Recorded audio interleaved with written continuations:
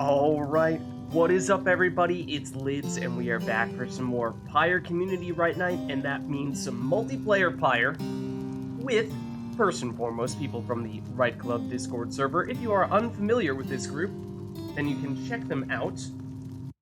See if anyone beats me to it. Will they beat me to it this week? Think I got it in first? Oh no I didn't. No, Artemis Fowl beat me to the punch. He knows, man. He knows. Anyways, so that means multiplayer Pyre with people from primarily that Discord server. And so if you are interested in getting more involved, that's the place to do it. But you in chat, you're not off the hook because you can also pitch in with your own requests. See that red circle with the white L below chat? You click on that, you'll see all your various options. You can do things like request specific characters, masteries, arenas, songs, Titan stars, all that stuff is fair game, so let us know what you want to see, and we'll make it happen. So, let me pop into versus mode here, and let me pop into the Discord group, and then we will get going.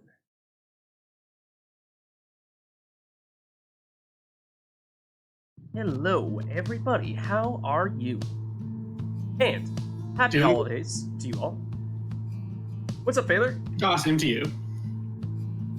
I hope that Barker did not ruin your holidays too much there. I guess we had a somewhat inconclusive results in the previous Civil War stream. I will perhaps, at least for the moment, refrain from mentioning the exact outcome in case anyone missed last week's stream. There is the VOD posted on YouTube. I posted it there, so if you want to catch up on it, you can see it there.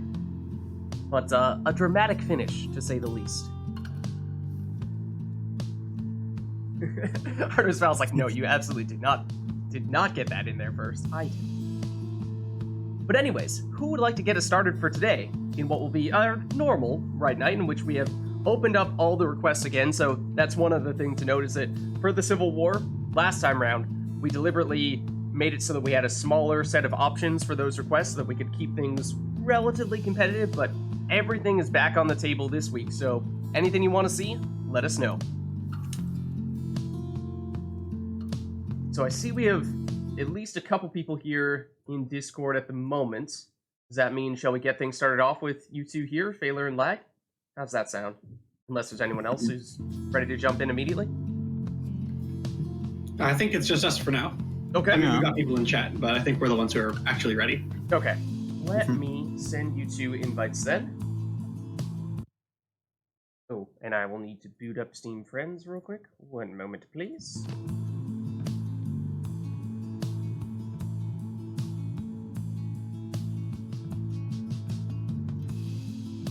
Are you guys online? I'm actually not sure if I'm seeing either of you right now. I am online. Oh, hold on. I was looking in the wrong place. Never mind, my bad. There's Failure. Okay, invite sent to you, and Lag, there you are. Steam Friends, are you about to crash on me? Hopefully not. Invite sent to Lag. Let me set you both up on screen. In theory, I sent the invite to Failure first. So does that mean Failure will be player one? That is my guess. As long as you also don't have a controller plugged in, then I should be. That I do not. Alright. Make it so you guys can see these names. And then Failure for the Fate and Lag for the Chastity. Is that right? Yeah. Mm-hmm. All right, there we go. Got you both set up on stream. Why don't we just set this stuff up here? Oh, and can someone move their controller and just verify if you're player one or player two? Oh, with the what is it? Bumpers? To see which. Well, of I the can move sigils. it from here, so I must be player one. Okay. And I am player 2. Perfect. Perfect. All right, not seeing any requests right now, so why don't we just go for our usuals here and get randoms, and we'll throw in a sermon intro to get us started, so let's do it. Sermon intro on the house. It's really a time of giving, isn't it? Exactly. Greetings, exiles. Welcome to the Book of Rites. Here you shall be tested by your adversary. The stars themselves shall be your witnesses. The Fates stand prepared. The Chastity stand ready.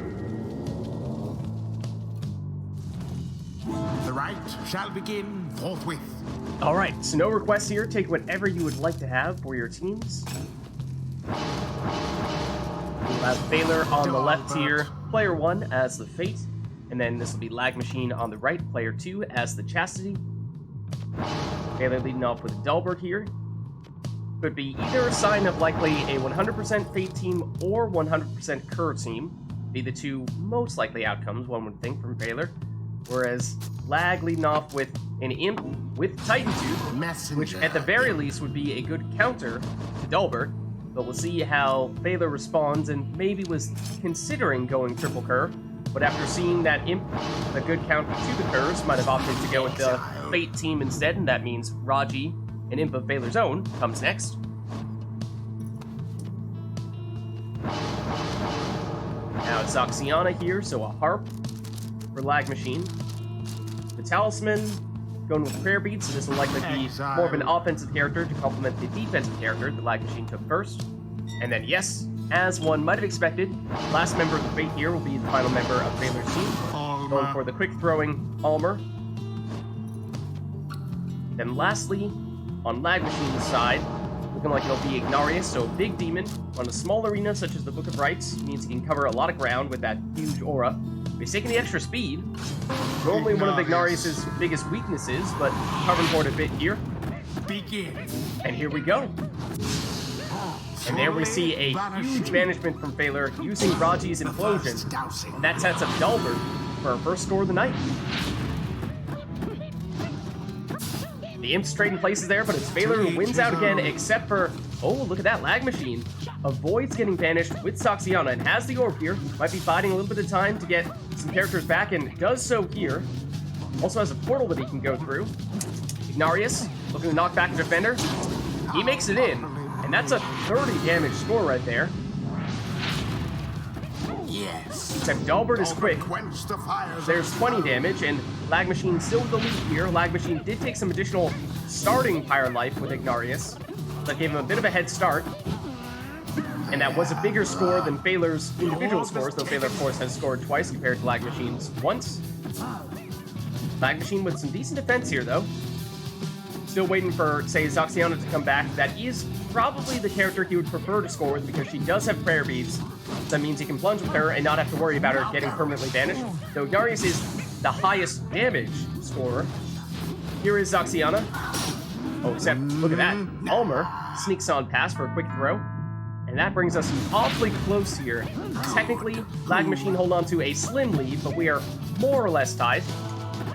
And oh, nearly snuck in for a quick Imp score. And Ignarius successfully defends here. So Zoxiana goes down. Ignarius goes through the portal. Oh, but he gets banished before he can do anything, even though he was in a very advanced position there. It was close to being able to score. Delbert down. Zoxiana with it here, passes it over. Back to Zoxiana. Looking at that portal, she goes through and flies around and uses the Harp Sprint to get in. So Lag Machine extending the lead here. And Zoxiana will come back. No, Delbert with a quick counter here for Baylor, keeping things awfully close. Ooh, and Messenger just barely avoided banishment there. And Lag Machine just trying to avoid those big Imp banishments, because when everyone is close by on Lag Machine's side, we saw, at least on a couple occasions there, Baylor would run in with Raji and explode on everyone and take out all of Lag Machine's team for an easy score. Well, here is Delbert nonetheless, for a 20-point score for Baylor. Except look at this now, Lag Machine taking a turn at doing what Baylor had done a bit of. In goes the orb. Throws that one in for 25 damage. That's big, because that means Lag Machine will all of his characters, and one more of those scores and that would be it. Except same could be said for Lag Machine now if he gets damaged. One score would do it from anyone except for Zoxiana. She can only deal 20 damage, except everyone down here for Lag Machine. This could be the chance Baylor's looking for, and that it is. Good game. Great game. Way to start us off. A stroke of fortune ought to be thanked. Actually close it was. The rite Yeah, that was awesome. is complete. Alright. So let's head back to versus mode Until and chat. the stars Let us know if there's anything you want to align. see for the next one between these two.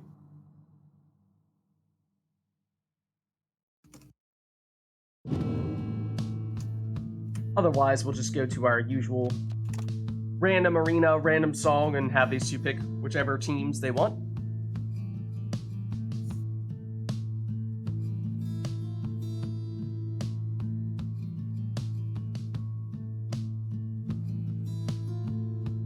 And Artemis Val says, well, I guess, why not? Some flashback. Was sort of the theme of the previous week's Rite Nite, well, with the Civil War and Barker took center stage. Anything else we want for this next one? Or will it just be the song?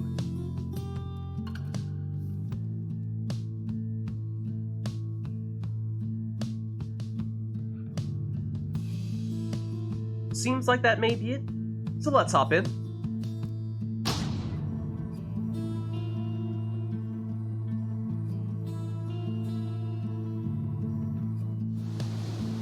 And I hear the water. I think it might be a boat. Shall confront That it is. the chastity. Welcome. So we'll see what these two have in Shall mind for conduct this. The rites. They're going with a crone here. Prayer beads, Vorfrit from the Beyonders, Exile. suggesting that Baylor is planning on plunging with that character. And we saw Lag Machine use Ignarius in the previous rite to good success. Might be why he's opting to lead off with Jodariel here. Oh, with one of the rings as well. Look out for the potential infinite stamina demons incoming on Lag Machine's side. Brings demons from what is usually one of the slowest characters to possibly the fastest. So we'll see if and when that second demon, or maybe some other character with one of those rings, comes in.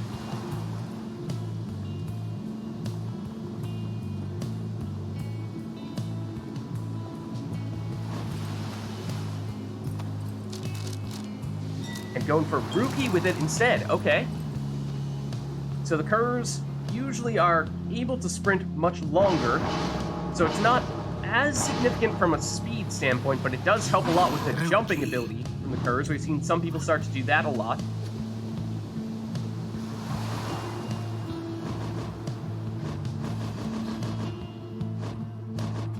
So Baylor with a Crone, an Imp, and now looking like a Harp, and Triesta's Plume is sort of like a Prayer Beads Light, and that it would allow Baylor to plunge with Zoxiana as well and not have quite as much concern about her getting permanently banished. It's not guaranteed, but it is at least more than you would normally have, the guaranteed permanent banishment.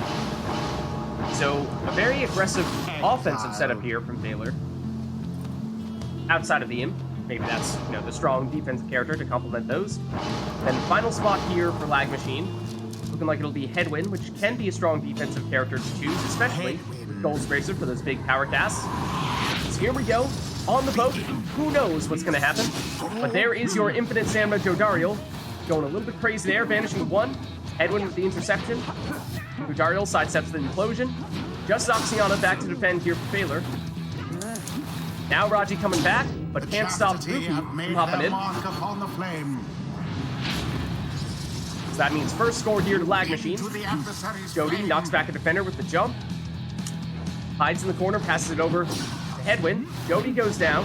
Headwind looking to get some of those power casts off to get rid of some of the defenders. However, does not manage to land those hits, and now Baylor can throw this one in Cast from for afar 30 into the damage, making Pyre's Baylor flame. leapfrog Lag Machine here and take the lead. Fate are now favored to prevail. Rookie Glory to overruns the sky. order there, allowing Wolfert to hop in, and she has prayer beads, so she can plunge like that. With Baylor extending the lead, Zoxiana can't quite take out Rookie here. Oh, Zoxiana stopped, now banished from Jodariel. So brief numbers advantage to Lag Machine, though Rookie goes down here. Jodariel, she goes down as well. Just Headwind. Now Rookie back as well for Lag Machine. There's that big power cast. But Headwind goes down too. Rookie trying to anticipate where those characters are going to go and lead them with the cast. Jody down, though. Rookie with the last-minute defense there. And the orb, which side is it on? Simply monstrous. Doesn't matter for Baylor. He has time. With all the defenders vanished. The orb He can throw that one in sails again forth for into 30 the damage here. Dropping Lag Machine down to 10 Pyre life. The rite is nearly ended. But there you see Lag Machine going crazy with the sprinting and the jumps. That is the benefit of having the infinite stamina on the curves. Now then. Jody does banish Warford here. Now, Rookie did not have prayer beads, so that means that Lag Machine is down a character here. A swift So that will be tough for Lag Machine to score on this set, although it is necessary because one score for failure, and it would be game over Lag Machine in all likelihood. Oh, and look at that. Dragario taking flight. Oh, and she's just wide of the Pyre. That could have been huge. Vanished, one and all. Oh, and Edwin down. That gives Failure time. And there is the winning plunge. The fate prevailed. Good game. GG. Was Yeah. the will of the 8 scribes which kept their flame alive. The ceremony is complete. All right. Let's head back. Until the next rite. In chat, let us know what you want for the next one.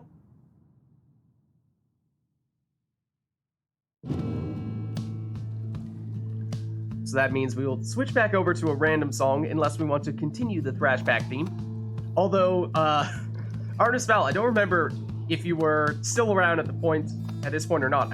I don't think you were last week, but for the Civil War, we had, I don't know, something like maybe 10 thrash packs in a row. And things were not looking so great for Team Barker when those thrash packs were going off. Team Barker was off to an early deficit. But then as soon as the thrash packs stopped and other songs came in, suddenly Team Barker made a resurgence. So it's a little bit of an odd dynamic there where for whatever reason it seemed as though Barker's song was actually holding Barker back.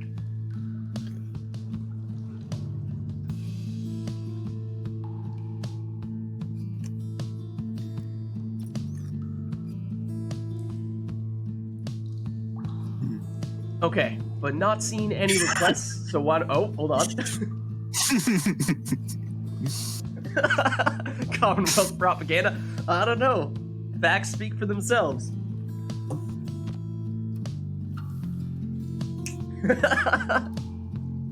I don't know. We'll leave it to Artemis Val to investigate for himself to see what he makes of it, but it was a little bit peculiar, to say the least. Alright, well why don't we hop into this next one here?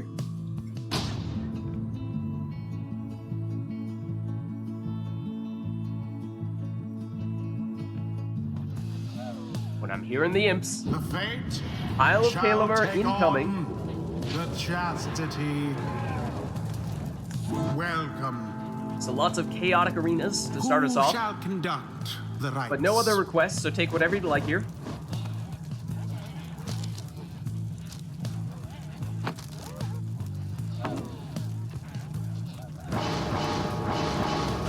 Exile. Raji first for Failure. And, oh, okay, Lag Machine also maybe leading off with an imp, and it makes you wonder, given how this is the imp arena, does that mean we are in for 100% imps on both sides? It could be. It could be. Failure certainly seems to be going along that path here. Selecting his second imp here, Messenger Imp. Messenger imp. Lag Machine, going with Tizo. I'm liking this gentleman's agreement here where no words are spoken, but I think they both know what's about to happen.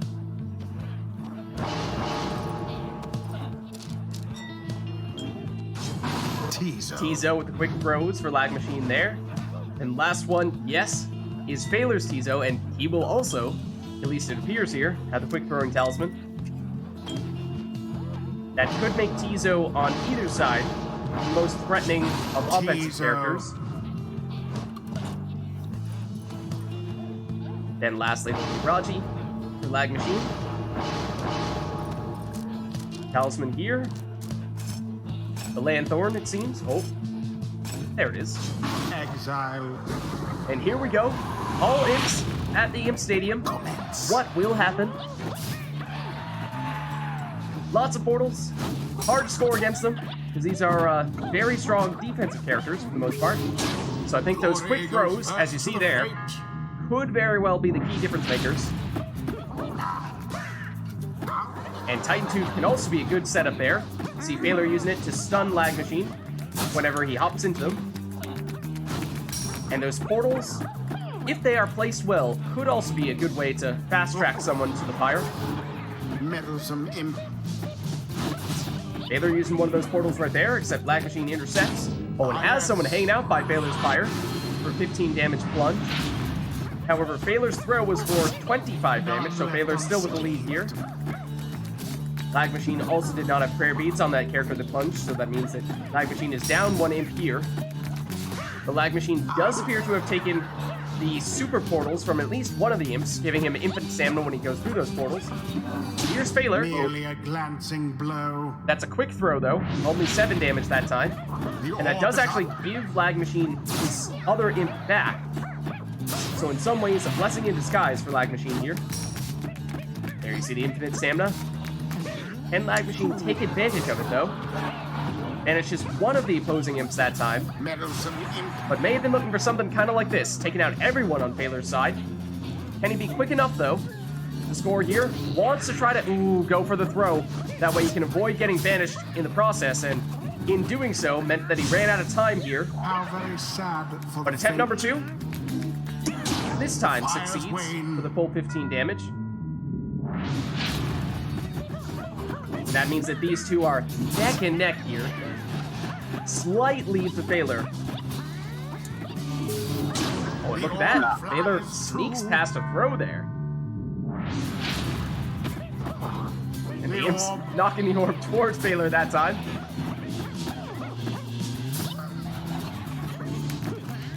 Ooh, and Lag Machine gets into the Pyre there with a 25 damage imp. So narrowing the gap here for certain.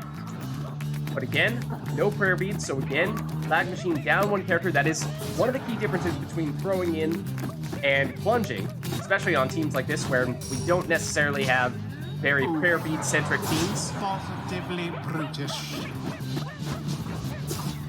Oh, and Baylor passing it over there to an imp that is currently unguarded. Shall it be indeed? That's a simple 15 damage throw there. And Lag Machine fairly low. Would still take at least 2 scores for Baylor. Lag Machine with some time, but perhaps still some reason for concern here. You are powerless for now. Raji coming back just in time for Lag Machine to intercept this one. It's a free orb. Lag Machine takes, goes through the portal, and with that infinite stamina can almost escape from Baylor's defending imp. Good. Does just manage to get the pass off there before getting banished. And is thinking about going through that portal. And when he does so, gets the infinite stamina. That's one of the reasons why Lag Machine is trying to make a point of doing that. Lag gets stuck there, behind that imp. Arena imp, that is. Might have otherwise been able to escape Baylor's defense. All imps back. One down for Lag Machine. But sees the orb. Gets banished, though. And Baylor sees no imps on the opposing side, but now Lag Machine with an imp back, just in time to intercept. Has a pretty advanced portal here, except that Baylor sees it coming and is camping it a bit. Oh. Wait. Baylor plunges. Wait. Need a second? Yeah. Yeah, I am back. Okay. I was lagging horribly. That is a 25 damage imp, which leaves Lag Machine hanging on by a thread here. Could take 2 scores for Lag Machine if Lag Machine scores with the 25 damage imp, but it's not going to matter here. Baylor finishes it off in style. The fate prevailed. Good game. Good game. They proved superior to their adversaries. The rite is done. GG. And lots of scree indeed for that right there. Until the next rite.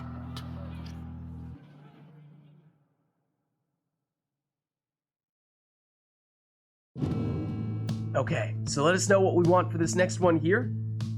Or we might find ourselves ending up at another random arena and may just so happen to be a place where there's a certain type of setup that seems particularly interesting, and so maybe we'll find everyone going for their own, or going for the same type of team without any direct requests.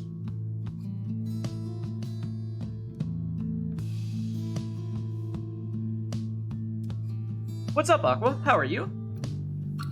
You have anything you'd like to see for this next rite? We just had all imps at the Isle of Kalamer, just by coincidence.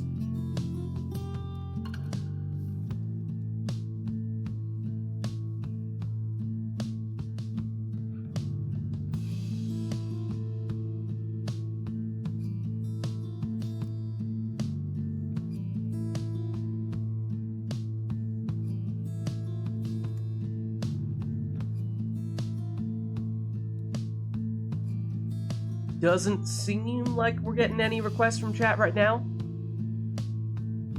So why don't we start this one up then?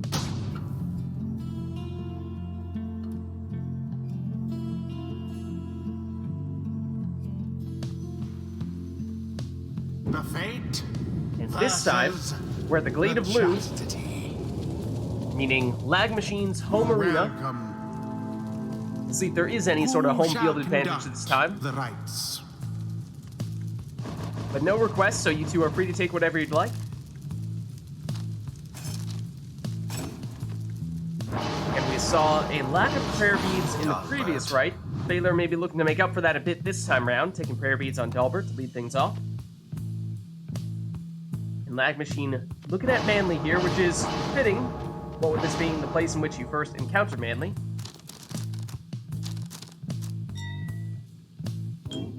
And the quick throwing talisman, Manly. making Manly more of an offensive character than you would normally see him be.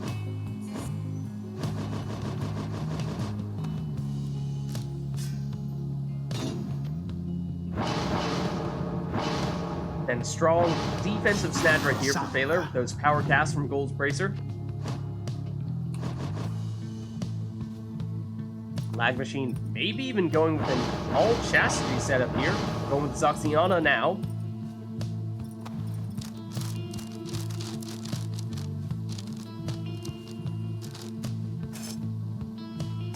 And Zoxiana will have prayer beads on Lag Machine's side, so Lag Machine also going with prayer beads this time around after skipping it last time.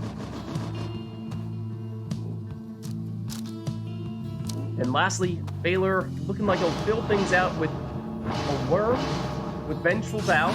It's a deluge. 1/3 of the quote-unquote meta setup here.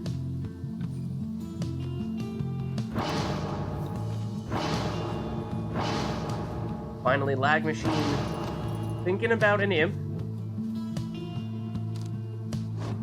Considering the Lanthorn.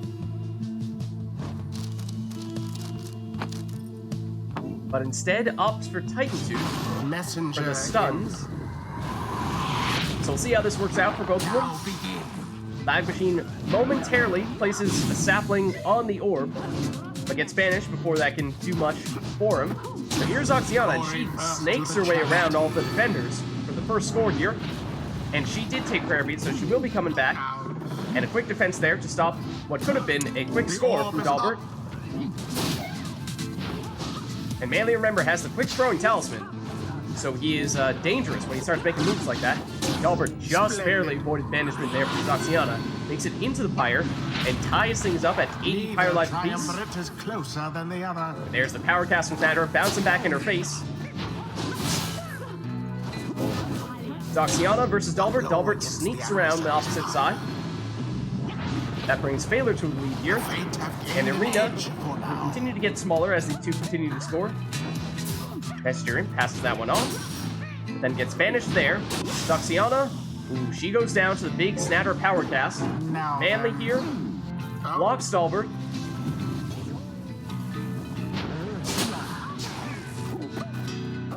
Messenger versus Dalbert. Dalbert wants to try to bring back Snadra and does. Dalbert down, Snadra not down though, now she goes down.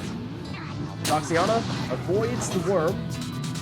It actually pushes Manly out of the way from the worm cast as well. Zoxiana down. Worm blocked, but remember, he explodes. And does so to great effect here, but Numbing Gust will slow down Valor significantly. In fact, enough so that Lag Machine can actually pick up the orb first. Manly. Such chaos. Places the sapling. Dalbert blocked and banished. Snadra, that big cast, blocked. Not the second time round, though. Zoxiana wants to get rid of it, but can't. Numbing Gust will slow Valor down, but does he have enough time to get this one off with Snadra? That he does. Plunges this time. Cheat is not a prayer beat, so that means that Valor will be down a character this time. But it may not matter. Dalbert with a quick score here. And he is the one with prayer beats, so now Valor back up to full strength. The chastity banished to the last. Everyone down here for Lag Machine. It'll be 3 seconds before anyone comes back. Except he can still get to the orb first. Messenger Imp to Manly. Manly trying to avoid the worm, but can't quite do it. Oh, look at that. Dalbert was just hanging out. Withstood when water put them out. But there is the rekindling. Keeping Lag Machine alive here. Can Lag Machine do anything with this second chance?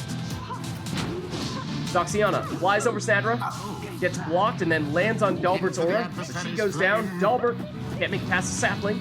Runs out of stamina before he can jump over it.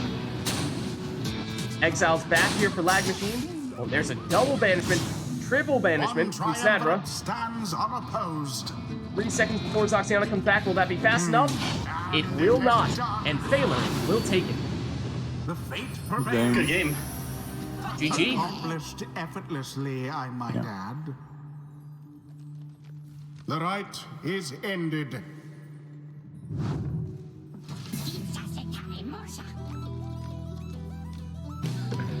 Heart of his Foul says someone was practicing power casting, I see. Let's go. That gold bracer makes it so much easier to pull off and so much more effective.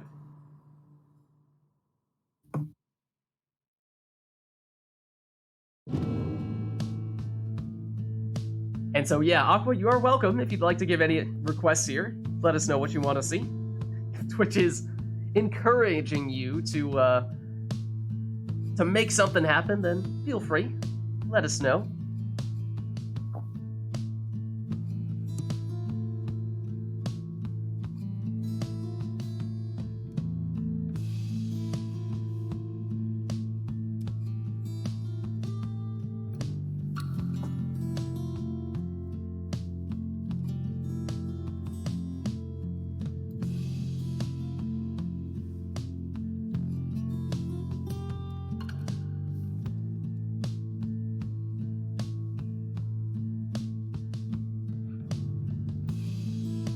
Okay, not seeing anything at the moment here. I'll give you just another second, and if not, then we'll begin the next rite.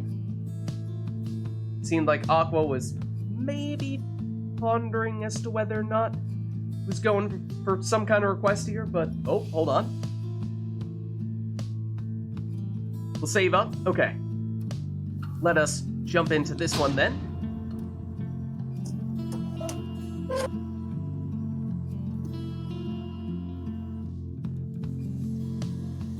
The fate shall now Hit him, Elite. face the It's another small chastity. arena here. Welcome. Also, definitely the best arena Who for throwing shall conduct savages. The rites. Bounce things off the walls. We'll see if anyone takes the bait.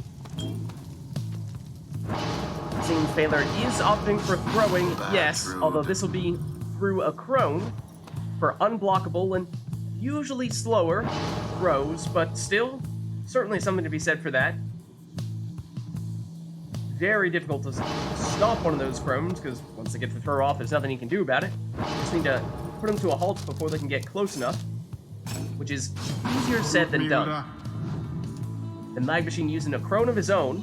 However, for him, it will be a Prayer Beats crone, so Lag Machine's crone will be jumping into the fire, whereas Phaler's will be throwing it in all likelihood. And Phaler going for an exploding worm. Sir Gilman. Saw him use it to good effect in the previous rite.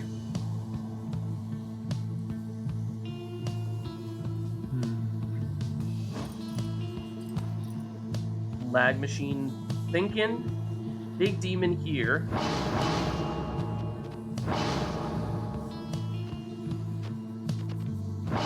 Goes for a little bit of extra pyre life as well. Lag machine will start off with 135 rather than the usual 100. Then looking like a second crone here from Baylor. Going for the legendary crone talisman, allowing him to cast through these barriers. And fitting perhaps to have a lot of crones in what is the first arena in which you encounter crones. And now here is Lag Machine, going for a quick throwing savage. Talisman and all. Exile. Commence.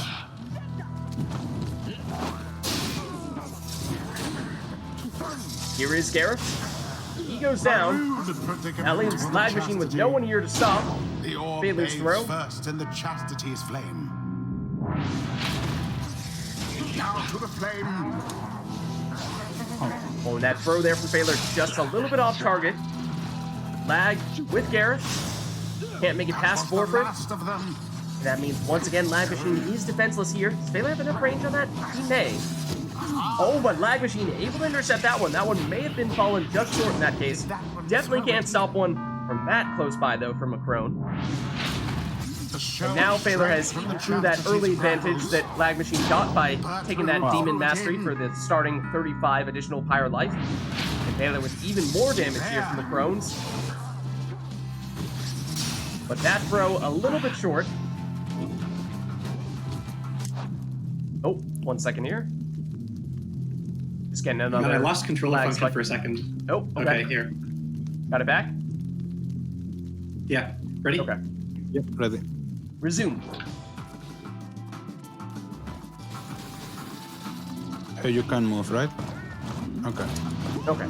Seems like we're good here. The There's a flame is Gareth throw stricken. sneaking in between some defenders for 20 damage. That is certainly the recipe for success for Lag Machine. But it is not always that simple. But here is Gareth. That throw gets intercepted, though. Gareth picks it back up here.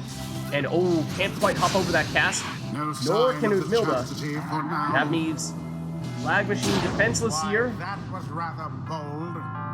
And dropping down to just 15 Pyre life. So one more of those, and Lag Machine would be down. And remember, Baylor did take the legendary Crone Talisman with Morfrit. So those throws will go through barriers. Look at that throw, intercepted seemingly from behind there. And it is done. And Baylor, the counter for the The win. fate prevail. Their adversaries Good game. Quick one. Good game, yeah. The ceremony is Hmm. complete. Team Slither over here, getting it done. Oh dear. It's been a while. It's been a while since we had the Until Slithers. next Dare I fight. say. Now I've probably summoned radio from who knows where. He's like, I heard someone call my name.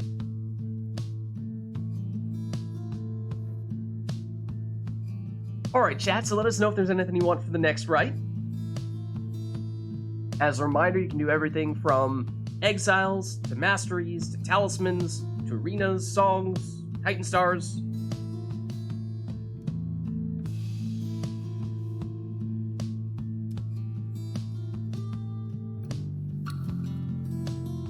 The 10k one in Hades is petting Cerberus.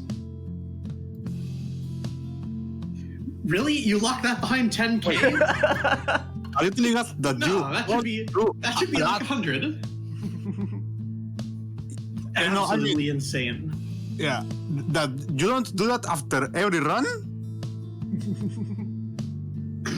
Yeah, that's the first thing I do. That's the first person I talk to every time. You gotta pet your dog, man. Yeah. Poor pet starved Cerberus.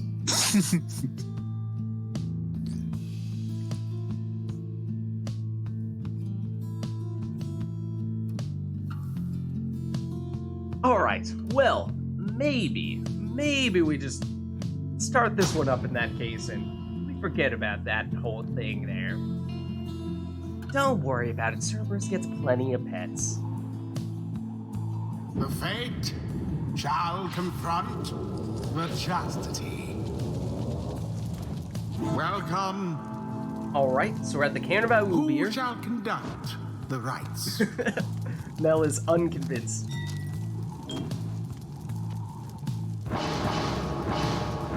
And now we see what I think may actually be our first of the quote-unquote meta demon setups here. Not with Orlek this time, with Jody from Baylor.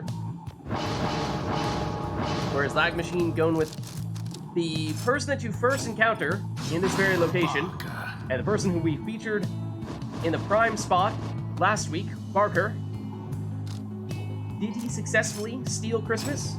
I don't know. We'll have to catch last week's VOD to find out. Ignatius. Oh, and Baylor with the second demon here.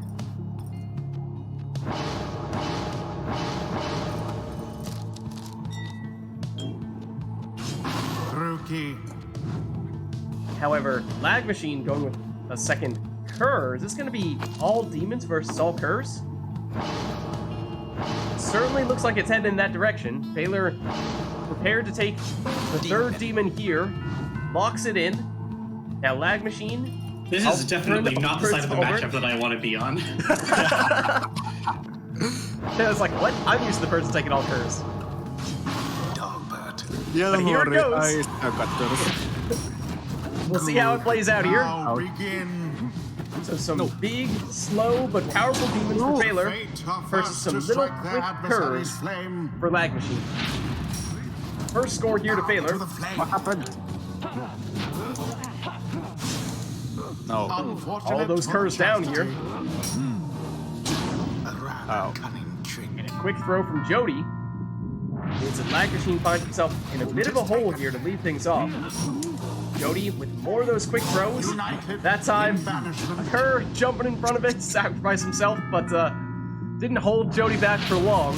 The right Comes is in for the another right 30 is damage fire. throw, and this time Barker comes in for a 20 damage plunge, but look at that. Baylor took all of the additional starting Pyre life from all of the demons. That meant Baylor still at 150 Pyre life here, and with that, finishes a The convincing fate victory. prevailed. Their hapless adversary stood no chance. Okay, yeah. GG. The right GG. is complete.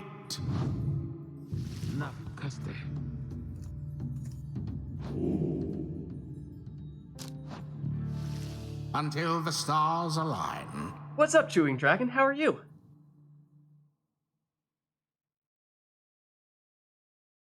Oh, and Mel is choosing exiles here. Wormies. 100% worms? Just worms. All right. Anything else, or will that be it? Anyone like to combine anything with that idea there?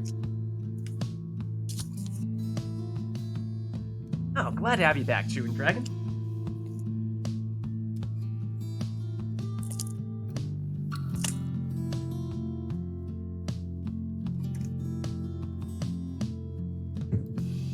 Sorry, I just headbutted my microphone, but it doesn't look like anyone is building off of the all worms not mastery, but request, I should say. So it's looking like that's going to be it for this right.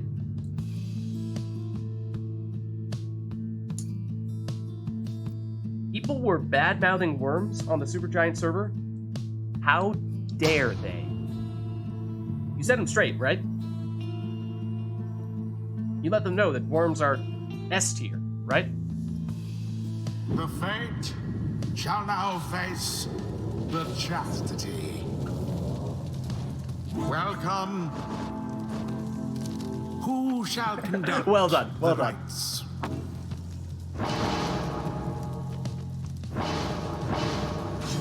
Sir Gilman. Yeah, Chewing Dragon, we'd love to get you in.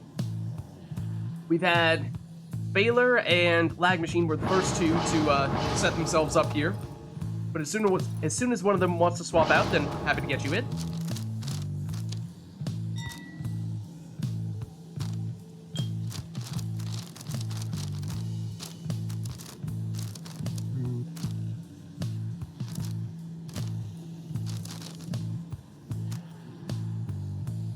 whatever.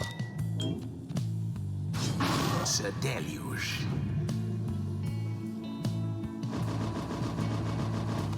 You think it's the scars that set them apart from looking good? Yeah, Gilman does have a lot of scars. Deluge, not so much. Then again, I'm not sure Deluge is really the worm that you want to be holding up as your example. Yeah, Deluge's crime was literally running away from a fight when he wasn't supposed to. He's not exactly Would you the guys- quintessential worm. Have you ever heard of the tragedy of the Spiral Sanctum when Sir Deluge retreated when retreat was certainly not an option? You guys gotta listen to what Gilman says to you sometimes. Gilman and Lady River? Alright, alright. Exile. So we will have all worms on both sides here. So this could be a very quick fight, especially given how... Oh, that may not have been the master that Lacrosse was looking to think. But Whatever. given how this is such a small arena as well, that means that they don't need to cover much ground before they can plunge in or throw that orb in. So you blink and it could be over. Sir Gilman. Lady Seagrass. Yes, begin. Throw here is a little bit short from Phaler. Lag Machine scoops it up. Now his turn. He tries hopping in, but he gets banished. And already this is perhaps more defense than you were expecting to see in this, right? A stuff from heaven. Certainly so, I'd say. The orb Here's our bathes first in First the fate's score, and that is flame. actually a throw from Lag Machine there, allowing him to keep all of his worms. Phaler gets in to throw as well, and I think those were both 13 damage throws. In fact, they were. Don't know what the chances were of that, but so we are exactly tied here on some partial damage throws on either side. Oof. Lag Machine blocked and banished. Now. Phaler now throws this No law one. against throwing in That's the orb. full 15 damage that time. The fates Pyre Phaler back at it, now burn. and worm throws are unblockable like the crone With throws. Considerable precision. So that means that if these two can get them off, there's not much you can do about it. Just that they have such little range on them that they have to get very close before doing it. And that time, Phaler went for the plunge, not the throw. However, I see that he took Prayer Beads on Lady River, as any good worm player would do. Flames of And that's the freedom. Astral Eye there from Deluge on Lag Machine's side for extra damage, but that means Deluge will not be coming back in this series. And Sir there is that Gilman's aim unblockable was throw. true. So Phaler's still holding on to the lead here for sure. And Phaler back at it. In the purified flame. Pops in with, I believe that was Gilman there for 15 damage. Gilman does not have Prayer Beat, so that means that Phaler is down one worm now.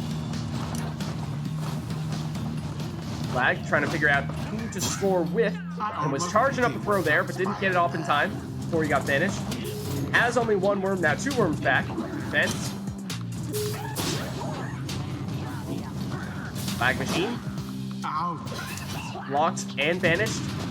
Pre-orb, Phaler takes it and has a bit of a head start here And, and finishes it. the fate prevails. Good game. GG. That was a good map for this one, I think. Confidently thwarted. Yeah. Yeah, it was a lot more defense than I was expecting to see in an The all right worms is matchup. done. You think it was because it was such a small arena? I think. Maybe. I think larger arenas are more defensive. Until I think the it's just because, like, stars in all align. worms, you expect them to be no defense because they're so fast and they score so quickly. But they also all have Avenging Aid, which means, like, you'll always have someone on the field, which means there's just never, in every score, there's probably zero chance that you're actually down and out completely. Mhm. Unless you're, like, way out of position, like Leg was once. But, yeah. Worms, despite being really fast, have all defensive abilities, mostly. Like, they have the cast increase, they have coming back when you have no one left. Like, it's really strangely, like, completely defensive skill set, except for the more scoring when you banish someone. Mhm. And that's, like, the only offensive skill they've got. I don't know. Worms get a reputation for just being all offense because they're fast. But they can do so much more. Now you Don't speak judge my them by language. their speed. Yeah, exactly. So if people want to swap in, I'm just about ready to hop out here. Okay. I don't know about you, but yeah. I don't know. I don't want to hog the entire night for myself. All right, Chewing Dragon, if you are still interested and available, sounds like Baylor is looking to swap out right around now. And Lag, do you want to stick around? Do you want to swap out as well? How are you feeling? I can stick around, but if anyone else wants to also come in, then I can gladly swap out. Okay. In that case, chat, let us know if anyone wants to jump in for Lag Machine. Otherwise, Lag will stick around. Why don't I start setting you up, Chewing Dragon? And by the time I'm all done with that, I think that should line up pretty well. Chewing Dragon, you're going to have to remind me, what is your preferred triumvirate? What team do you like to be? It's been a while.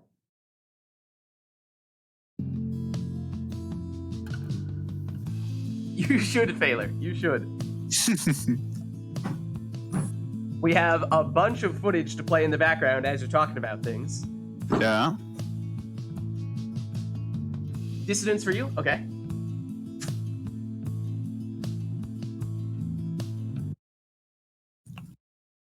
Alright. Dissidents are on there, and let me send you the invite if you are ready for it.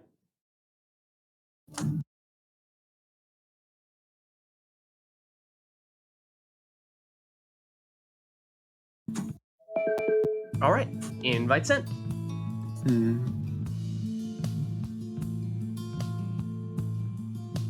I bet we could pull it off. I bet we could do some kind of competitive Pyre head talk. That would be, you know what?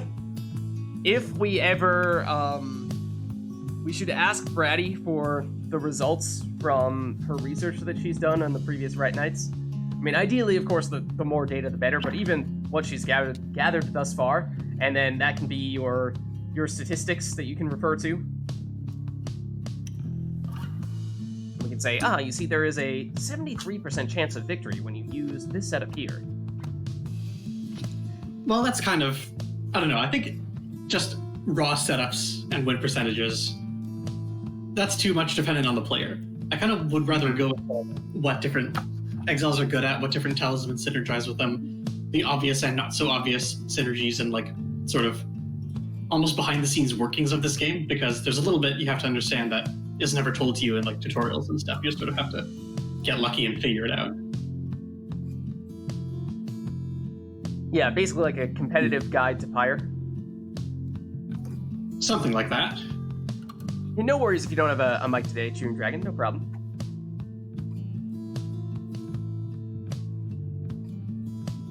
And yeah, there's a voice text channel in the Discord that you can use if you don't have a microphone. Yeah. Or just Twitch chat works as well. Yeah. For me, at least personally, it is definitely preferred if you were to send things on Twitch chat, because I'll have Pyre on one screen and Twitch chat on the other. Whereas I will not have enough screens for Discord as well. Okay, so it looks like in that case we are good to go. I have not seen any requests. I have not seen any phantom invites from JR or anything like that. Thank you, JR, but I know tempting it as it may be. I appreciate keeping things a little bit simple here. So let's hop in and give Chewing Dragon a bit of time to warm up here. It has been a while since we last saw them. Sounds like Isle of Kayla will be the first place in which these two play. The chastity. Welcome. But no requests here, so take whatever you want in terms of your setup. The rites. And Chewing Dragon was saying, put me on the Dissidents, and is leading off with Barker here, which is fitting. Like we were saying, especially after what happened last week with the Barker-themed Civil War.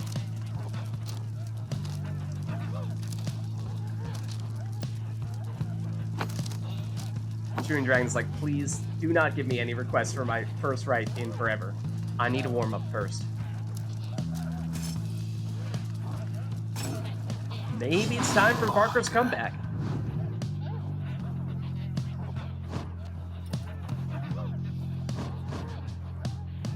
Lag is thinking probably Savage first here. He's considering Gareth.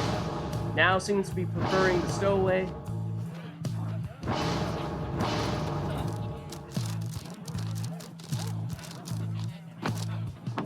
And goes for the throwing distance this time. A little bit less common to go with that one. It's usually the throwing speed that people go for, but distance can certainly work as well.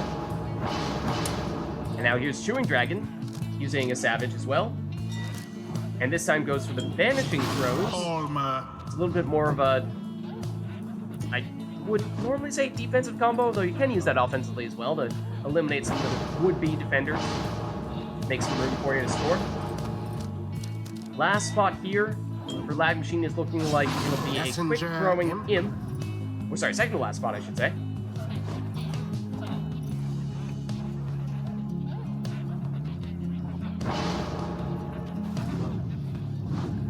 Some reconnaissance from Chewing Dragon.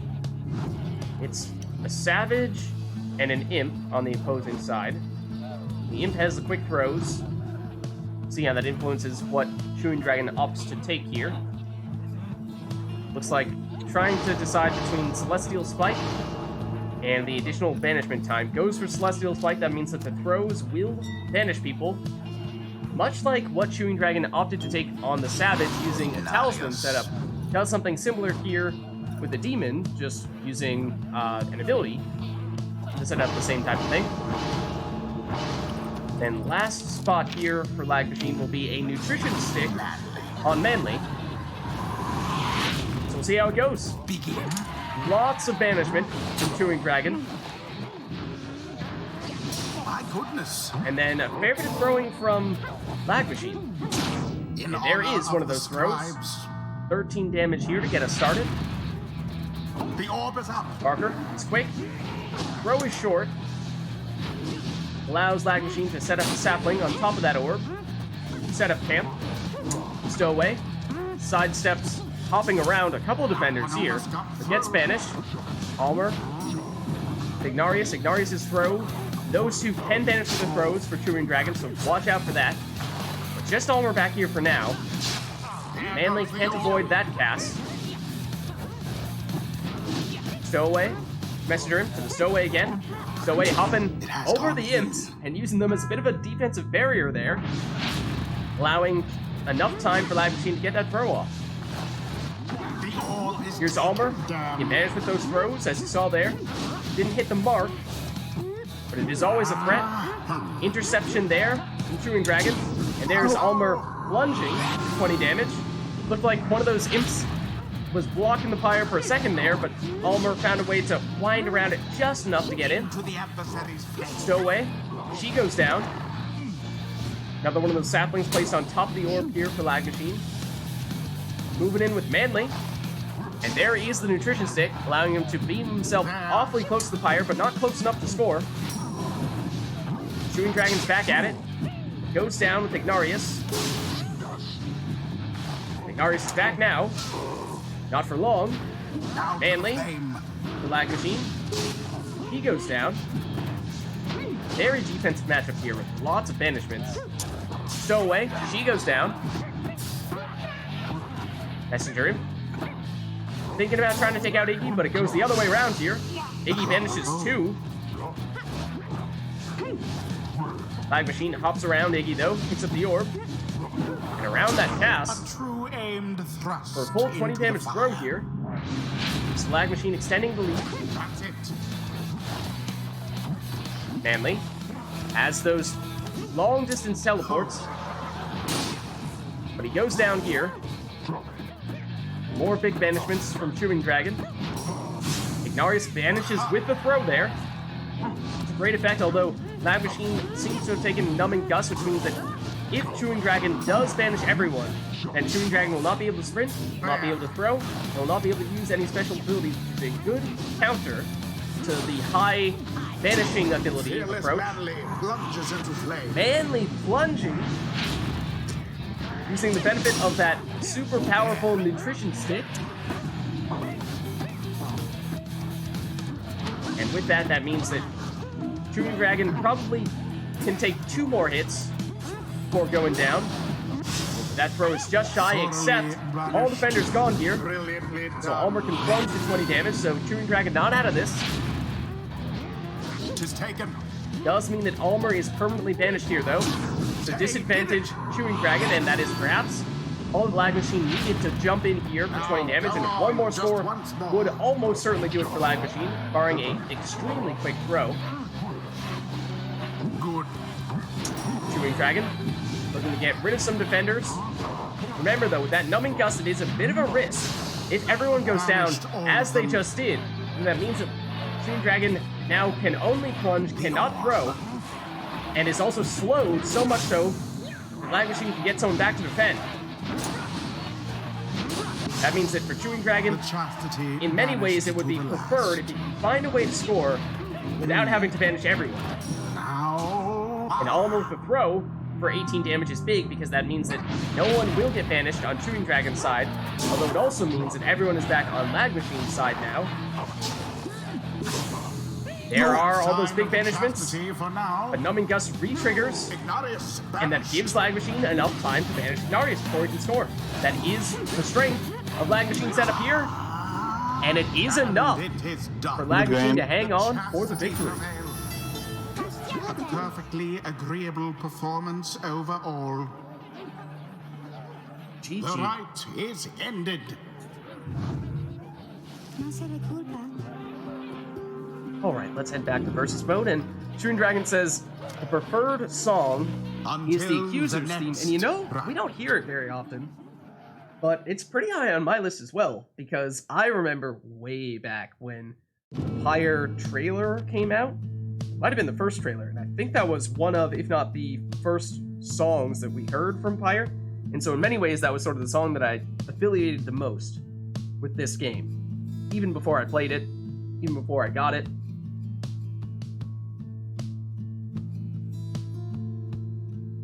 Okay, and it looks like Mel beat Aqua to the punch here. So it will be... Which one is it? Path to Glory is the Accuser's theme, is that it? Yeah, that is. Okay, so we'll do that, and then after that will be Rage of Demons from Aqua. Yeah, so those are two separate ones then. So we'll have this song and then Rage of Demons afterward.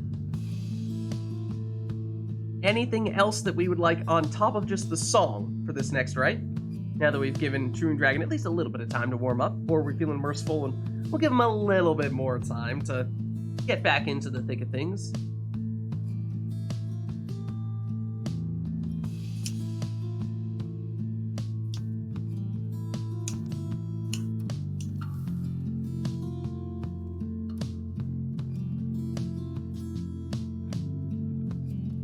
Looking like that's gonna be it though. So why don't we just stick with this? Meaning no requests that will affect your teams, just the song. That's it. The dissidents Sounds like the spring shall to me. take on That it the is. chastity. Welcome. So take whichever team Who you'd like. shall conduct No the specific rites? requests regarding that. It's just the song. It is Accusers themed, if you feel as though that is reason enough to make a point of picking Accusers characters.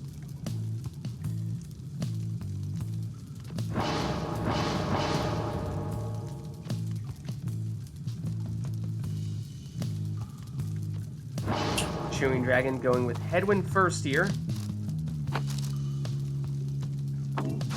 Additional Headwind. presence. You don't see that too often on the Nomads. And Lag Machine perhaps taking my invitation to use Accuser's characters, leading off with Lendl here. He goes with the Goals Bracelet, which is usually the defensive talisman that we see on the Nomads.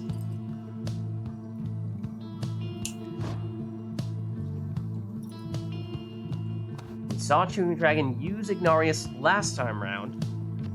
Thinking about using him here as well.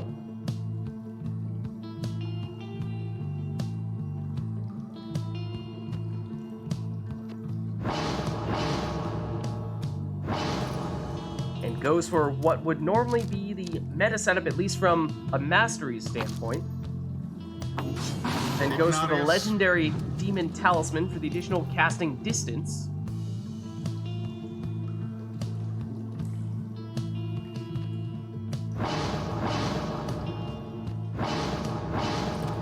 And then here's another Nomad.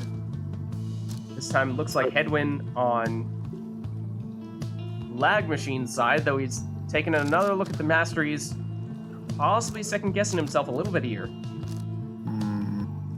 Is this what he wants to do, or is there some other strategy switch to instead? No, sticks with it.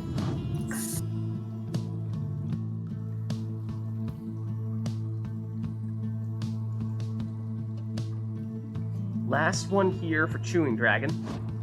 Has a Nomad and a Demon. And we saw some Barker. Looks like we may be seeing more of him. Deciding between the quick respawn time and the additional damage, goes for the respawn time. And thinking about prayer beads. Locks that in. And lots of Nomads here. Lag going for Snadra as well. Speedy Snadra, no less, based on that Talisman selection. So it is a Nomad, a Demon, and a Curve versus all Nomads on Lag Machine's side.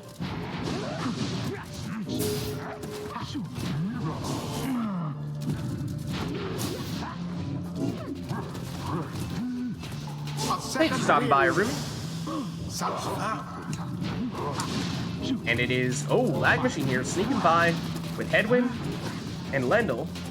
No. Snadra comes back, but she walks straight into Ignarius here. Ignarius goes down, though. Headwind versus Headwind, and Chewing Dragon's Headwind has the bigger aura. The first dousing.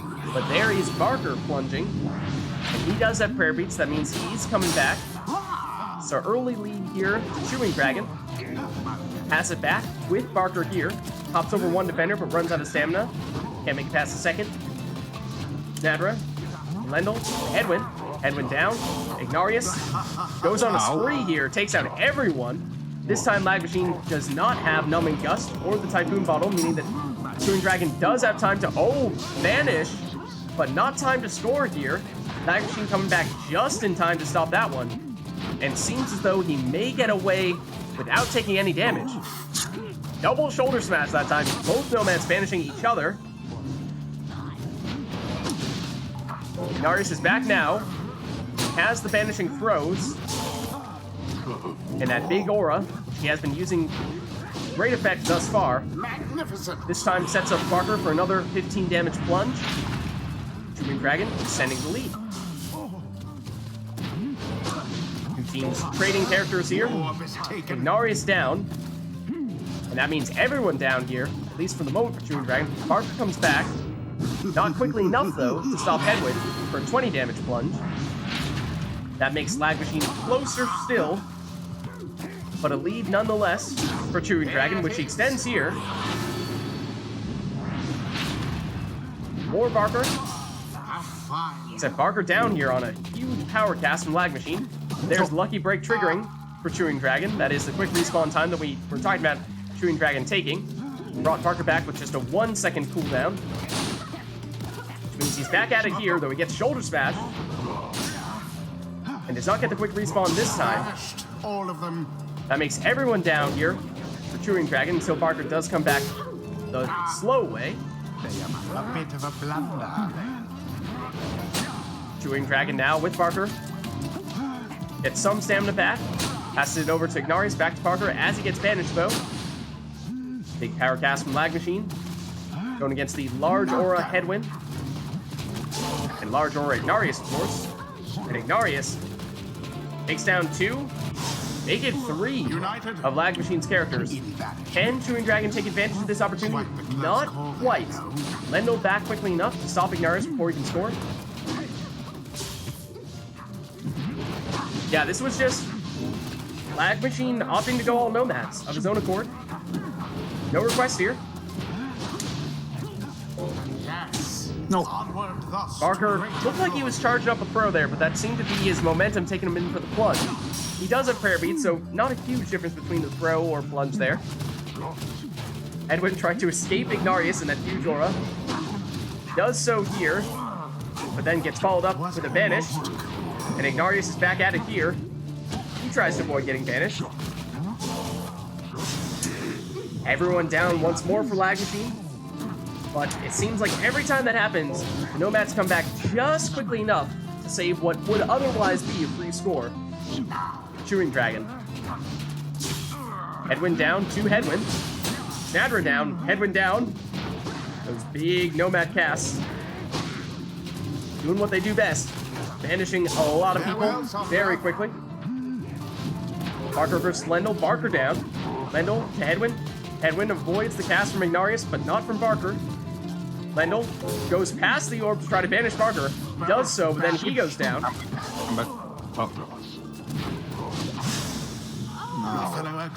Everyone down here for Lag Machine, but Lendl comes back. Not quickly enough to stop Ignarius, though. And that drops Lag Machine down to just 10 Pyre life.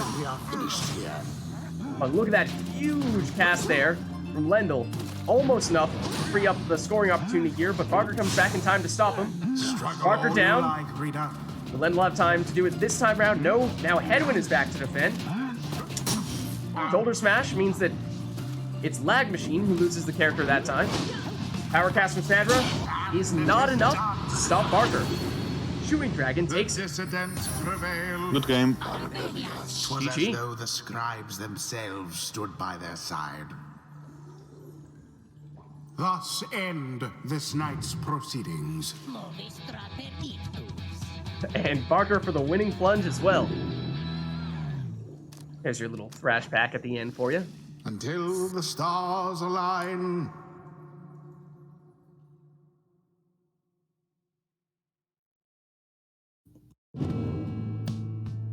Alright, so this time round, we will switch over from Path to Glory to, I believe it was Rage of Demons is what Aqua had requested. Let me just double check that one real quick. I think it was Rage of Demons. Yeah.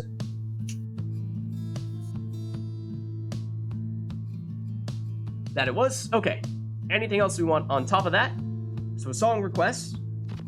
But as we were saying before, Lag Machine just went with all Nomads because he felt like doing it. That wasn't a specific request, but if you guys want to do anything specific with this, right, then let us know. We'll make it happen.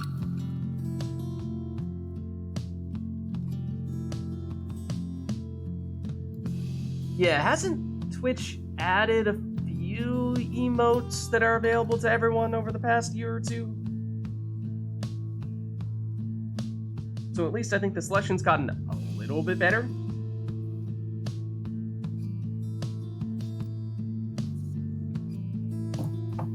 And Chewing Dragon makes a request for the rite in which Chewing Dragon is participating. That's fine, as long as it affects both players equally.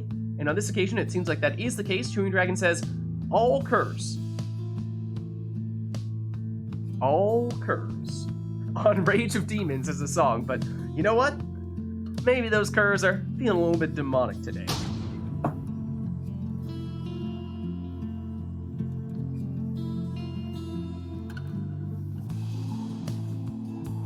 The dissidents shall They're angry confront dogs.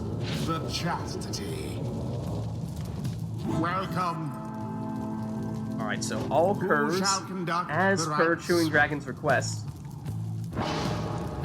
This is another one similar to the Worms request that we saw previously that can go very quickly because these are usually some of the best scoring characters, and they are some of the fastest characters as well. So, might not see a lot of defense here, but as Baylor was saying before, the Worms, at least, when it comes to their masteries are actually quite defensive, whereas for the Curs, they do technically have some defensive masteries on the right side of their tree, but it's not often that we see people take those. So likely that we will just see lots of speed and lots of jumping.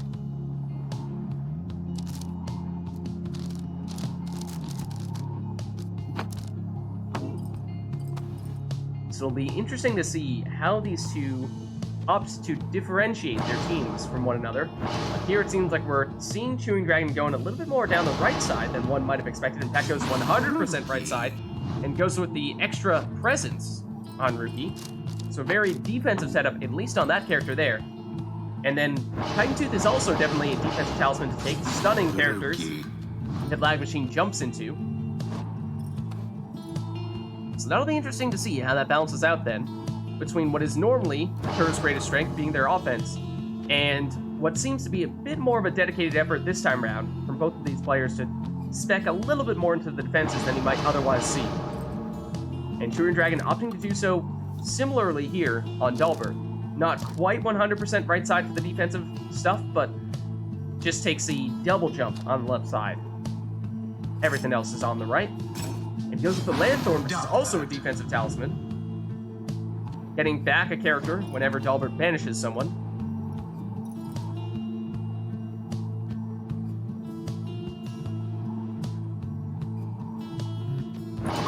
Lag Machine thinking, do I just go all out offense here? At least in terms of mastery setup, seems to do so. And from a talisman standpoint, does so as well. Takes the extra plunging damage, Commence. reducing some hope in the process. That means that Lag Machine will definitely want to try to score with Barker there, but he gets stopped this time. And a couple of Kerrs running into each other. That's a free orb there. And Lag Machine nearly saw a window. A lot of space there, nearly enough to make it all the way to the Pyre. Turin Dragon pauses and then sprints forward. And now it's Lag Machine. Oh, Lag Machine seemingly runs past the Pyre. Turin Dragon with Parker. Gets the stamina back. He is speedy. Throws this one in for 9 damage. It's a small score, but it leaves all of Turin Dragon's characters out here.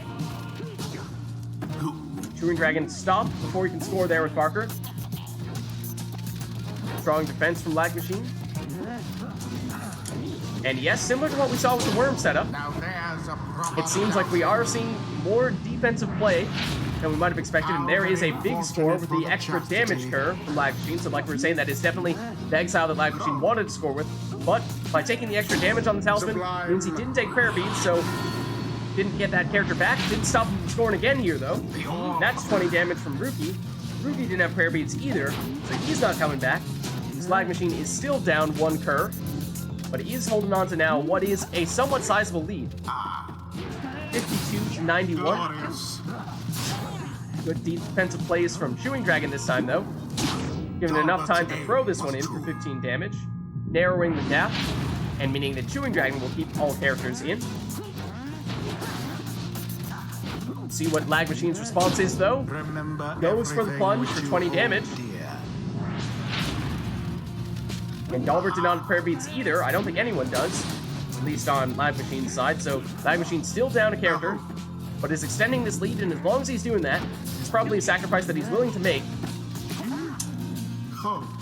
And has 2 Kerrs in a very advanced position here, or at least did. But it wasn't enough to score from that. Chewing Dragon gets the stamina back, and gets Titan Tooth, meaning that he is stunned. Gives Lag Machine some time to advance here, unopposed. But by the time Chewing Dragon becomes unstunned, he is able to block. And Lag needs what is probably 2 more scores here, possibly even 3, to get the job done. We'll see how that factors into whether Lag Machine opts to throw or plunge, and whether feels the need to score with Barker specifically, who has the increased damage, versus the other Kerrs, which don't have as much.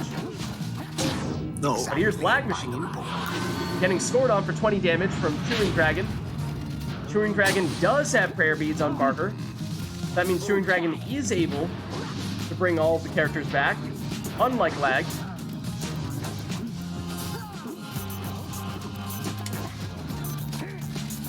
Barker, that is the high-scoring Kerr for Lag, and manages to pull it off here. And what that does, dropping Chewing Dragon down to 4 Pyre Life, means that just about any score would do for Lag Machine from here on out. Doesn't matter if it's throw or plunge, doesn't matter who it is who's doing it. You would certainly take this, but Chewing Dragon intercepts at the last moment there. Gets the throw off, oh, but it's off to the side and it gets intercepted. And Lag, with the quick counter with Dalbert, plunging for the win. Their adversaries must be Good game. rather shaken after GG. that. Well, yeah. The rite is ended. And there are your demonic Kerrs. Until the next rite. The auto aim is what did it. No.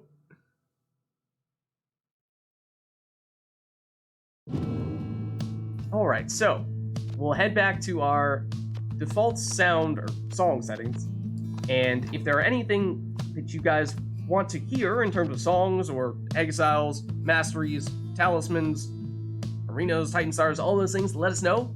Those are all your options for various requests.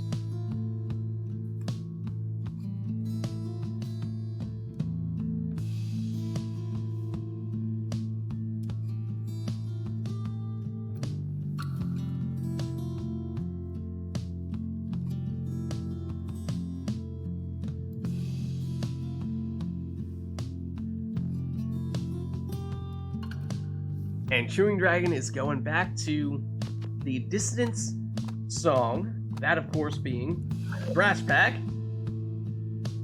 the epic song. Anything else we want for this next one? Or will that be it?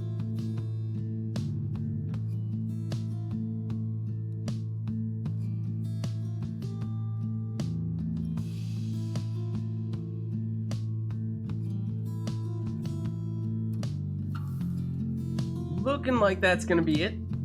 So why don't we get these two started?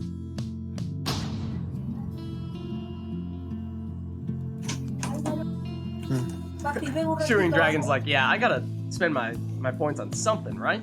The Dissidents versus the Chastity. Welcome.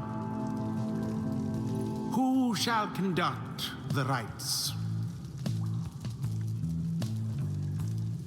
So no requests in terms of exiles or masteries or talismans here. You can take whatever you'd like. It was just a song request is all.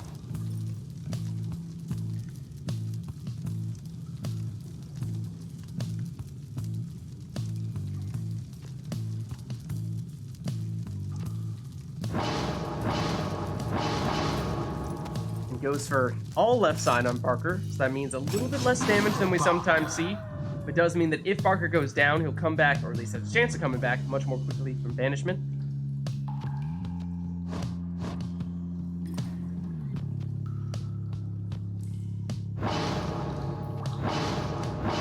Now Lag is going for what looks like Gilman, so a worm. And thinking about the throwing damage, no, goes for the extra... Is that both throwing and plunging damage, actually? I think it may be, but lowered hope. That means that actually exactly the opposite of what Chewing Dragon went for. So Lag Machine will take a little bit longer to come back from banishment. And then here's Ignarius for the second character on Chewing Dragon's side, and goes for what looks like the quote-unquote meta demon setup there. Banishing throws and quick throws at that, so look out for that coming from Ignarius.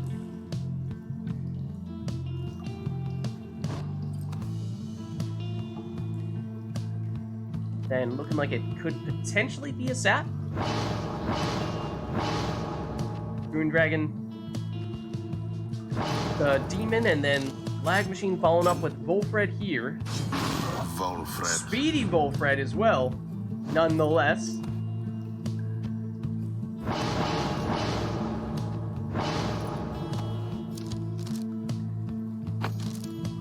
Then a second demon here for Chewing Dragon goes for the legendary Demon Talisman for the additional casting distance.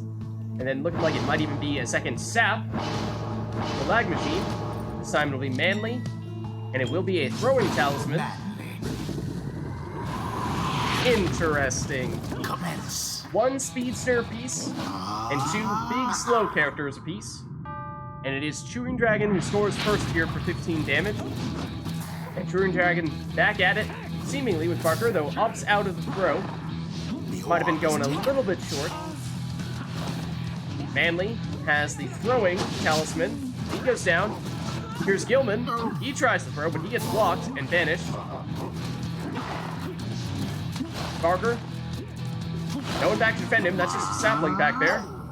So he has time to throw that in. That drops Lag Machine down to 70 Pyre life. Barker back at it here. Stamina's back, and he even salutes, it seems. The nerd. Hops over, the first attempt to banish him. But hops into Gilman after that, and then here is Manly for Lag Machine. Trying to keep his distance from Dodariel. Has the quick throw, and had the distance on that one, but it was a little bit off target. Jody down. Wolfred, he is speedy. And speedy enough to get to the orb, pass it away, and escape from that defender there. And he plunges. It's what Speedy Wolfred does. 25 damage there. And it may only be one score compared to the couple that Chewing Dragon has had, but it was a much higher damage score than that. So it is close. Parker banishes one, but it brings back Gilman. But he can't intercept that throw. That's a 10 damage throw there from Chewing Dragon, extending Chewing Dragon's lead. Manly tries to pass it off, but the person he was trying to pass it to got banished. Places a sapling here, and that is an awfully large aura he has. So remember that throw from Ignarius can banish, and does so right there. And he banishes everyone this time. Oh, except the orb ends up in the sapling. Chewing Dragon does manage to hop in with Barker, and has just enough stamina to hop back into the Pyre before he gets banished, landing in that sapling. Expertly done. And here it is again, once more, within the aura of the sapling, though Speedy Wolfred has enough time to pick it up here. Does he have the stamina to escape? Not this time. Ignarius down. That means Lag Machine with everyone here, at least for a moment. Parker's back at it, though, for Chewing Dragon, and as we've seen before, sometimes that's all Chewing Dragon needs. Ignarius manages one with the throw. Went for a second, but missed it. Has the orb back, though. Goes down. Gilman. Wolfred. Manly. Back to Wolfred. Manly down. Wolfred. He goes down. That brings back Gilman with infinite stamina. No, he goes down. Ignarius with it here. Goes with the salute and passes it over to Dodariel. Manly's back to defend, as is Wolfred now. Parker, he gets blocked. Banished. Dodariel, she goes down as well. Iggy banishes one with the cast. Parker looking to get rid of the worm as well. But Gilman's just a little too speedy. And he plunges here. Has the Astral Eye, so he has some additional damage there. And with that, that makes things very close once more. Still slight lead to Chewing Dragon. And Chewing Dragon is saluting like it's no one's business but his own. Remember, Manly has the quick throws, and he has the range to do it from there, and that it is. A Manly throw for 25 damage, and with that, that means that Lag Machine takes the lead here. So come back, Lag Machine. But still, this is close. It's not over yet. Manly can't escape that cast from Dodariel. Gilman has the infinite stamina. It's not enough to get past Dodariel, though. Wolfred back to defend. Can he stop Barker? Yes, he can. He intercepts the throw. Gives it to Manly. Back to Wolfred. Wolfred to Gilman. Gilman sees a huge wall of demons and says, I'm not so sure about that after all. And there's Ignarius banishing two saps there. Gilman back at it, but he goes down too. No defenders back here, but a couple of saplings blocking the way. Is that enough to stop Chewing Dragon? Picks up the orb here. Sapling is back down. That big banishment from Ignarius, though, with throw, gets rid of multiple defenders. Does he have the range to get this one off? He does. Iggy with a 30 damage throw, dropping Lag Machine down to 15, meaning that is lead to Chewing Dragon, except two saps on Lag Machine's side. Lag Machine had a little bit of an ace up his sleeve. Some rekindling there, keeping things awfully close. One score could do it for Chewing Dragon, except for Barker. I believe Barker only has 15 damage right now, whereas the demons have 30. For Lag Machine, though, it would take 2 scores.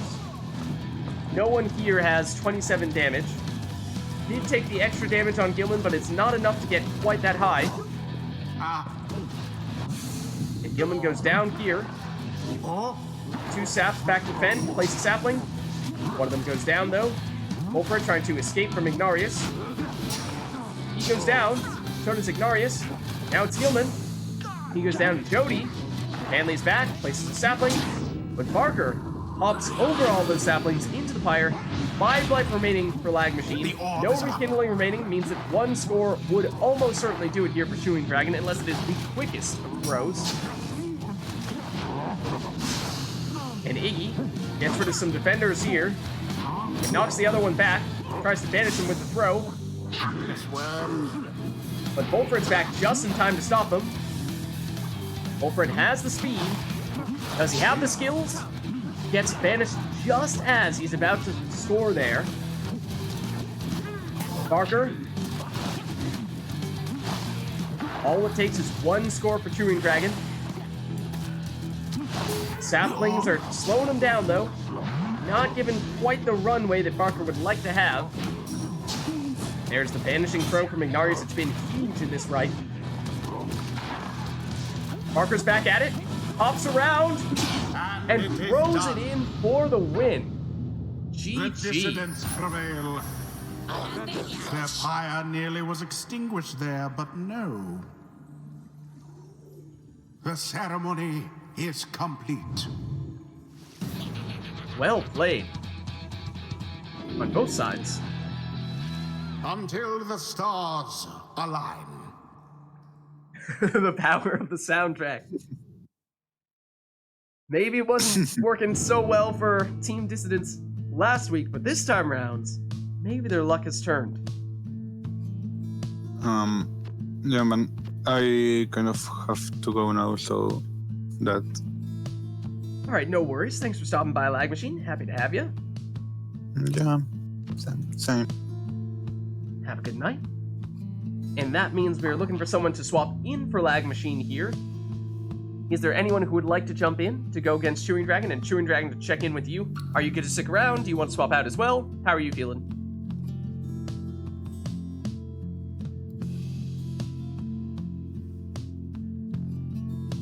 Are we gonna have to ban people for playing some power songs? I think we're probably fine.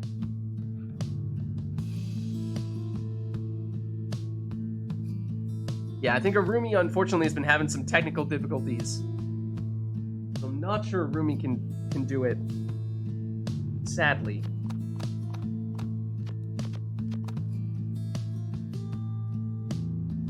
On a Chromebook.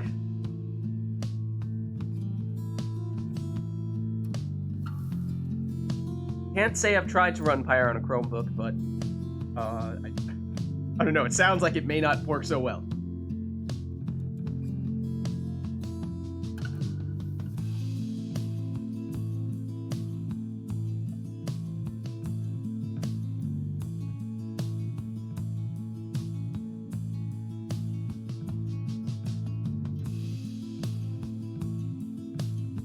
Oh, is it on Linux though? Does it run on Linux? I'm not sure.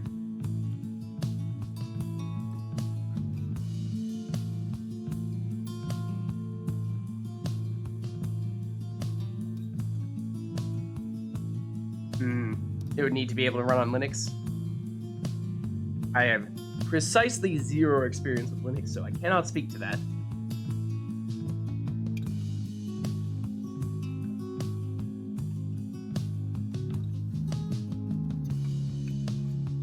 No idea. Yeah. Yeah, why don't you try booting it up on your side, see if it works, and then, if it's possible, then happy to get you in. Might as well try. If not, then if there's anyone else who's hanging out in chat or in Discord who'd like to hop in, let me just take a quick peek at Discord, see if there's anyone in there who is looking to join in on the action. I don't think so, though. I don't think so. So if Arumi is unable to, then chat, let me know if there's anyone else who wants to hop in. Really want to get destroyed by Arumi's imps. We shall see. Hopefully. Hopefully we can make it happen. If not, then worst comes to worst, I can jump in for a little bit.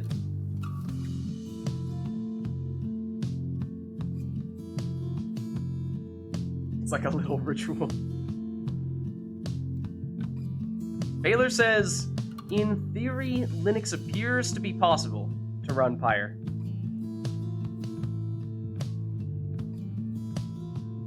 Yeah, I don't know. It's so, at least to me, it's so different that, or at least so unfamiliar that, who knows? To me, it's kind of like the Wild West. Like, it says it works, but do we really know until we try?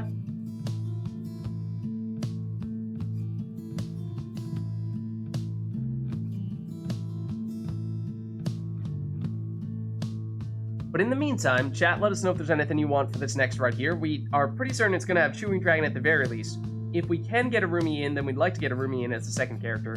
Second player, I should say. If not, then I can probably hop in as that second person.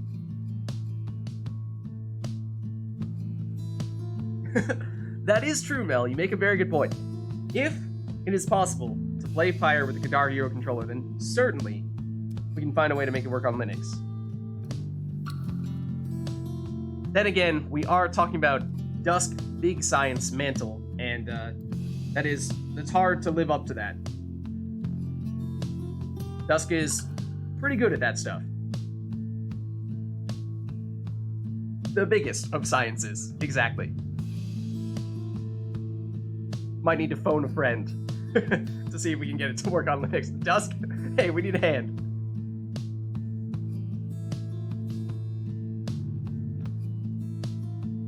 Any luck, Arumi?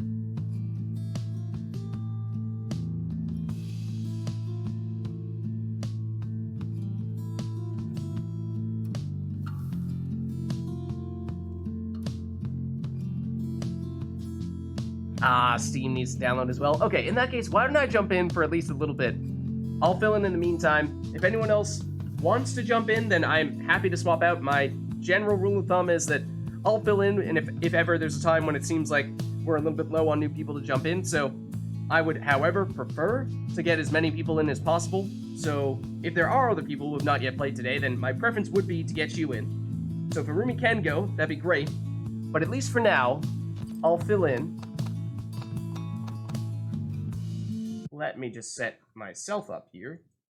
And chances that I end up as player 2? I don't know about that, but we'll see.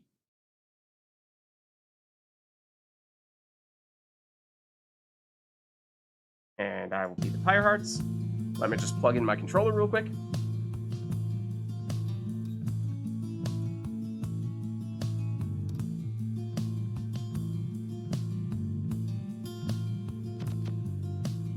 Controller is plugged and can confirm I am in fact player 2. Good stuff.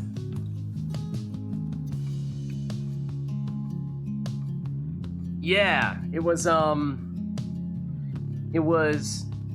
who we were saying has a DDR mat, and we wanted to try to see if it was possible to get someone to play DDR or play Pyre using a DDR mat.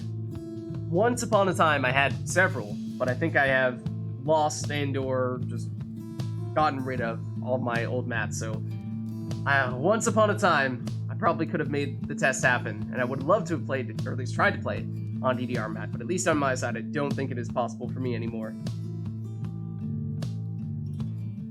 So yeah, that would be the dream setup, would be to have Dusk playing on a Guitar Hero controller on one side against someone on the other side using a DDR mat. That'd be amazing, but at least as of right now, we've not yet had anyone try with a DDR mat. It was just a theory that someone threw out there, and we know that at least one person has a functional, or at least theoretically, a functional DDR mat on which to do it. Mod idea incoming. Oh goodness. We gave Arumi an idea. Titan stars on both sides. That's an interesting one. Yeah, if that's possible, that could be good. Because that is also just logistically a bit of a struggle here, because Titan stars obviously only affect player 1, cannot affect player 2, and so it means that if, say, someone were to try to activate Titan stars against me right now, then that means that Chewing Dragon and I would have to find a way to switch between player 1 and player 2, and sometimes that's not that straightforward and just comes a bit of a pain. And there are times when you also just want to activate the same kind of effects on both people. And so being able to put it on both people simultaneously would be nice.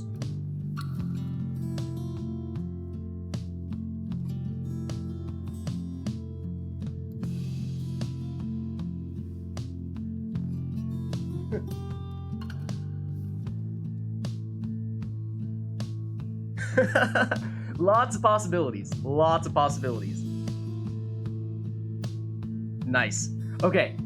Chewing Dragon, remind me, are you supposed to be on controller or are you supposed to be on mouse keyboard? Because I see you're on controller right now, but I thought I remembered you were on mouse keyboard before. I might be wrong about that. But before we get this one started, just want to make sure that you're on the right setup.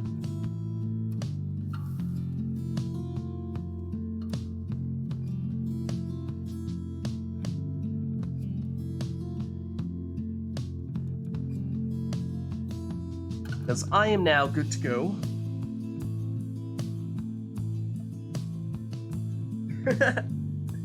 Nah, Baylor's just experienced. Knows what he's doing. Controller's good? Okay, let's do it then.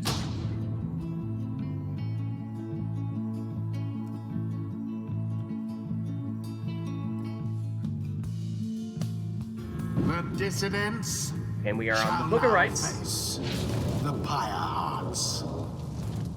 Welcome. Who shall conduct the rites? And I don't think any requests at all here, so definitely free to take whatever you'd like.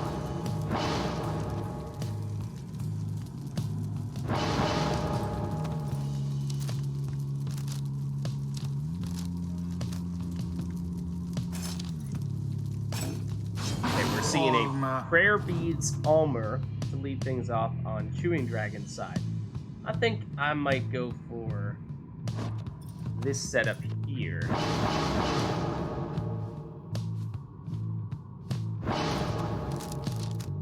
And some, where is it? Do I want this one? I suppose. Canada.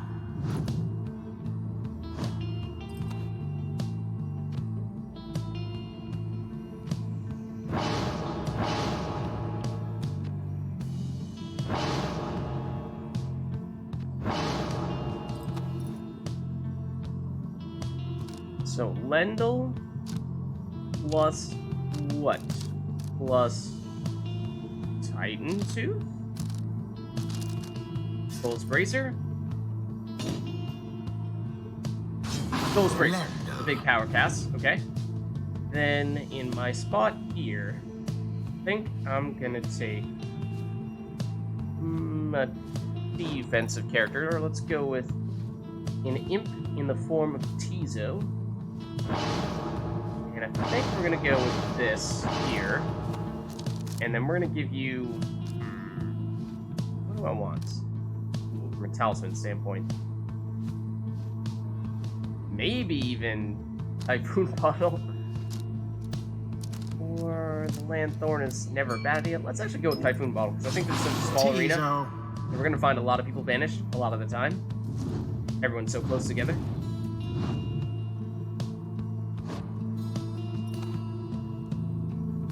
True Dragon's like, no, not an imp.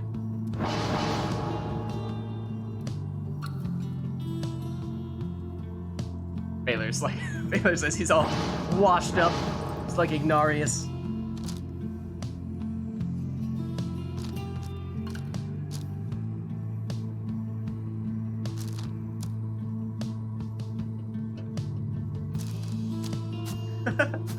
Quarterback Manly is the answer. It's taking down Baylor, apparently.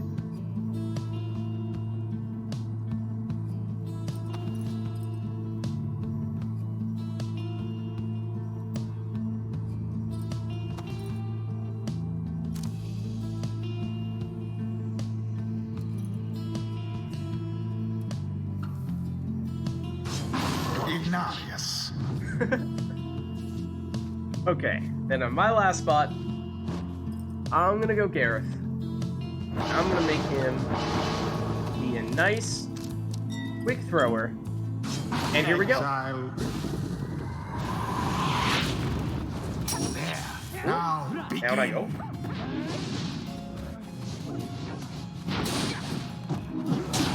The Pyre Hearts are first And he's to kind of a strike sniper. their adversary's flame. Oh? 'Twas flung right in. That throw is insane. Confirmed. A mere attempt. Jump wasn't quite enough that time, though. Oh, wanted to get Lendl as well. None of that. Engulfed within the oil. Oh, leave Gareth out of this. I was totally about to switch to it. Can we just wait 2 seconds, please? Preferably. A pyre stricken from afar. How about that? Now go. Oh, that's not what I wanted. That is. Oh. Where is this? Oh, it's over here. Okay, sure. Come on, I say. I say. Oh, I missed. We both missed.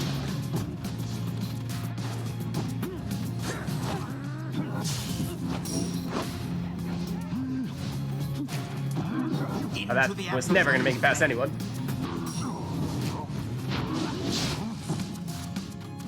Hello.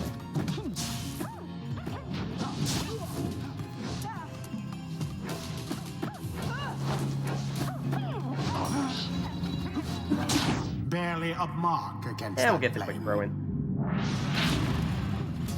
Yeah, the book is tiny, right? It is one of, if not the smallest arena. The orb flies Pit of Elite this through. close. Different shape from the Pit of Elite, Once for more sure. like that, and we are finished here. And it is done. The Pyre Heart prevails. And what a crushing victory it was. Yeah, I'm happy to swap out Arumi. The rite is Oh. complete. The rite is complete, in case you're wondering. Arumi, have you tried Until the next checking to see if Pyre will at least start on your side? It might be worth doing that first, and then we'll see if it does. Then we can get you in, or at least try to get you in. If not, then I think we've at least what is probably a pretty conclusive answer. Oh, right. Okay. So, why don't I swap out, and I'll see... Right. Let me send you the invite now, and let's just see what happens. Also, just before I do that, please grab a fire extinguisher, and check your smoke alarm, and remove anything flammable from within a 10-foot radius from your desk. Let me know once you've done that.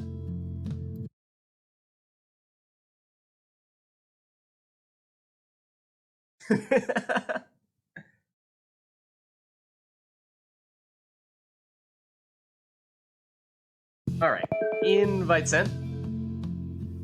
All good? Good timing. Text support 101. Please clear the blast radius.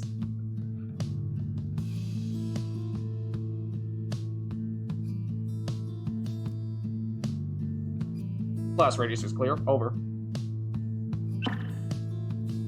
All right, I heard the accept button as if you are in the game right now.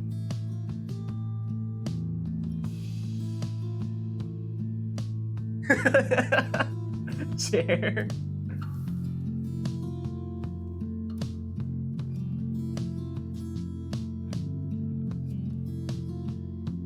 All right, I do still have my controller plugged in. Let me unplug that.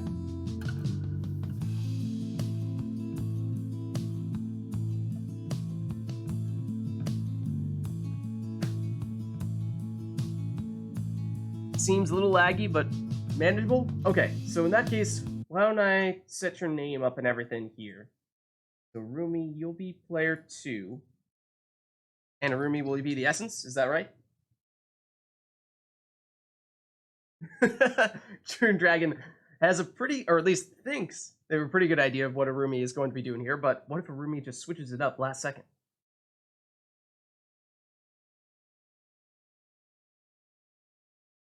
Ooh, Dissidents, okay. Oh, but we have double Dissidents. I'm afraid that's a no can do. Essence, okay. There we go. Let's switch you over here as well.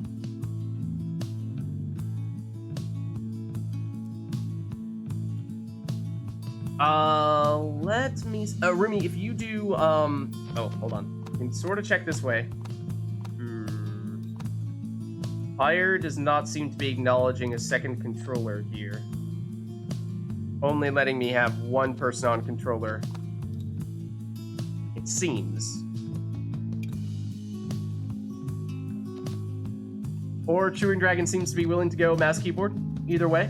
Seems like one of you may need to go mouse keyboard though, so I'll let you two duke it out as to which one wants to be controller, which one wants to be mouse keyboard. Sounds like perhaps either one is willing to do either.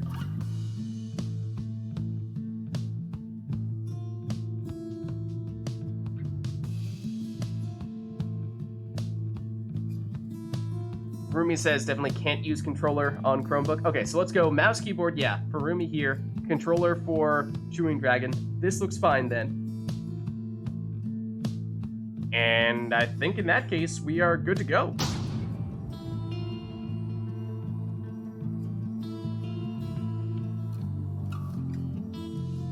Also, I just like trying to imagine what Chewing Dragon was looking like when they typed that message. Oh, I have a mouse. Wait! Like, what is this object that's been sitting on my desk all this time? It's just been sitting there collecting dust. It's plugged into my computer. Surely it doesn't do anything affiliated with my computer, right? No worries, Arumi.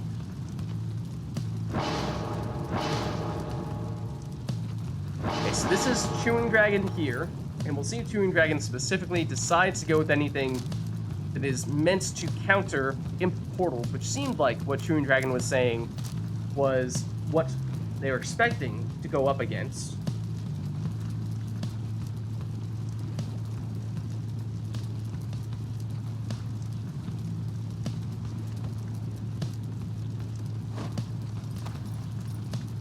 Was setting up the armor, but now is maybe leaning toward going Barker first instead. Oh, I did just hear the disconnecting from remote play sound.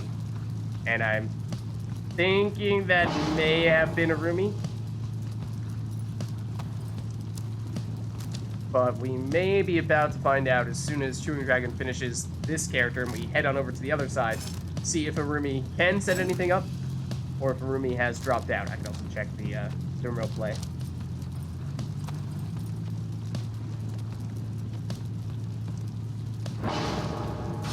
Okay, so, test number 1.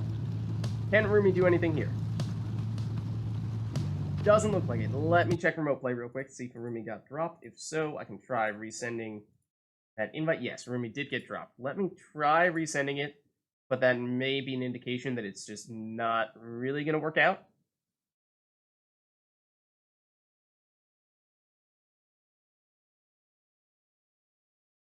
In fact, I'm not even seeing Arumi on Steam anymore. Remember when we were talking about that blast radius thing? Arumi, are you okay?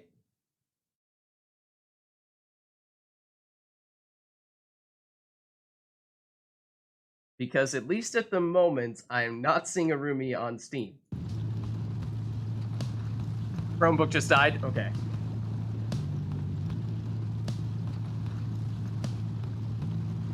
Yeah, it seems like, did he send that message in Discord? Yeah, computer died. No worries, I gotcha. Alright, in that case, unfortunately, it would seem as though Arumi can't make it work on the Chromebook, maybe Linux, after all, not actually able to run the game, or just something along those lines here. So if anyone does want to jump in and go against Chewing Dragon here, welcome to do so. If not, I can jump back in. Chewing Dragon's like, wait, I can use this mouse? You could go against yourself, perhaps, We're but waiting. I don't think that would be terribly effective. So why don't I hop back in that case, and then as soon as anyone else is interested and available, then I'm more than happy. In fact, I would prefer to swap out for you. But at least for the moment, let me just switch the name around. And I'll plug my controller back in. Ooh, we might actually need to go back to the settings to switch me over to controller, because I'd rather not be a mouse keyboard, but one step at a time here.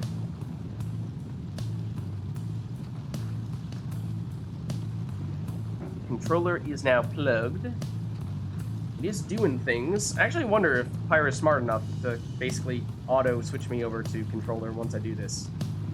Once the actual write starts.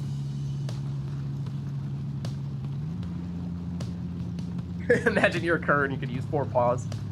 Some for the mouse keyboard, some for the controller. Okay, well, if I am doing this right in honor of Arumi, and the idea is that Arumi was likely to use teleporting imps, and we're on the Nest of Triesta, you know what's about to happen.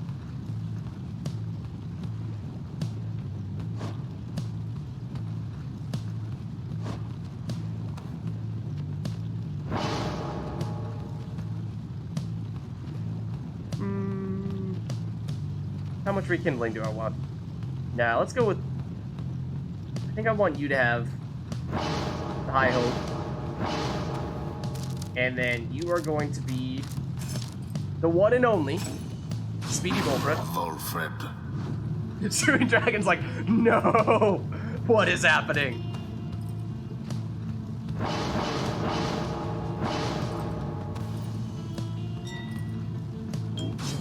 Dalbert. So, this is not really going to work against Curse, but I'm going to do it anyway. This is going to be... Which imp do we want? We'll go Tizo. Usually my go-to if I'm only using one. Oh, this is the place where Speedy Volfred made a name for himself, in fact. The place.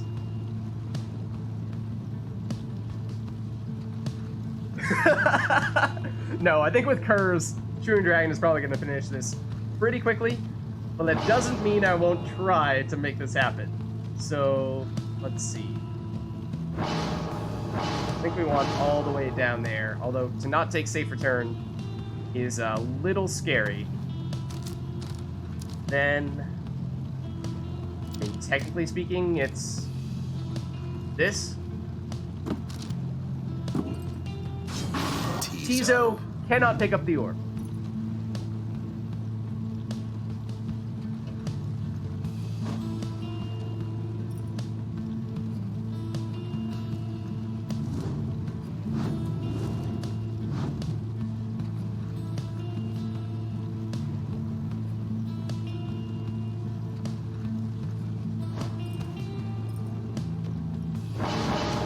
Yeah, but Chewing Dragon's going all-out Curse, which I think is a pretty solid counter to what I'm going with here.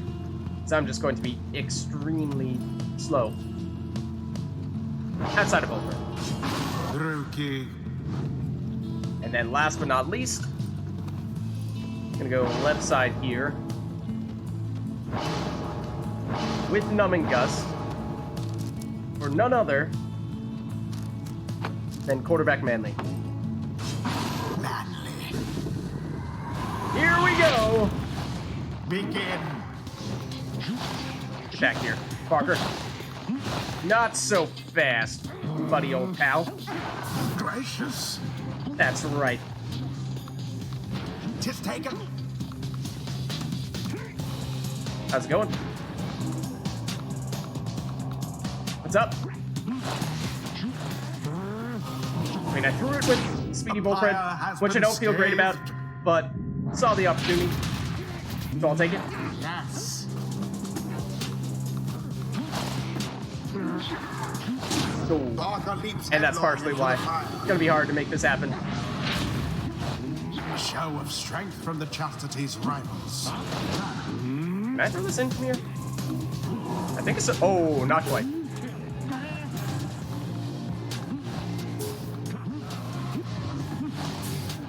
Audacious Look at that, Swinger. Volfred. Oh, no. He was doing so well. So well.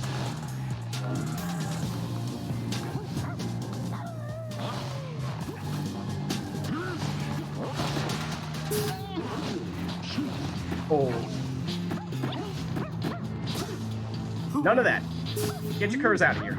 Get your curs out of here.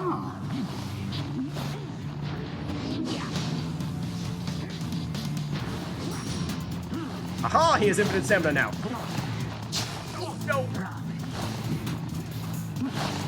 None of that. The orb is taken. Oh, no, no, no. Resplendent. I wanted to banish you first.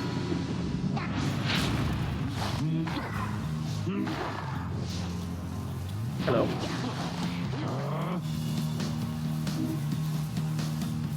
Hey, how's it going? Take the hit for the score. It's worth it. The essence that just seem missed. to want their freedom more. So that sapling is maybe in a decent slot after all. I would like to teleport to the other side. Apparently I cannot. Oh, I thought I might still have that. Oh, none of that. Oh, you can't pick it up. Right. That's the thing. Run. Run, Volfred. It's what you do. It's what you do best. Make it to the sapling. Make it to the sapling. Make it to the sapling. No, I thought the sapling was going to save me. There it is. Stanley, don't go down. Don't go down here.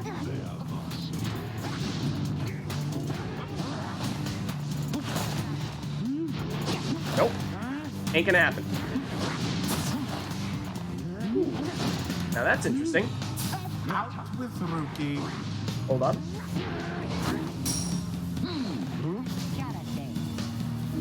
I don't think you can block this. Flung with force. It's of too will. high up. Can it be done? Tis taken. Maybe it can. Maybe it can.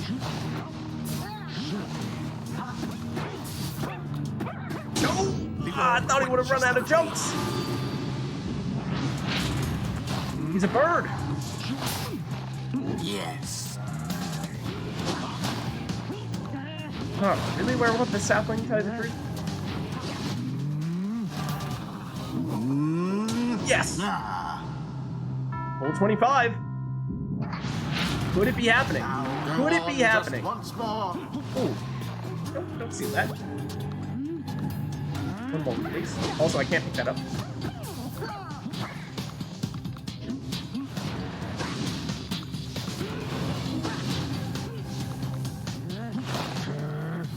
Oh, not quick enough. Not quick enough, I'm afraid.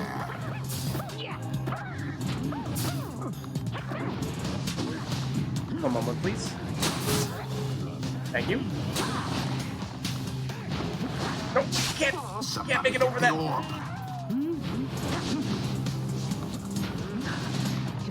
No! Not speedy enough, I'm afraid. Also, that was silly. Glory to the scribes.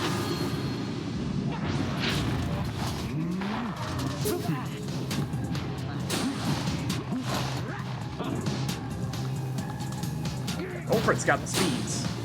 See, he's got the speeds is the thing. Like, he's got the speeds! And he finishes it with the plunge, The essence as prevails. only Speedy Volfred can do. Right conducted with aplomb. GG. Thus end this night's proceedings.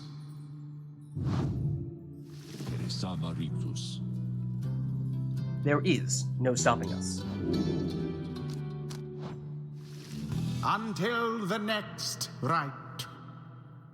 Parker broke his leg.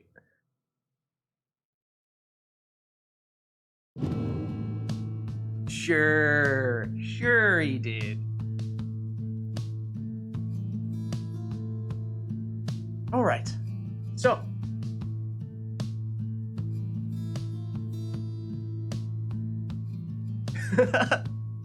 well, thanks for stopping by, Arumi. That one was in your honor.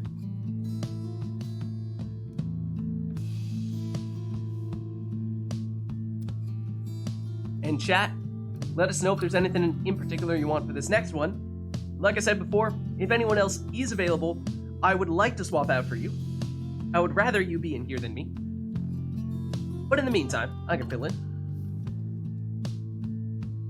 I just like to maximize the number of people who get the chance to play in a given Rite Night, and I've already gone today.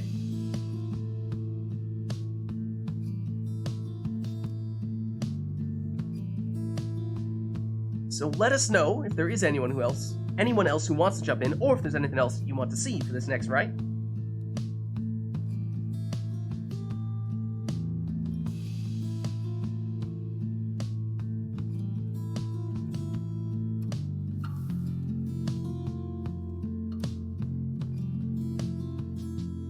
Ooh, and in the meantime, I'm just gonna quickly switch myself back over to the Pyre Hearts, if you don't mind. 1 minute here.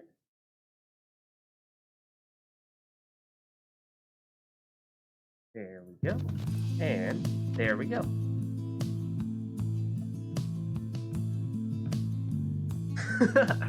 Chewing Dragon says, well, maybe we're gonna make another painful match here. We'll see about that. We'll see. Alright, let's get this one started then.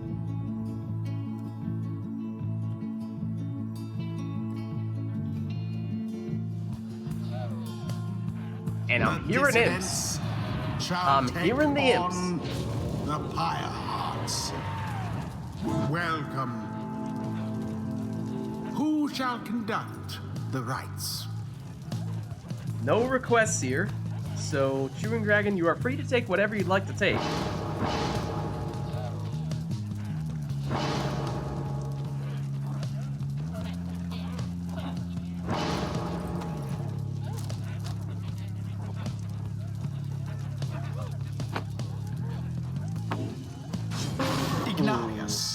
I'm getting a feeling here. I may know what you're going for. And do I hit you with more of the same? Do I go with a slightly different take on it? Do I just go for a normal setup and ignore what you're going for? I mean, my other take on it would be pretty similar to what I just did, so maybe I'll go with a more usual setup, so to speak. In which case, what have I not yet done today? I did some Harp plus Savage plus Imp action. I don't think I've used curves yet. So maybe I do something kind of like what you just did to me with the triple curves, perhaps? What if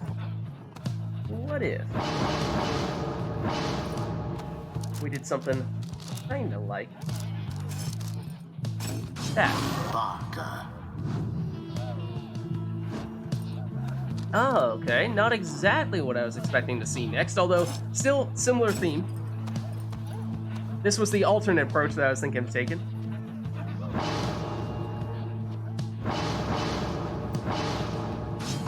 Manly. Okay. And then we could go for something a little bit different here. Ooh.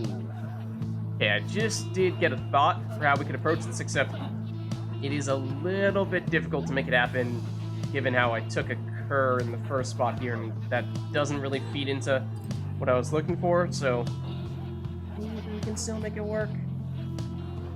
Let's try it. Okay, so then you're gonna go here.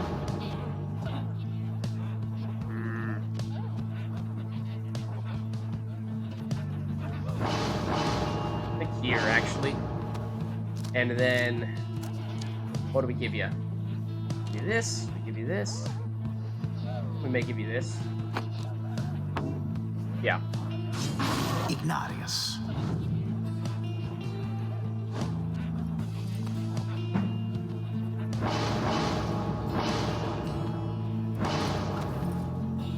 And then, yep, okay, so, in case it isn't clear, Chewing Dragon is taking a bunch of Pyre Life on the Demon, and then a bunch of Rekindling on the Saps. So basically, maximizing Pyre Life.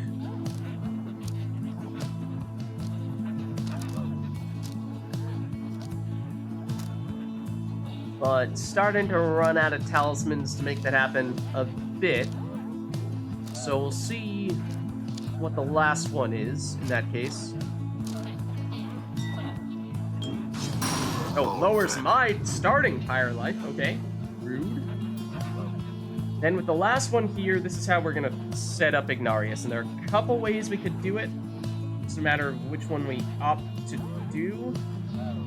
And I'm thinking we might still go for an imp, actually.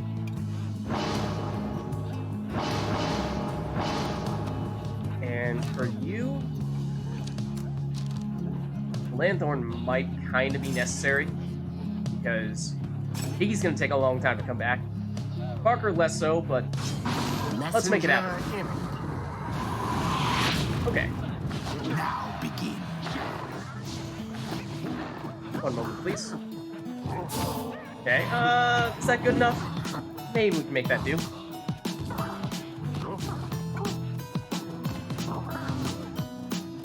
Hello? Both banished.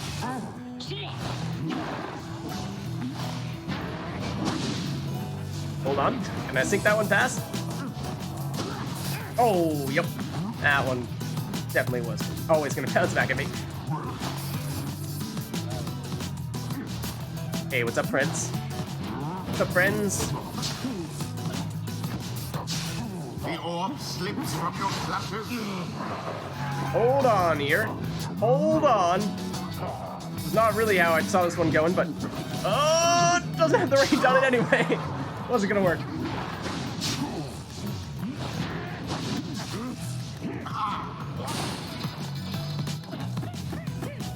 Hello. Goodbye. Nope. Oh, Parker. Gotcha, kind of stuck in the corner there.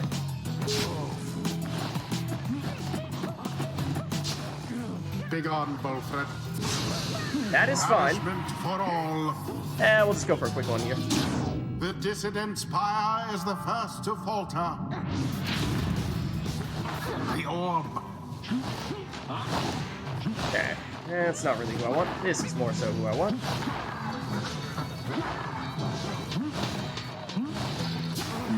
Perfect. Perfect.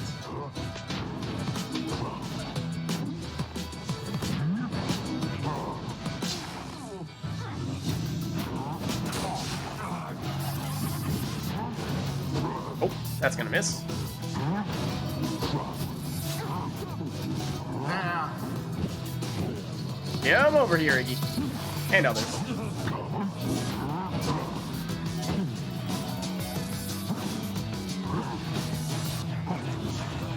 Knock you back. There we go. Flames glow. Didn't get the Brazen Manor off that time, unfortunately, so not maximizing damage, but still, perfect. Ignarius. Not Ignarius! Anything but him. Anyone but him.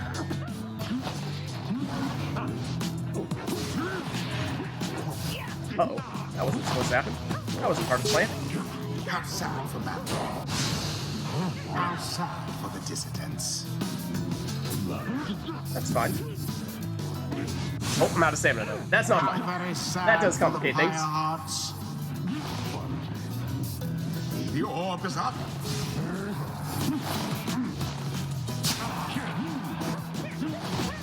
One moment, please. Fully banished. That quick enough? The messenger Just barely. did it. Down to exactly 100 fire life. Okay. Oh, stuck on the imp. That Barker Hey, has I paused sure is don't rather quick. think... Did I put prayer beads on him? The Pyre I did, hearts are okay. now favored to prevail. Uh-oh. Uh-oh. Ah, no. Not quite. Not quite. That imp just set a pick on me. Now go.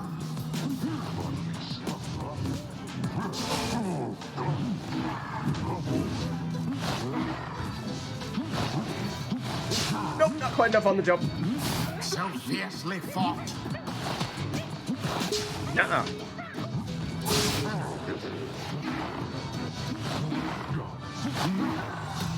Oh, directly on top of me? It's rude.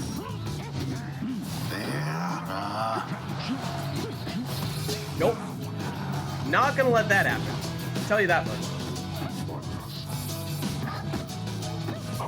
Sub-Zero. Is that any better than the previous one? I don't know. The orb is taken. Yeah, it's exactly the same spot.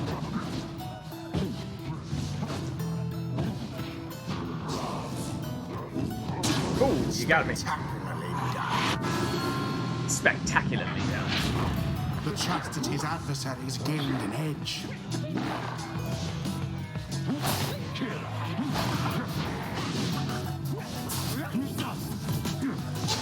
Quite an exchange. There we One go. triumvirate stands unopposed. Well done, me. Okay, there we go. The orb has hit the mark. Good.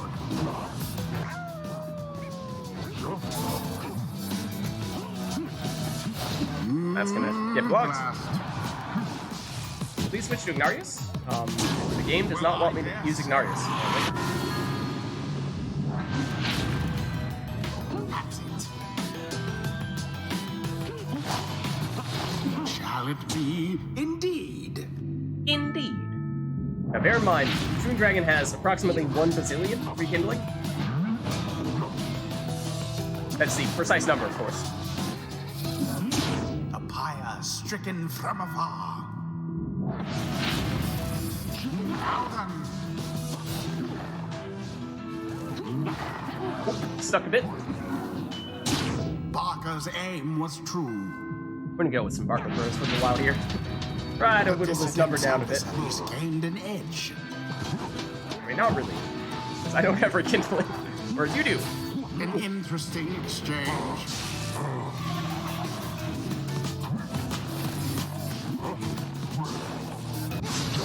Thank you. All of the dissidents. Do I have time? gone. Probably not. Doesn't mean I won't try, though. Make it in! Beyond There it all is. reason, Plus flames yet 91. burn.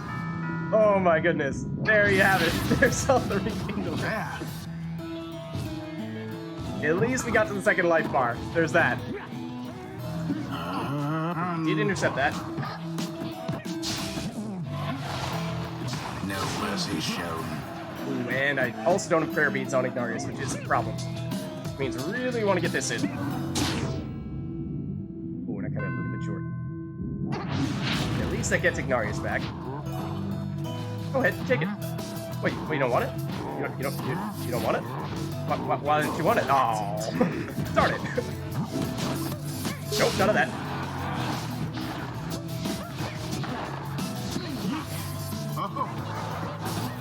Oh, I didn't explode.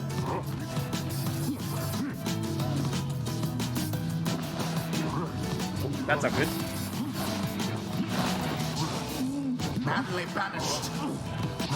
There we go. That was the last of them. Okay, so I mean, we can go for this again, but we're also going to be down in Ignarius in the process.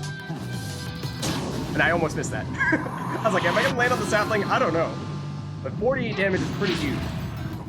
Now it is down to Parker to try to score when we are down a bunch of people here. Oh, I didn't see that deflection coming. Tis taken. Okay, 1 down. 2 down. 3 down. Dissidents are banished. Oh to the no! dust. Wait, hold on. Oh, I need stamina. Hold on. Now Parker! we're playing. Yes! The jumps for the win. Parker does have prayer beads, so he will come back, but one Ignarius plunge would do it. For Chewing Dragon.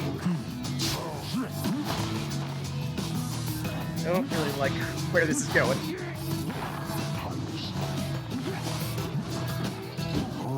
The throw! No, gets intercepted. Positively brutish. Indeed. Oh, you did not get knocked back. Your exiles all That'll are bring some banished, people back, I'm though. afraid. I want stamina. Oops. Oops. Rose to the occasion. Oh! I was at least expecting a trade.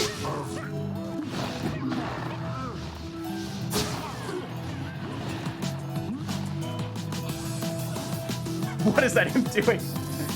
You see that imp doing some 360s at rapid speed? Ooh, that's no good. Too slow, Ignatius.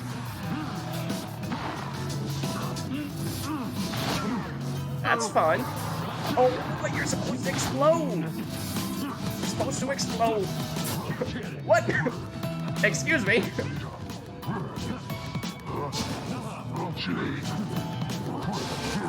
The demons banished. Okay. Manly here to try to stop me. Yes, and does.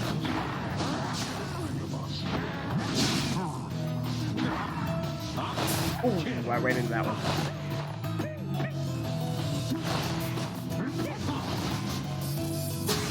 Ooh, only got one.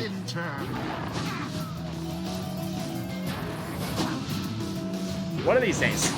That's gonna land. A swift recovery. I really want to get this. I want you. Darius, are you fast enough? Probably not. Ooh. Ah. Not really what we're looking for. That throw! Oh, intercepted. The orb is up.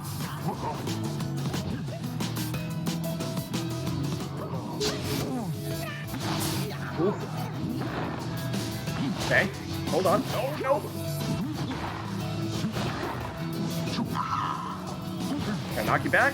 Kinda, sorta, but not exactly. Is there a spot somewhere in there? Oh, no, no. Good.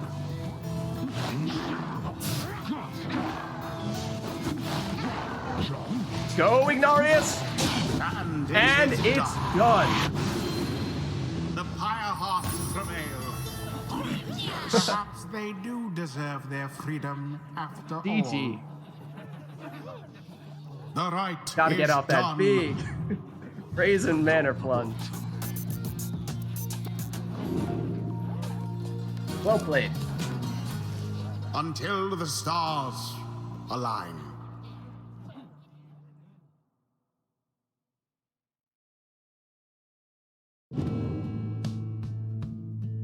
Whew. Alright, so chat, let us know if there's anything in particular you want to see for the next rite, and if anyone wants to swap in for me, let me know, happy to do so.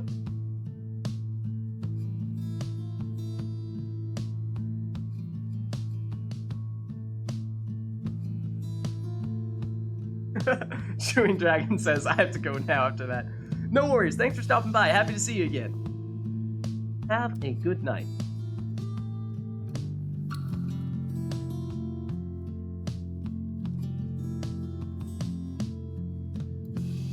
In that case, that definitely means we're looking for someone else to swap in here, and let me know if there's anyone, ideally, who hasn't played yet today. We might be starting to get to the point now where we're just looking for new matchups between people who have not yet played each other today. Oh, thanks, Chewing Dragon.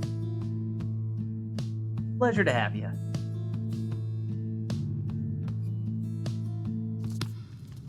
Oh, hold on. I can give you the boot. Don't quit the game on us! Don't do it! Don't do it! There we go. Okay, thank you. Alright, so, would anyone else like to swap in for Chewing Dragon? And I think at this point, I mean, ideally, yes, we would get someone new in. But if we can't, then we'll just go for a new matchup that we've not yet seen today.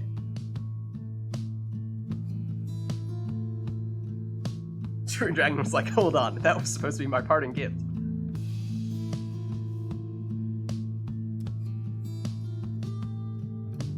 Yeah, I don't think we've yet seen Mel play, have we?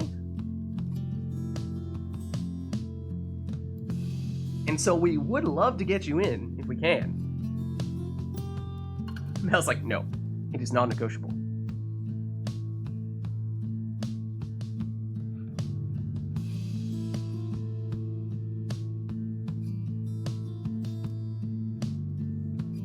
Arumi? I don't know. Have you surveyed the damage from the previous blast?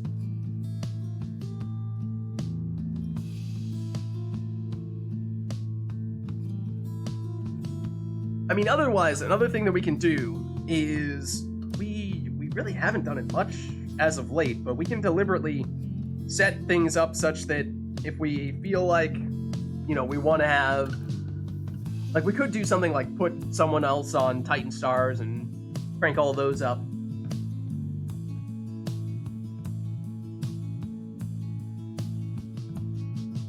Alright, computer number 1 has bitten the dust. Computer number 2, we'll see about that one.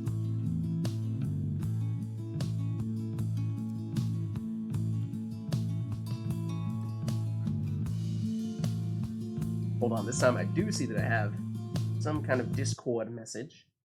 I don't think it is tied to any of these stuffs, so I think that is not relevant.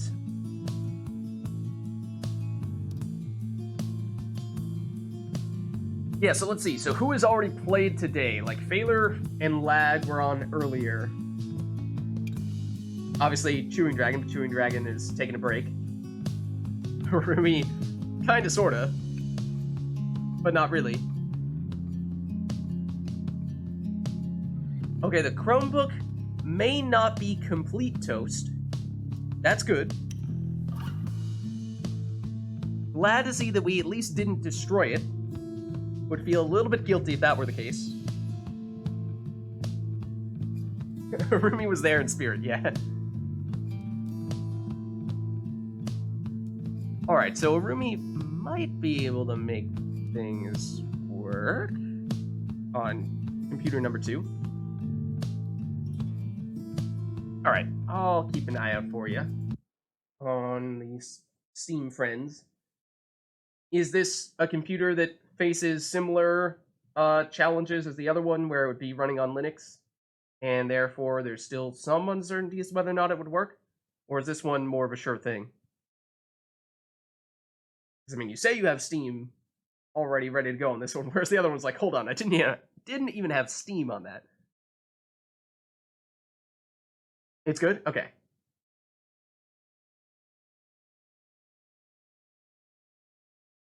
Okay. I do see you on Steam right now, Rumi. I'll send you the invite. And I will also start putting you on here.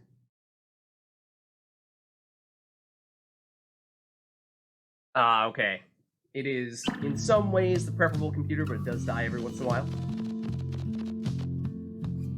Okay. And I have you on as Dissidents right now. I know you were saying earlier that you were maybe preferring to do that rather than the Essence, but we had Chewing Dragon in at the time, and Chewing Dragon was going Dissident, so take your pick.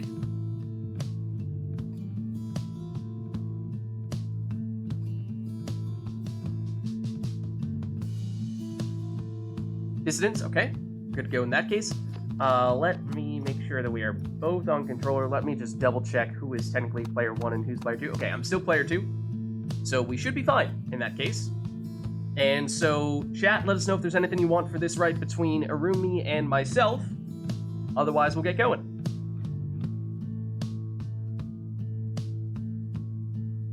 Oh, that's not true.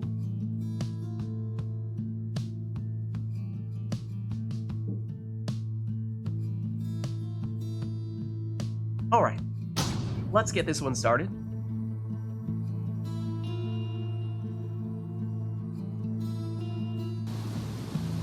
And I hear the water. Is it Polisolium or is it boat? It's Polisolium. Shall now face the Pyres. Welcome. It's no request for this one, so take whatever you want. Who shall conduct the rites?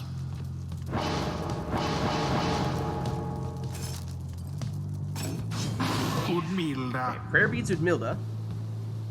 And then, for me, what have I not done enough of yet today? From a exile class standpoint. I don't think I've taken a single nomad. I don't think I've done that. So let me do... Put Snadra first. Go all here. In terms of her talisman, though, I want to give her something offensive.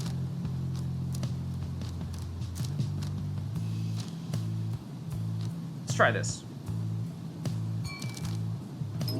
It's not Sandra. directly offensive, but if we are scoring with her, then it is still beneficial.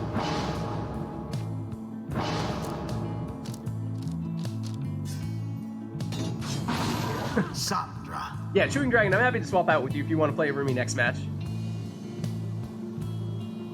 If that was the real matchup you were waiting for and just couldn't quite make it work before.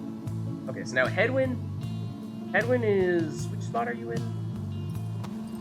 Oh, hold on. Yeah.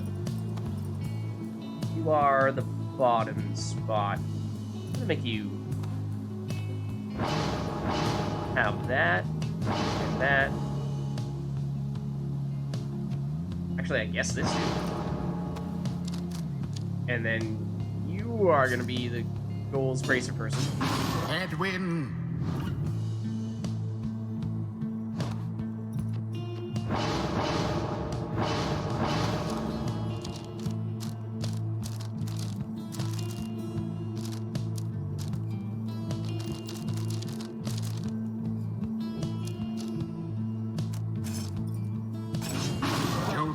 Okay, so Dariel, last for Rumi. Last for me will be, well, you probably guessed it, last of the Nomads. Then Lendel's will be my full-blown support Nomad. Do I want Divine Retribution as well? Or do I want Martial Training? I might actually want Martial Training. And then for this one, I think we did not ever determine definitively as to whether this stacks with other Nomad abilities, so I'm going to pass on that. But what about something else supporting?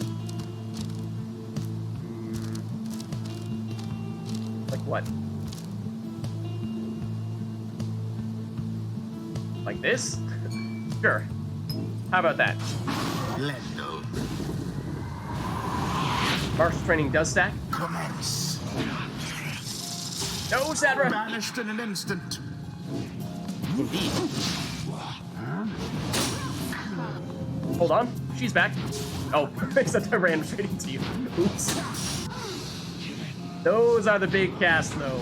Edwin's our goals bracer guy. Goodbye, Jodar. Oh, I didn't actually mean to do that. That was my momentum taking me in, but okay. I guess Edwin plunged.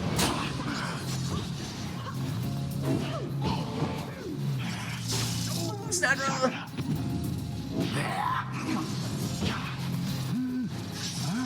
Get over here. Alright, we don't have Headwind, who's actually our best defender, so that is definitely not great to have lost him. Just use the walls to our advantage here and try to slowly make up ground on Snadra.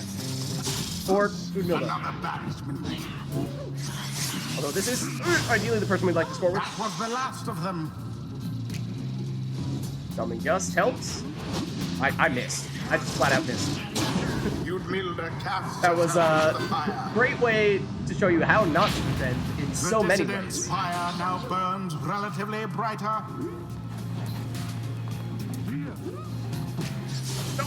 Still not enough time. That was the problem. Was kind of what I was getting at with trying to find something to help offensively with Snadra, is that Nomads aren't fast enough. They just need something else to be quick enough to make it to the Pyre. Whether it's portals or something, additional speed, but just not enough by themselves, I find. Unless, you happen to come across fortunate circumstances such as that. So just get a little lucky. Oh, that was bad on my part. For someone using a bunch of defensive classes, not a very strong defensive performance here. That was also quite silly. I also did not want to walk up to you in that circumstance.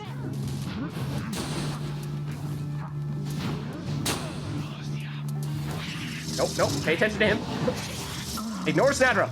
Ignore Sandra! As per the sacred I did not think she was law. gonna make it all the way into the fire.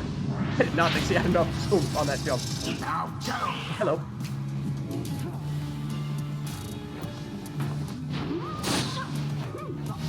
Oh! Hold on. Go, Lendl.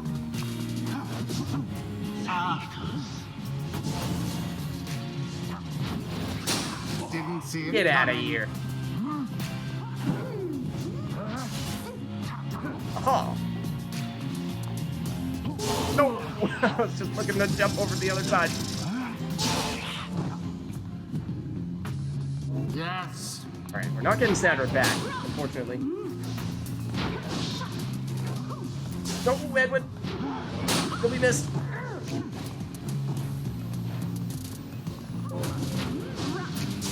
No, you took him out right after I got him back.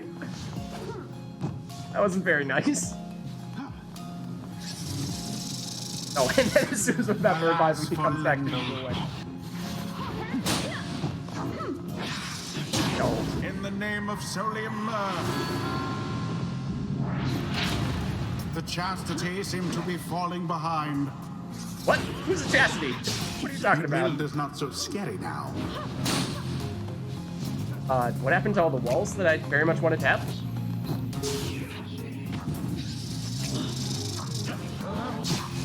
That was close.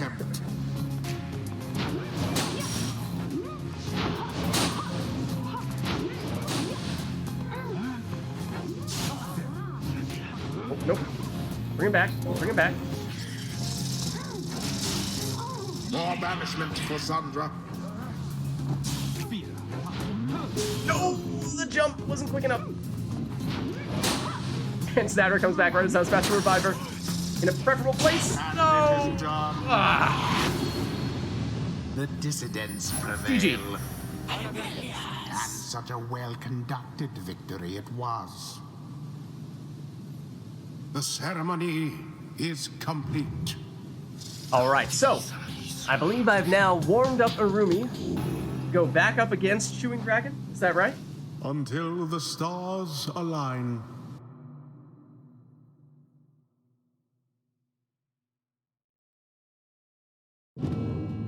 And Mel is going 100% Crones for this next rite.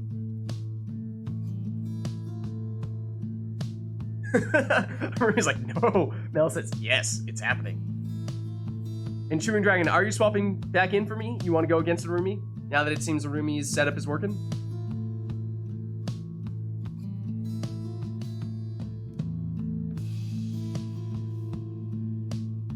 Okay, great. Let me get you back in then.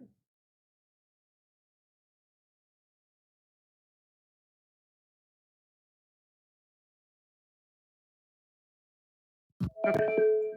Invite sent. Let me put up your information.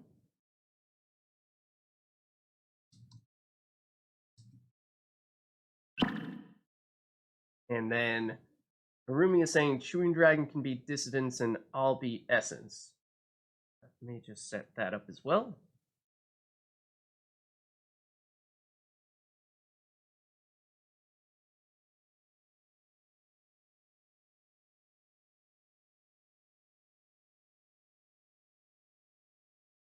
Okay. That should be good. On that side, then just this and this. Let me unplug my controller.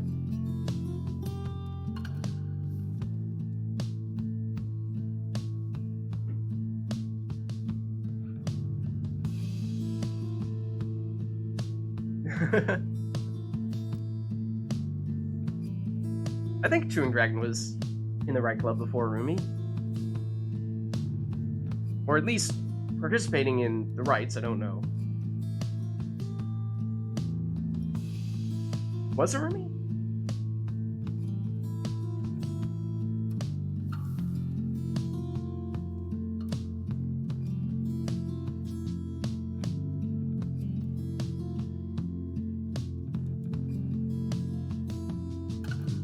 It's fine.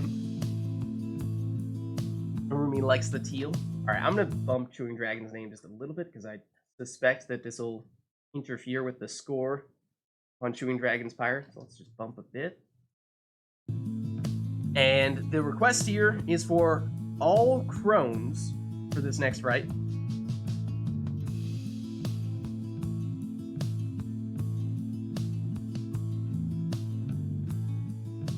So let's make it happen. 100% crones. Arumi versus Chewing Dragon. Arumi on the left as the Essence, Chewing Dragon on the right as the Dissidents. The Dissidents. Welcome. Was there a flashback request? Did I miss it? The rites. Udmilda. I don't see one. Were you about to do it? Was it seconds away? Chewing Dragon's like, no, the source of my power, it's gone. What am I to do?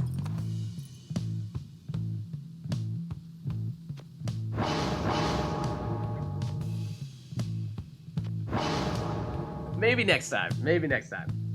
Alright, but for now at least, it's all crones in what is another one of the smallest arenas, or at least becomes one of the smallest arenas, with a lot of obstacles in it. And so you could certainly make good use of, say, something like the legendary Crone Talisman to cast through obstacles. See if anyone opts to go that route here.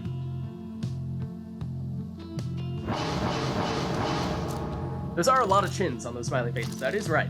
And there it is, there is the legendary talisman. So Bertrude on Arumi's side will be able to cast through those barriers.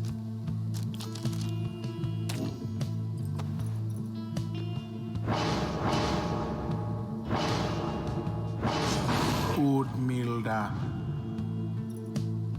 And last one is Borfrit. It's one of the modded exiles who's, yeah, kind of hiding behind that. There she is. And for her...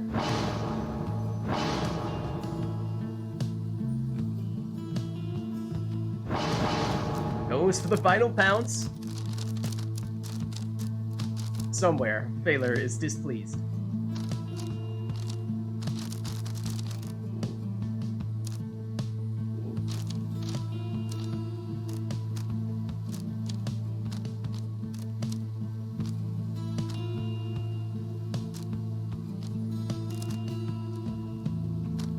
Talisman, though?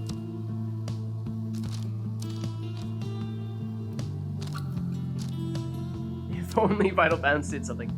It'd be kind of interesting to see someone try to make a specific setup tailored for that exact mastery, but it feels like, unless you're doing that, it's really hard to make any use out of it. Even then, I'm not sure you could. And Arumi taking a little bit of additional starting Pyre life with that talisman there.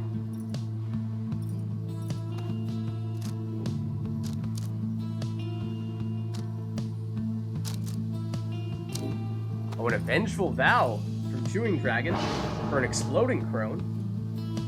Look out.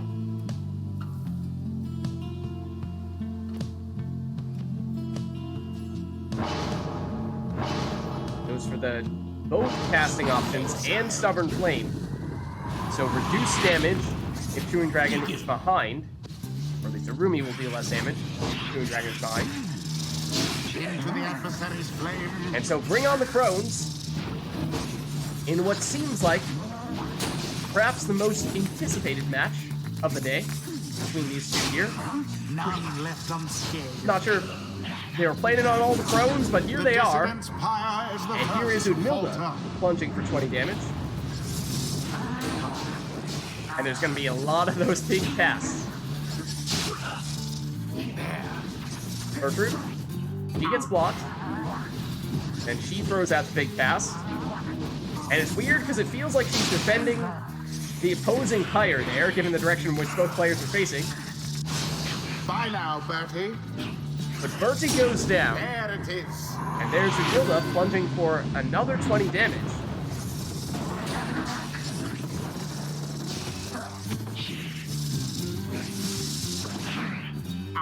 Udmilda got blocked and then kind of kept on flying in the opposite direction.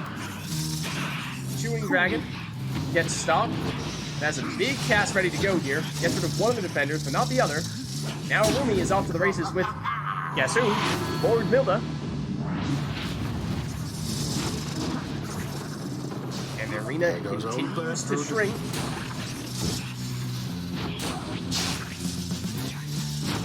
Milda versus Milda. She goes down here. And that means everyone down for Rumi, so plenty of time here. True Dragon to throw this one in. 30 damage, but Rumi, remember, took the additional starting Pyre life. So still at 100 Pyre life here. It's a strong lead still for Rumi.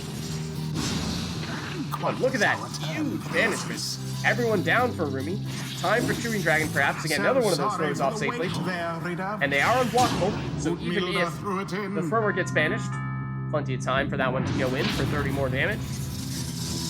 That means a 1 score difference between these two. Well, not for long. 20 damage there from another Milda's Plunge. Needs another one of those, and it would be Arumi's game. Look at that double banishment this time. That has been the key to the success that Chewing Dragon has had thus far. Banishing the opposing team and getting free throws off like this.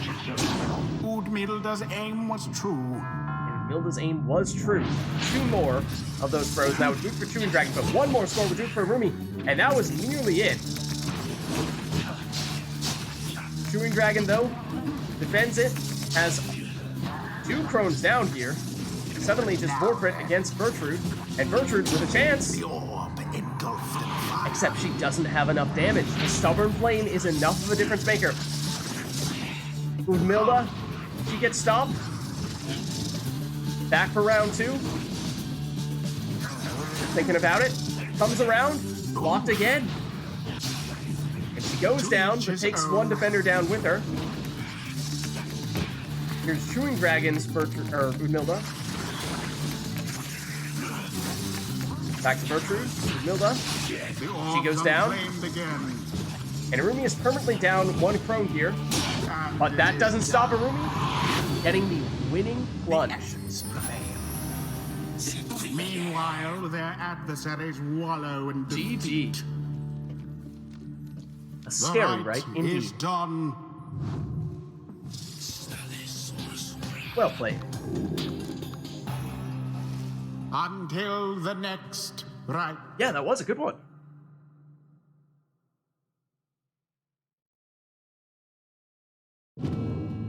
And Chewing Dragon, do you want to stick around to continue this matchup here? Now that we did finally get you paired up against Arumi?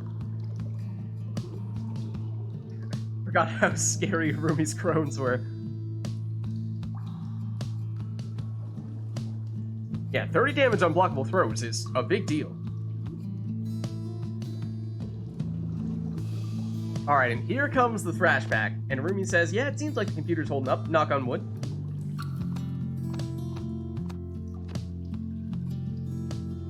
Correct choice.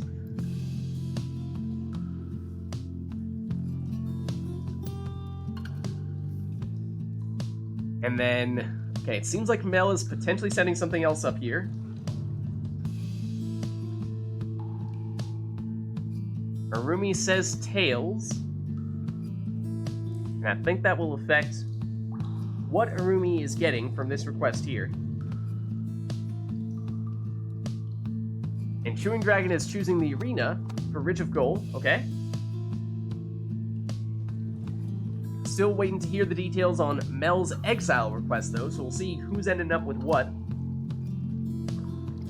Thought I was hearing someone mentioning Kurz, 100% Kurz on one side, and then I forget what the other side was going to be.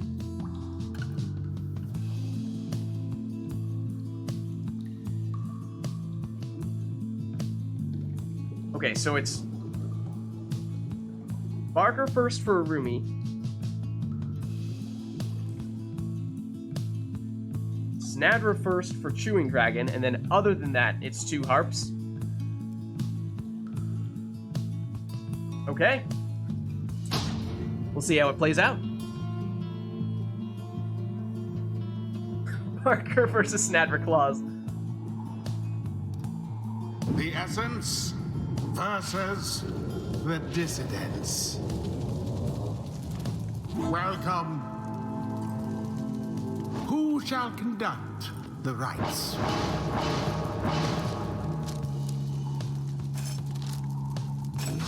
Well, Barker. Rumi, here is Barker. Opts to use prayer beads, so likely to use him as a primary scorer. Then it is Snadra first for Chewing Dragon. Let's let the worst team win. And what kind of Snadra are we going to see? Okay. Strong casting.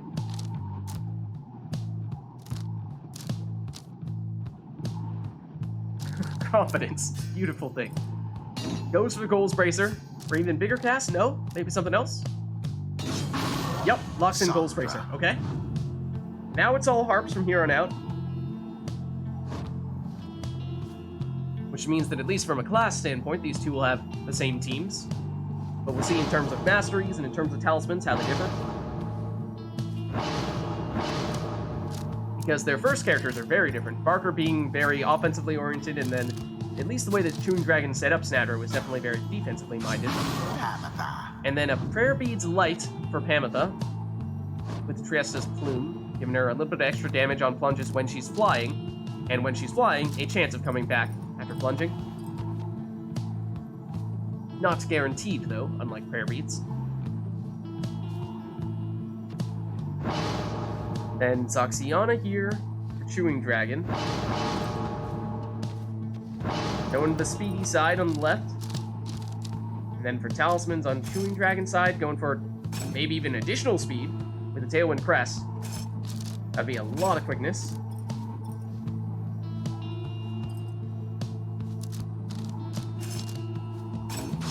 Yes, does go that route. And then the last harp on Arumi's side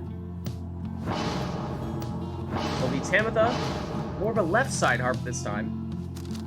Did not take Fell Swoop though, or rather right side harp this time. And despite doing that, did not take Fell Swoop.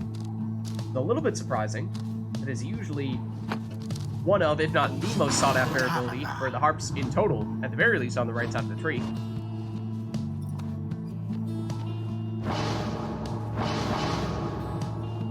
And here is Tamitha for Chewing Dragon. Again, going with the speedy harp setup. Thinking about the harp salute, which allows them to switch places with the most nearby ally.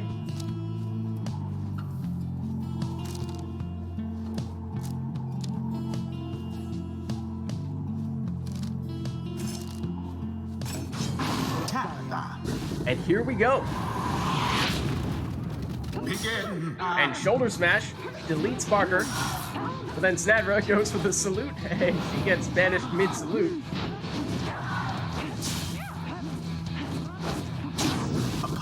And Tamitha, that being on Chewing Dragon's side, is the first one to plunge here for the 20-point score. Barker for Rumi runs out of stamina as he's walking into the defender, can't escape him. Big Gold Bracer cast from Snadra, but she goes down. Tamitha down for Chewing Dragon as well. So is Zoxiana. Snadra the only one left. But she's good in this situation as the defender. But Barker saw it coming, hopped right over. And with that, that means we are tied at 80. And Barker had Prayer Beat, so he's coming back, so that means that both teams are at full strength here. Tamitha sidesteps that attack. Now Snadra, she hops over Pamitha. Sandra banished. Zoxiana, she goes down. Not much to be done whilst all are banished and Pyre's flames. And here's a quick plunge from Pamitha, and she has Triesta's Plume, which gives her 5 more damage, and gave her a 50% chance of coming back from banishment after plunging, and she did do so, so that means that Arumi, a little bit lucky here, is still at full strength, and has taken the lead. Tamitha, down for Chewing Dragon, except a double banishment there for Chewing Dragon. Only Tamitha left to block, and she gets Shoulder Smash. Zoxiana goes down, as does Snadra. Just Tamitha back to defend now, and she goes down too. For the Dissidents. Opportunity for Arumi. And find a plunge with Barker. He has Pyre beads, so no problems there. 20 more damage, meaning Arumi extends the lead here. Snapper. She goes down. Tamitha defending against Barker. Pushes Barker back a bit, although Barker gets his stamina back. That Barker ass paw sure is rather quick. That gives him the quickness to get in. The rite is nearly ended. One more of those, and that would be it for Chewing Dragon. And oh, look at that last second save. Barker, he goes down. Zoxiana with the orb. Goes down to Tamitha, and Tamitha takes out Tamitha. Snadder's back, though. Power cast is enough to get rid of Tamitha. No, it's not. Tamitha gets rid of Snadra and finishes it.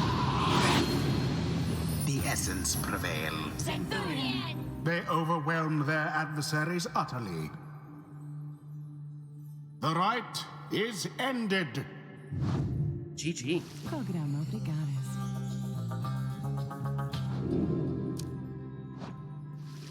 Until the next rite. Yeah, I think both of these two were saying not a huge fan of those classes, but they managed to pull it off. Good rite, nonetheless.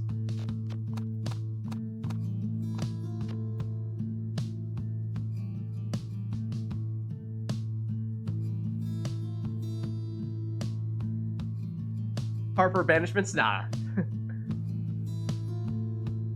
It's actually Happer. That is the proper class name.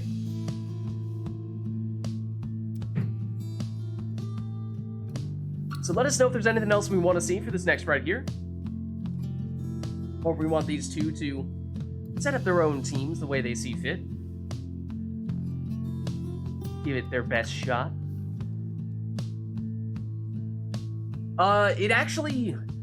It was H-A-P-R, Happer. And that, I'm trying to remember, timing-wise, how that related to Snadra. Snadra definitely sort of stuck a little bit more than Happer. Happer had a little bit less of a shelf life. Snadra might have still come first, but I don't know.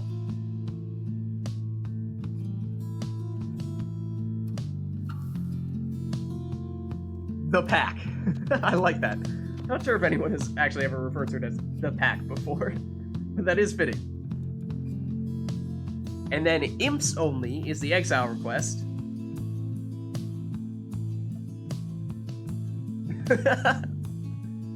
True Dragon's like, no, don't do it! Too late.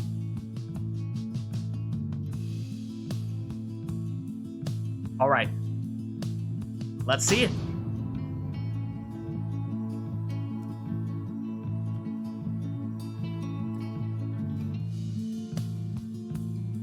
The essence. And we will end up in the confront book. The dissidents.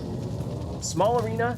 Welcome. A lot of people clustered closely together. Who shall conduct Plenty of the opportunity rites? for some big imp banishments.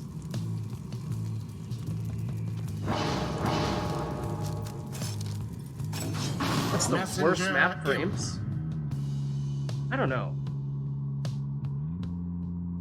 I mean, imps are pretty solid all around. Oftentimes we end up going all imps on Isle of Kalimur just to maximize the total impage. Oh yeah, maybe Fall just because it's so huge.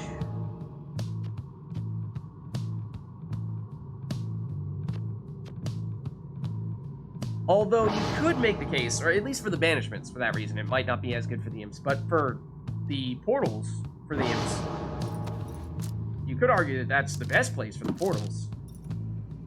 You can take a character like a high-scoring demon that's slow and hard to get all the way across, quickly across the arena, using one of its own portals.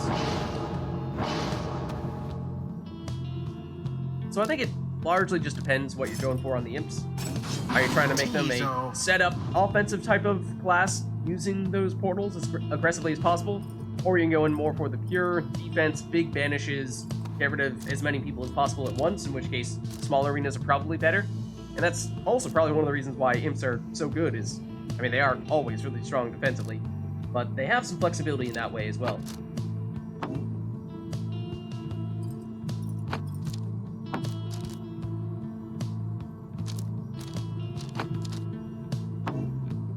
Chewing Dragon going for the extra presence for even bigger booms.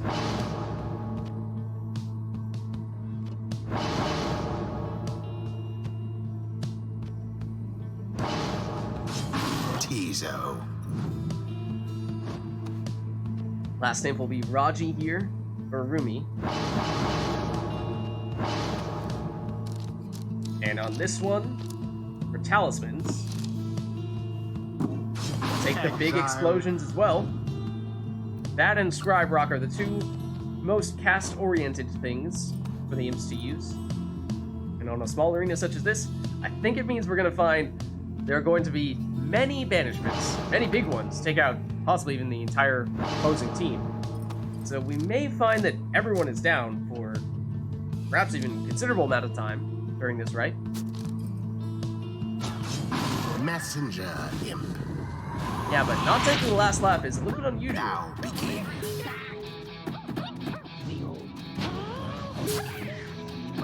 And the difficult thing about using imps against imps is that when they are moving, when they are sprinting specifically, they have their hops, and that does mean they are actually in the air for the slightest of moments. But that is just enough for them to oftentimes hop over explosions and casts. Gory first to the And here is Arumi, first score here for 15 damage. And perhaps looking to try to get an imp all the way over to the opposing side as quickly as possible to explode on everybody. But didn't hit the mark that time. How comical. And everyone down here on Chewing Dragon's side.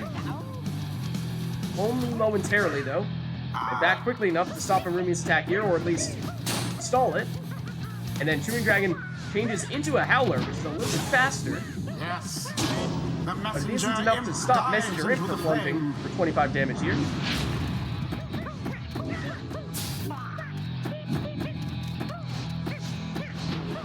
Yeah.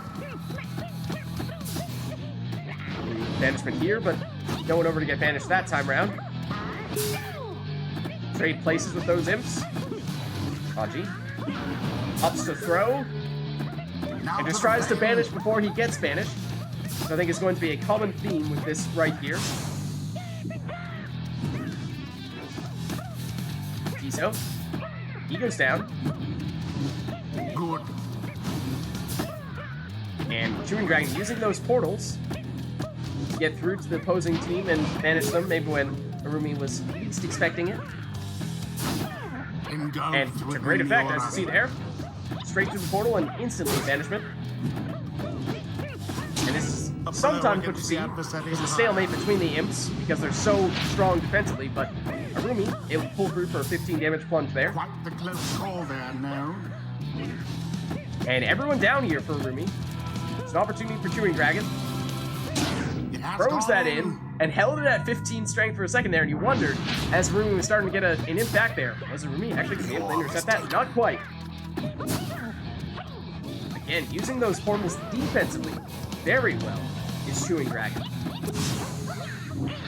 That's what Arumi is trying to do here, is get someone to the opposing side, explode on everyone over there, and set up an easy score. Did so for a minute there, but still has that portal.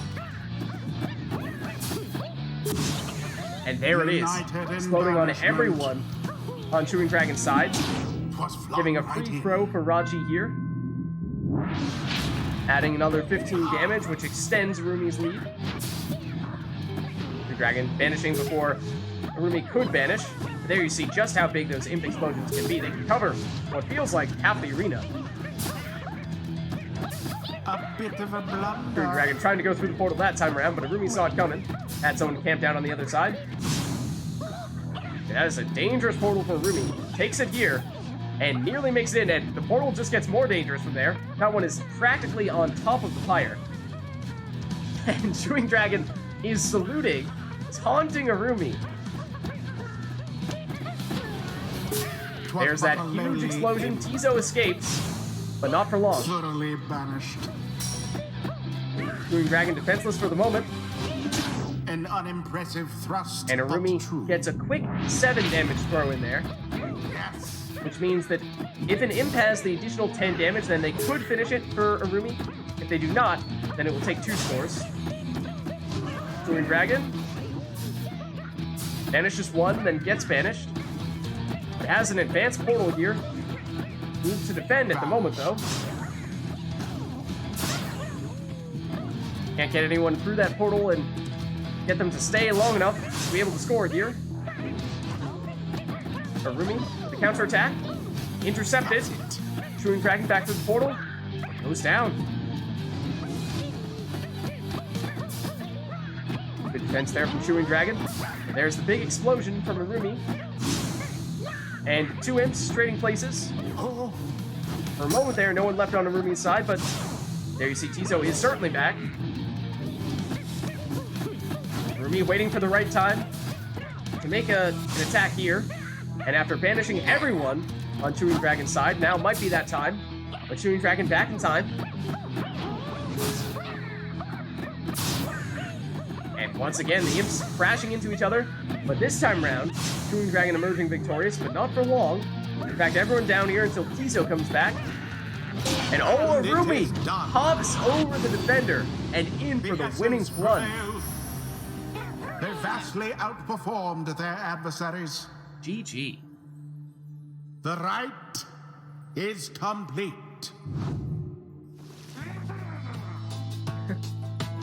Well played, you two. Until the stars align.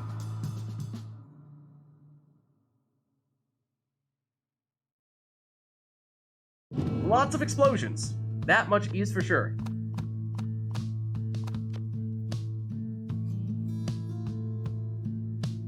So let us know if there's anything else we want for the next rite.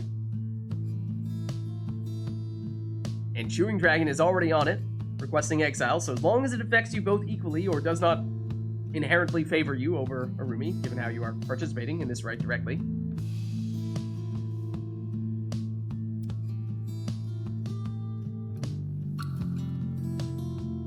The best boomer team. Are we supposed to try to guess which people in the game are boomers?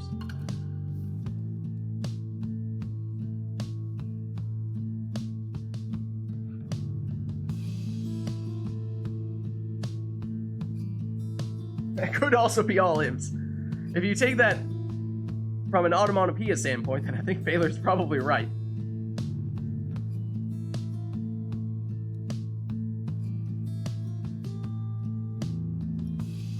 I think Baylor might be onto something here. Unless you have something more specifically in mind for this, Chewing Dragon.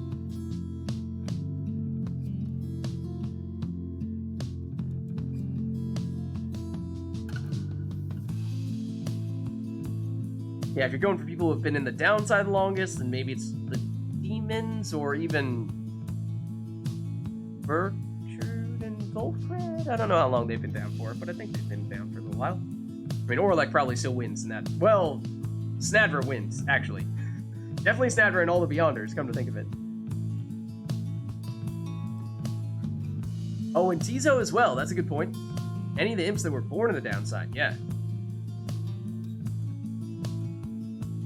And like Baylor was saying, the boom aspect is certainly quite relevant for the imps, given how they explode.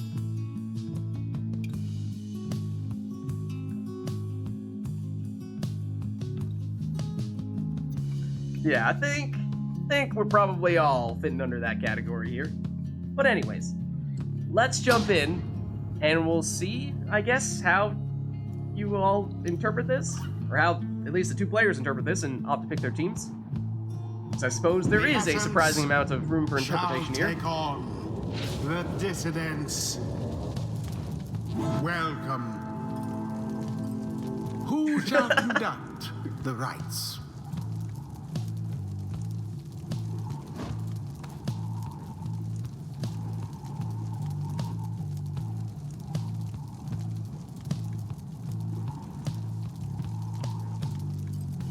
Yeah, so let's see. She's been exiled for 21 years.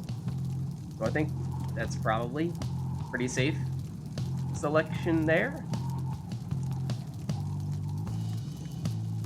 That's a pretty long time to be down here. Tizo, not applicable. He's been here all his life. Orlek, 18. Snadra, 837. That's why I was saying. Probably the Beyonders, come to think of it.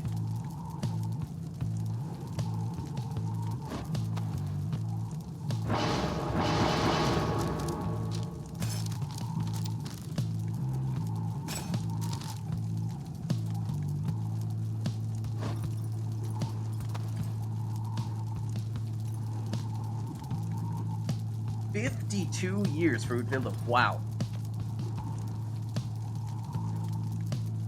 How old is Udmilda?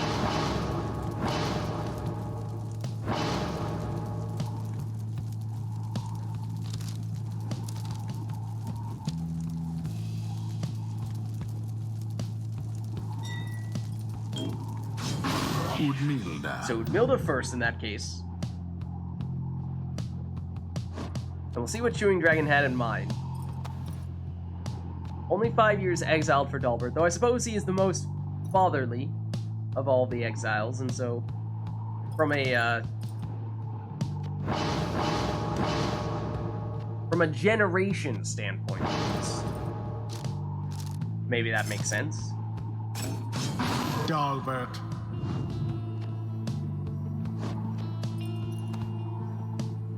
And I don't know if we have any of the information on the modded exiles, yeah. But at least in the case of the Beyonders, we know that the answer is basically the same as it is for Snadra, right? It's 800 plus years. Only 9 for Volpred, though. A little bit less than I would have thought.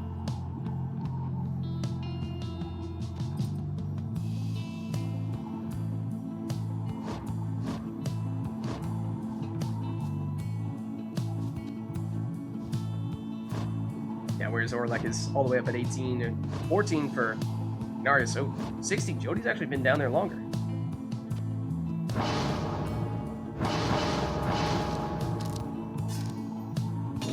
Gertrude, I thought, was somewhere in the teens.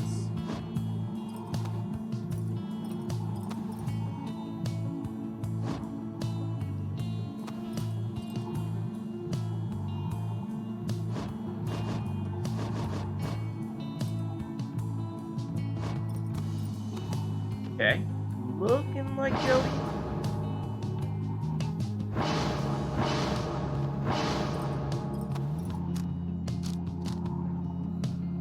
I think Gertrude, I want to say, was 18 or 19, which actually surprises me how much of a difference there is between Gertrude and Volfred.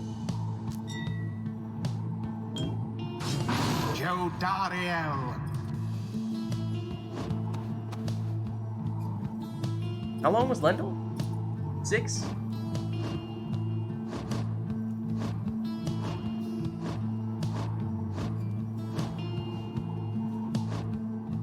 $20 for Manly.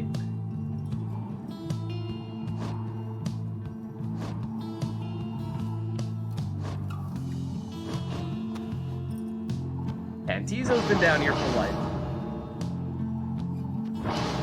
And given the double meaning, I think is a safe bet to go with any of the imps.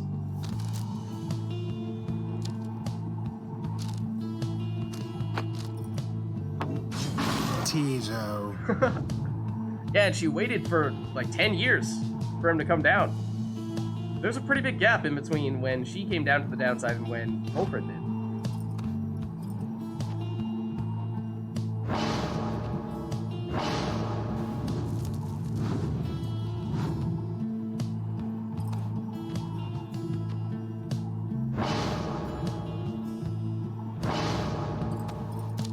And looking like Snadra last for Chewing Dragon here with the Goals Bracer, perhaps.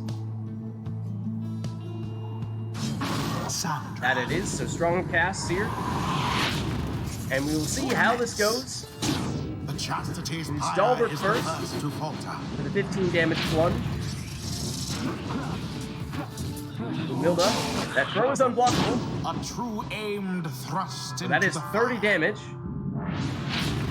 How very fortunate for And the means that essence. Arumi has taken the lead here, and that throw Did is that also one throw unblockable. it in? And it's also a quick 30 damage. And we were talking about it before, just how scary it is to have that Unblockable 30 damage on the prone throws. No, there you see it. I really put it to good use here. Just trying to find enough time and space for Mill to get another one off, but she goes down here. Chewing Dragon trying to get off the Celestial Spike throw from Jodariel, but she goes down before she can do it. Dalbert back to intercept that. He goes down. Sad for the dissidents. Tizo, Snadra. Mill is back. The throw unblockable does have the range though. It just barely does.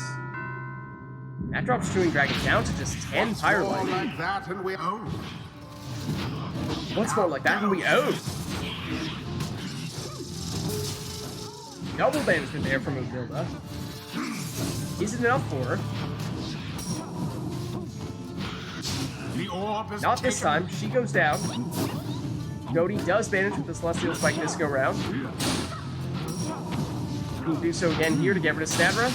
But Snadra turns the tables on her. That brings back Admilda as well. That one almost got The other Snadra gets rid of her though. Dalbert hops over the power cast. Doesn't get the stamina back quickly enough to avoid Tizo. Snadra. Oh, and she shoulder smashes Jody. Admilda's back. She gets shoulder smashed. Barker with, or rather, Dalbert with the orb. Remember everything which you hold. He plunges for 15. Chewing Dragon not done here. And Dalbert does have prayer beat, so he's back already. Now then, And he has some space here. from He goes all the way in. flame to ash. Milla's back though, and that's unblockable. Will it have enough on it? No, it's wide. Poof. Rui with a narrow miss. Oh, and just barely stops unopposed. Dalbert here. Snadra intercepted by the other Snadra in what could have been the winning score. Now, She still has it here though. a second wind. Goes down. Jody with the orb. She goes down. Oh, and Snadra down as well. Could be Tizo's game to win. And it is done. And that he does. The essence prevails.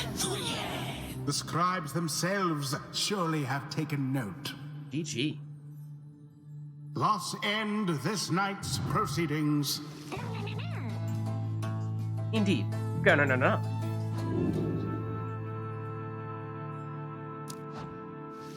don't know. I leave that Until interpretation the up to you next guys. Right. Rumi says, please, no. I don't want that title.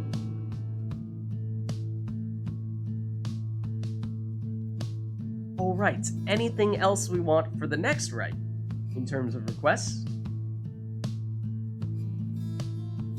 Last one for Chewing Dragon, if that affects anything. Last chance at this matchup between Arumi and Chewing Dragon. A bitter rivalry.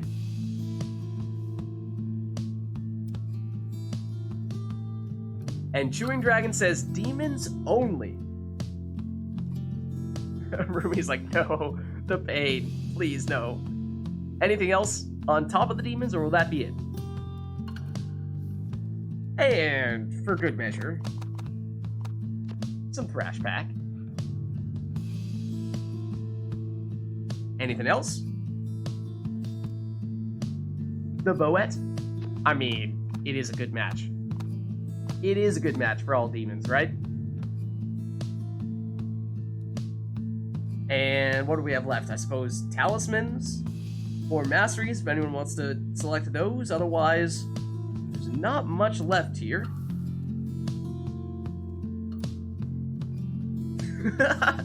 Chewing Dragon's like, no, not the boat. Anything but the boat. It's too late.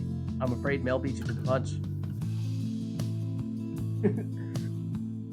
It is a lot of fun with all demons in particular, because they are very strongly affected by the boat magic, and usually in a good way. A little bit of a chaotic way, yes, but it can lead to a lot of fun. Chewing Dragon's like, no! Alright, why don't we get this one going then?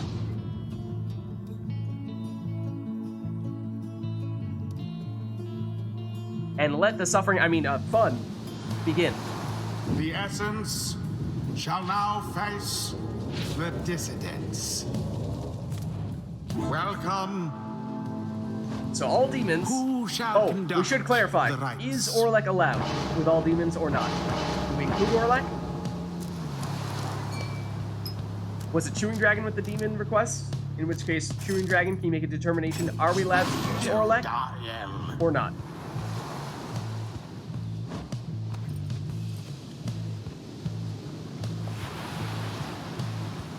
Was Chewing Dragon? At least Chewing Dragon is starting off by taking Ignarius here, so I suppose Chewing Dragon could answer that question by taking Orlek here.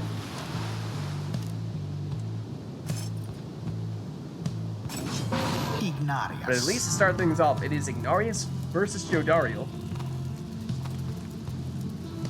And we may find that these two just opt to choose demons other than Orlek anyway. In fact, not even sure if we've seen Orlek at all today.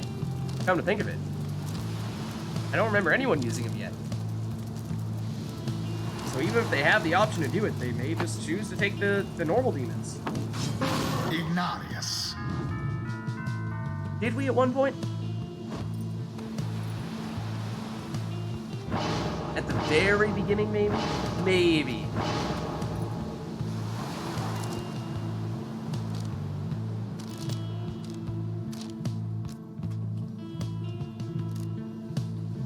Lag versus Failure, one of them might have done it.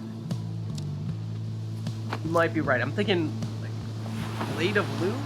One of them might have done it? Jodariel. For some reason. Okay, so no signs of Orlek yet. At least for Runu, looks like going for 100% the quote-unquote normal demons.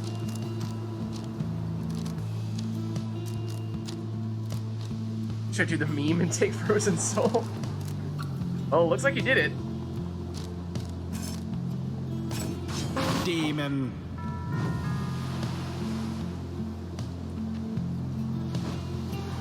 And yeah, seems like both sides going Orlek-less.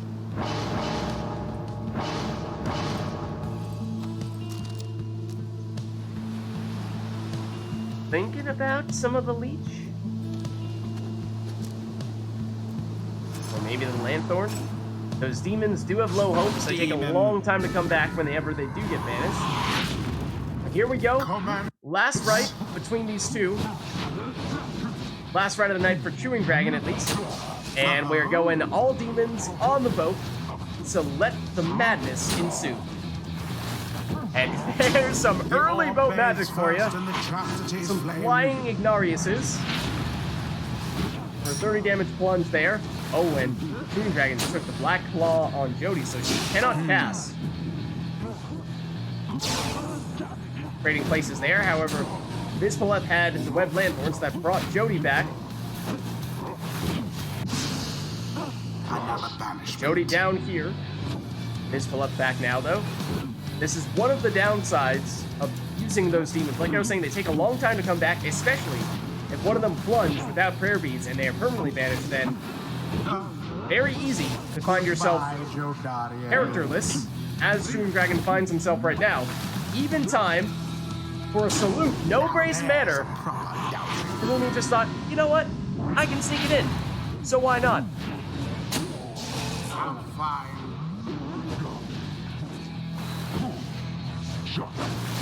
Ignarius knocked people back, but got banished in the process. His left down. Jody. There's a little bit of boat magic for you. Celestial Spike banishes one.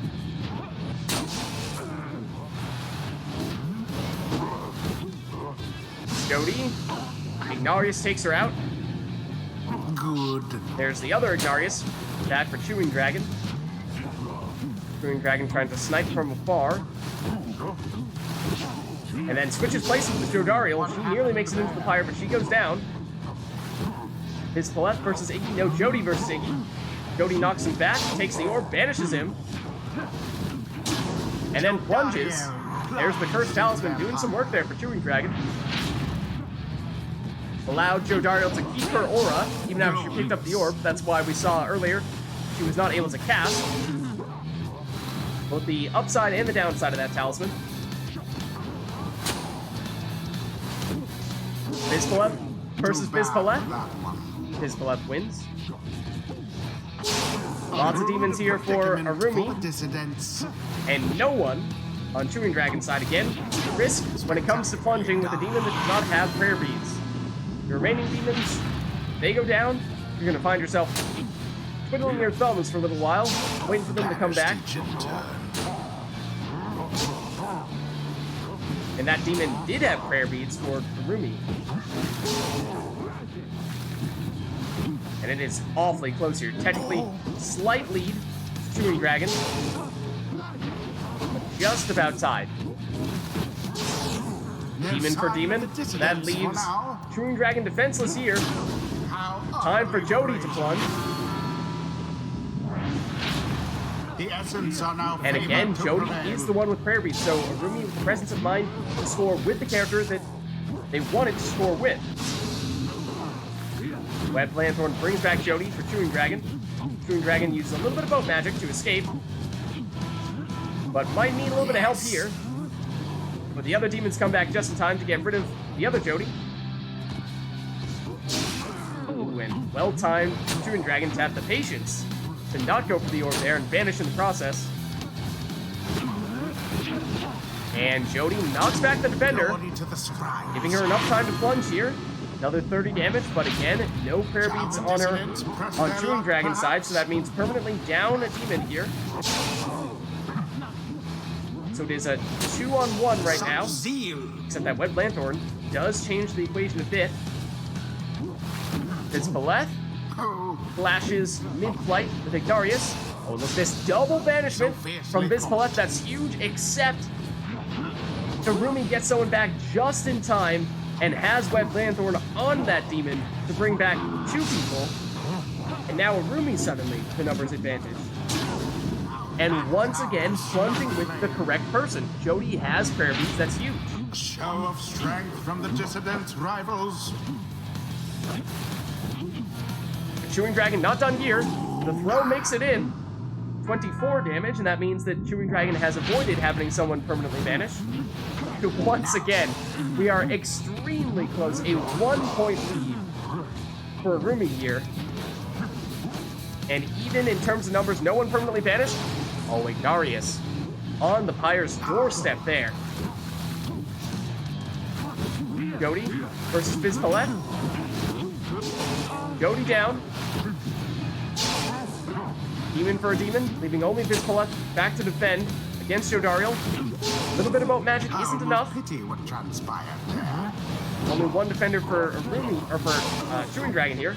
That is enough. So this loops again. In that case, may have been enough to give Arumi time to banish at least one character there. All of them. Now everyone gone for Chewing Dragon. 2 seconds before Bizpaleth returns. Will that be fast enough? It may. One banished. The orb is taken. Jody for Arumi. I do think, yes, has Celestial Spike, so watch out for those throws. They are dangerous. My. Jody for Jody. Bizpaleth. Taking out Bizpaleth. All of the Igdarius and Jody dissidents gone. trading places, but been a little too much of that for Chewing Dragon. Now gets Jody back. The orb is up. Gets rid of Bizpaleth. Goes down to Iggy. Iggy takes out Iggy. Iggy takes out Jody. And hops over that cast there. Perhaps some time for Iggy. Ignatius And flung Chewing the Dragon, orb into the flame. with the presence of mind and patience, to throw that one in there.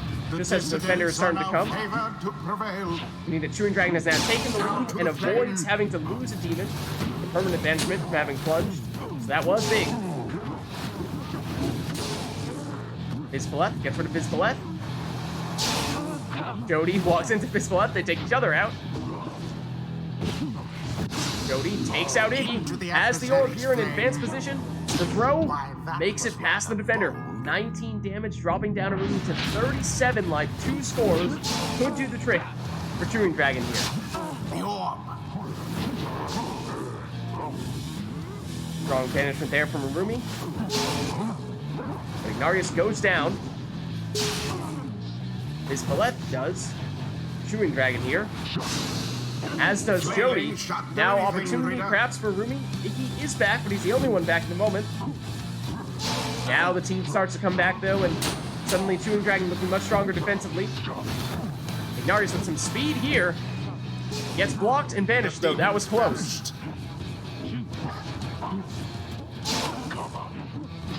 Banishment there from Arumi.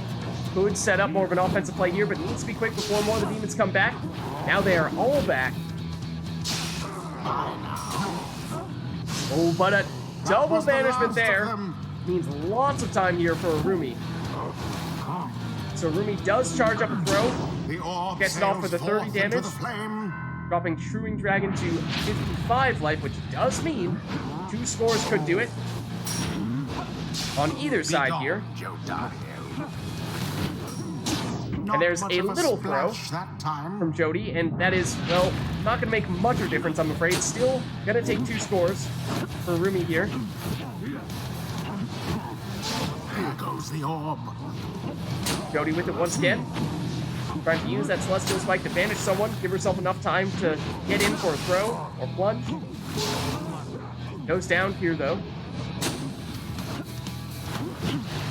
Jody and Viscolet switch places there. Jody in a dangerous spot here for Chewing Dragon. That gets intercepted, though. She goes down. Jody. The Viscolet then just barely sidesteps in time to avoid banishment there. Oh, and there was a split second where there's no one back to defend for Chewing Dragon, but Arumi passed to a different character and may have lost that opportunity in the process. Good. Lots of demons clustered close together. Might have been an opportunity for a big Celestial Spike, but not time to pull that one off here. Swift recovery. Ignarius for Chewing Dragon. Hops over and then actually bumps the defender into the teammate's aura. You don't see that one too often. Good plays here from Chewing Dragon on all those banishments. What will come of it, though? Knocks back one defender and can't make it in. Arumi now. Jody, for a second there, had a bit of space. You wondered if she was going to be able to make it into the Pyre. Not quite, though. Banishment for all. But now everyone down on Chewing Dragon's side. Time, if Arumi is quick enough. And a few stumbles there on the boat, and unfortunately, may not be the case. No, Jody getting stuck on the water. That could have been a chance.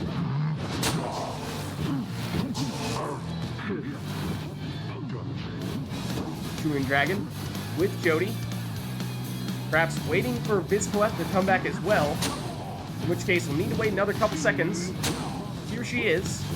So everyone back now. Arumi with some very aggressive plays here with Viscolet. Finishes 2, then goes down. Chewing Dragon perhaps biding some time until the rest of the team comes back. To each his own. Viscolet, Jody. Jody goes down. But comes back with a Web Lanthorn banishment. There. Here she is. A second wind. Knocks back that defender. Gets banished here. That means no one for Chewing Dragon. Opportunity for Arumi. Will there be enough time to do something with this opportunity?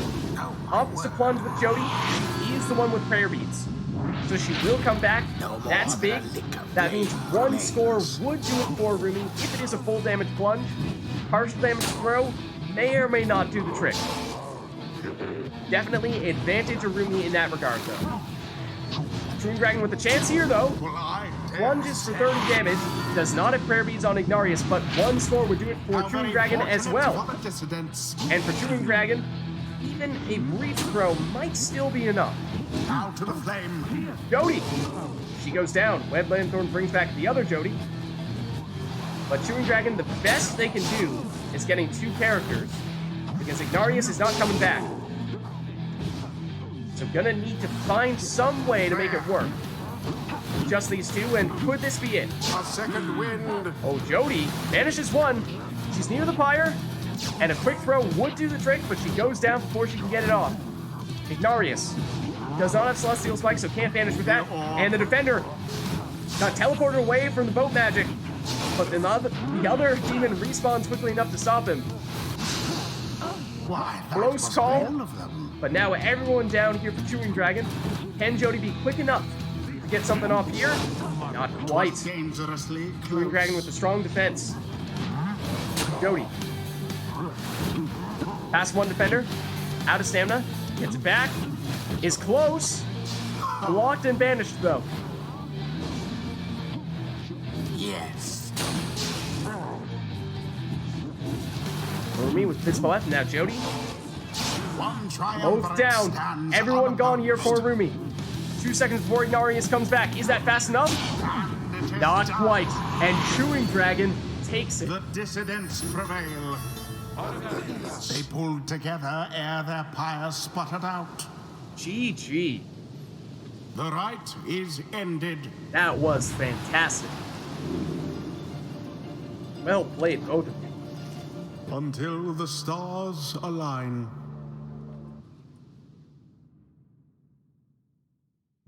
Yeah, that little boat gap.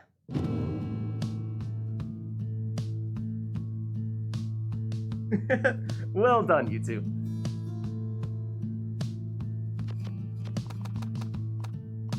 And Chewing Dragon was complaining about the boat. I think many times the boat does mess people up, but on the demons, it's always good for some fun.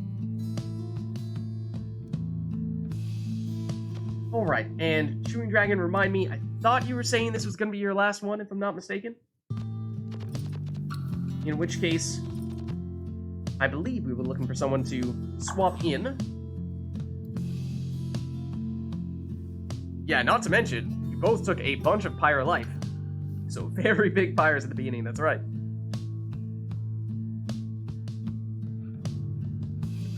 Oh, the geysers video that Afrumi showed us in Discord, that is true.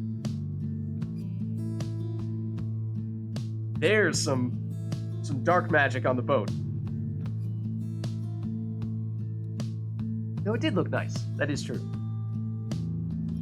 Alright, so we are looking for someone to swap in for Chewing Dragon here, because Chewing Dragon needs to hop out. So if there's anyone who has not yet played today, then now is a great time to get you in.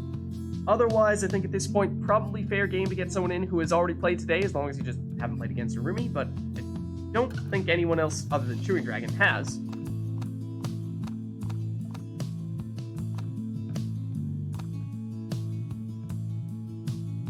It's 3 a.m. for Chewing Dragon.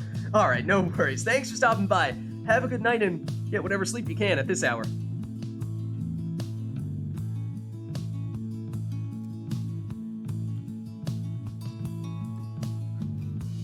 So, who would like to hop in? And Arumi, are you good to stick around?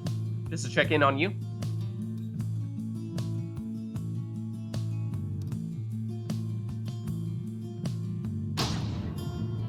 Arumi, I don't think there's anyone going up against you right now. Did I accidentally press the commence button? I didn't think I did.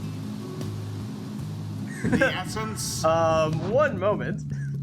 Let's go back to the setup screen, because as things currently stand, you do not have an opponent. Yeah, time zones. They're tough like that.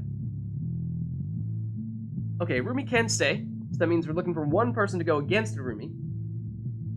I think I played 1, maybe 2 rights against them. So I could hop back in, but probably best if we could get someone else. So I think, yeah, even if it's someone who's already played earlier today, I don't think anyone other than Chewing Dragon and myself have gone against Arumi. So that's probably fine in that case. Yeah, technically right early morning. I mean, I think to some people, the AMs are kinda sorta still night, so maybe.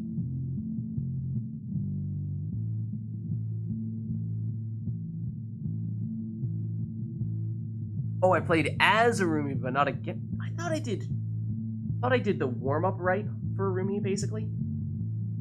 I thought I did the one just before we started doing Arumi versus Chewing Dragon.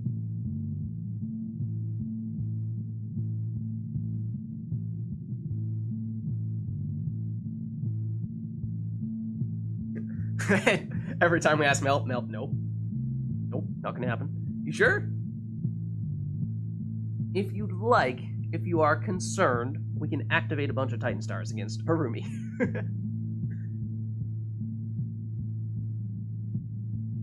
Okay, no worries. No pressure.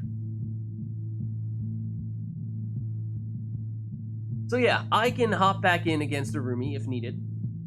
Because at least at the moment, don't think I'm seeing anyone else volunteering. Nah, I'm sure you're fine. And also, I think that playing in these versus mode matches is one of the best ways to improve at Pyre. I think we've seen a bunch of people, and I can certainly at least say for myself, as soon as I started playing against other people in the right club, found that was really, I learned way more about the game from playing others and talking about the talismans and masteries and classes than I ever did with just going through the campaign.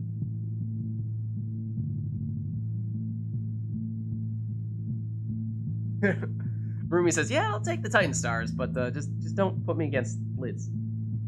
I thought I played you earlier though, and I thought you beat me. Didn't I go? I thought the rite in which I did all nomads was the last one that I did, and I thought that was against you, and you beat me on that.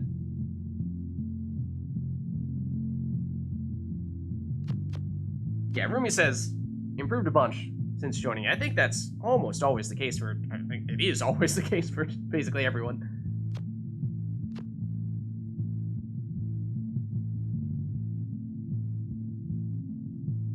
But anyways,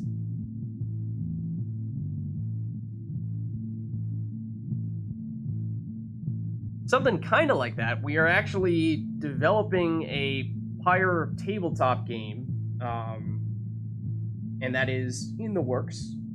So sort of similar. That general idea of building on the things that are happening in the world of Pyre.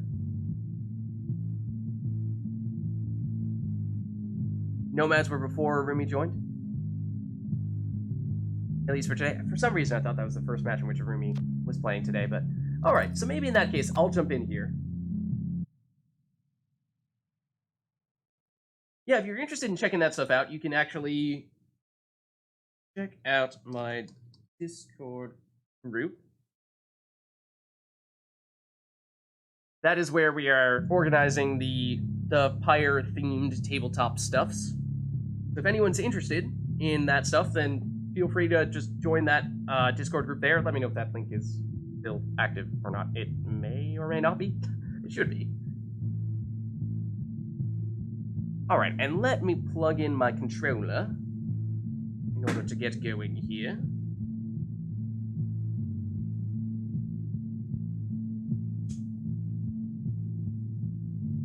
Okay, controller is now plugged. And let me update my information on the stream as well.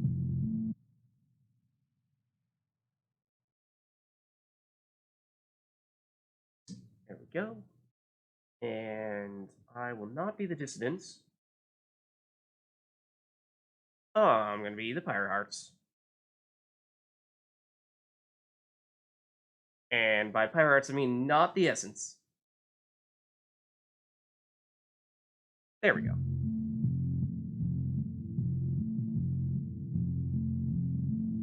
Oh, okay. Gotcha. Okay. Oh, and let me swap this around. I would like to be on the controller and can confirm I'm player 2. Good. Yeah, Rumi, you could go back to Dissidents if you want. Up to you. You can either stick Essence or stay with Dissidents. Or go back to Dissidents, I should say.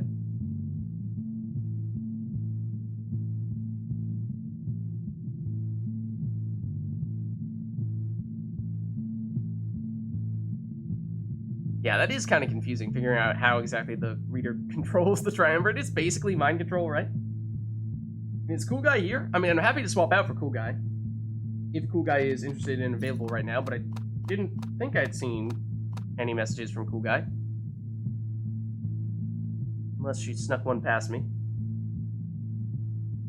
Okay, let me just swap you over to Distance on here as well, real quick.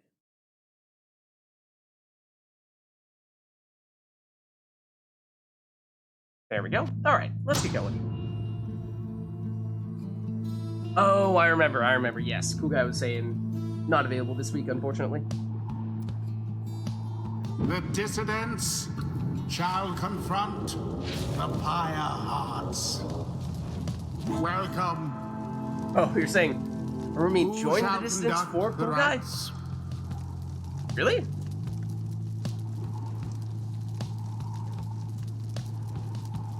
Oh, it was for Artemis Fowl, yeah.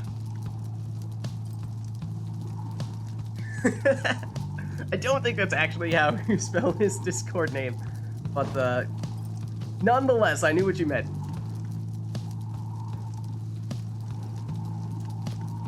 Oh, yeah, since Essence and Pyre Arts have a similar color, good call.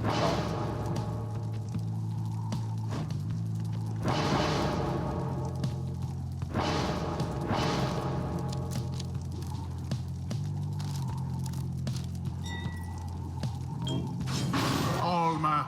Okay, so you're leading off with a savage. How about... I mean, the answer that is... Well, no, I won't lead off with one of those. I'm going to... I mean, I was kind of feeling the savage stuff as well, to tell you the truth. I was kind of thinking I'd go with something similar to that.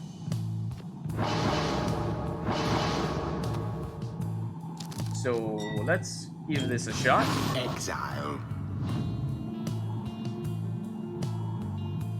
Yeah, I basically just always refer to him as Artemis Fowl.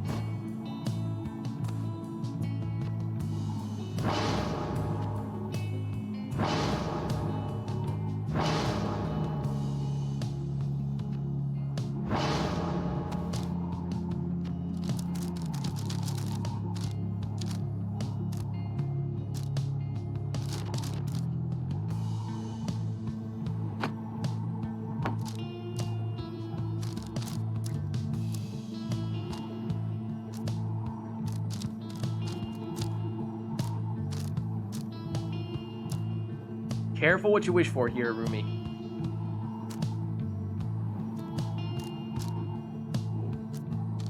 Don't make me break out the worms. I will do it. Oh, and go for a meta worm as well? How dare you? How dare you? You know what? No, I won't go worms. I refuse.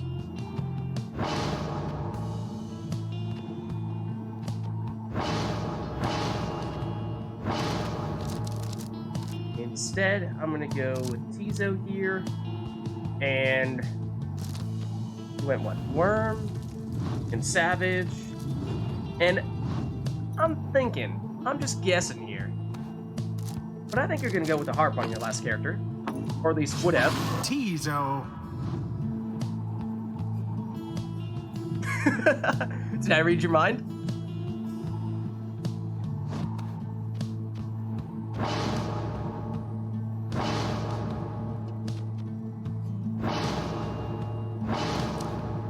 Going for a sap instead.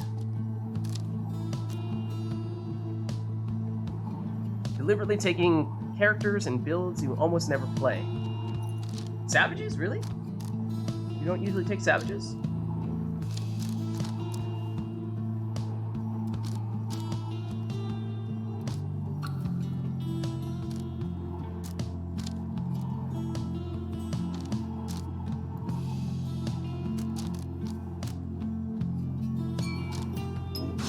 Okay, so it is a sap last, and then for my last spot here, I mean, I would probably like to go harp, but maybe I switch things around a little bit. If so, what would I go for? Haven't used a chrome yet today. Maybe for that reason.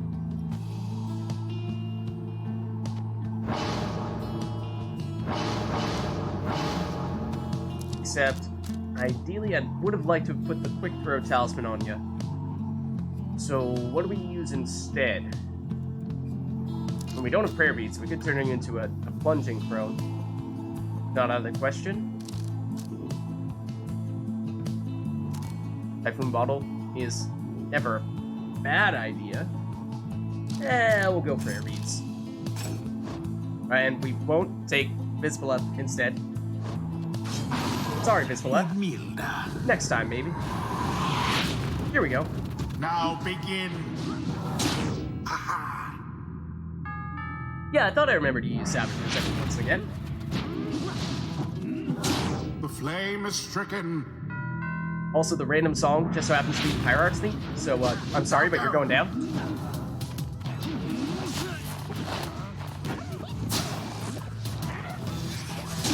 Tis what the How scribes ordain. dare you?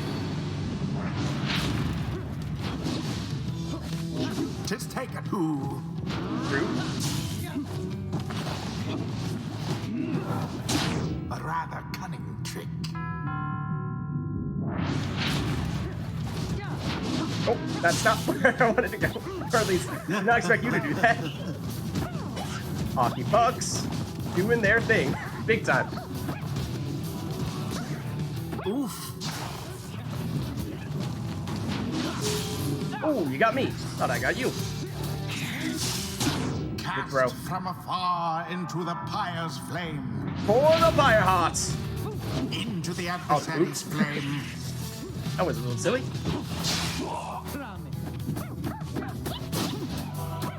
Ooh. Nope, nope. Do it. Done.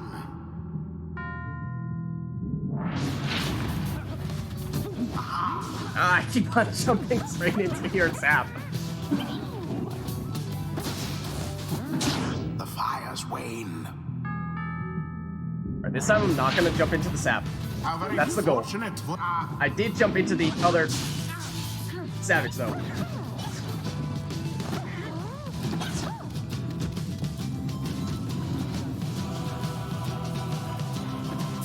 Well, now that was exciting. Tempting as that may be.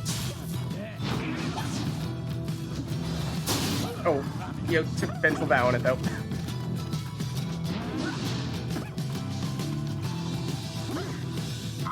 Oh, you... Oh, no, I took Titan, dude. Okay, Quite don't mind if I do. exchange. Oh, no! Ah. Saw it coming.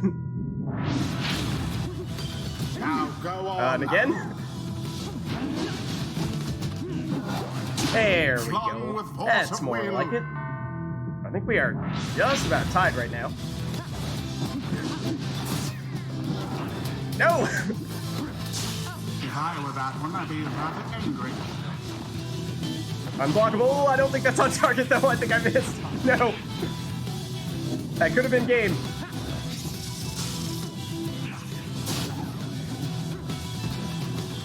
Derek, I would like you right about now, is the thing.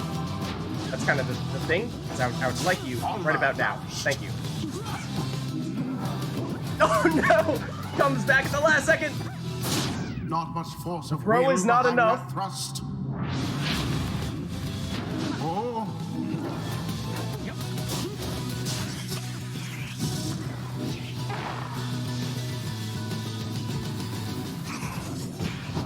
No! Nearly. That a weak could do it. attempt, and yet it hit the mark. Oh, a little too fast. A little too fast. The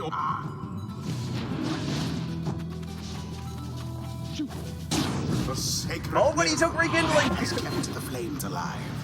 It's not over yet. Come now, someone end this.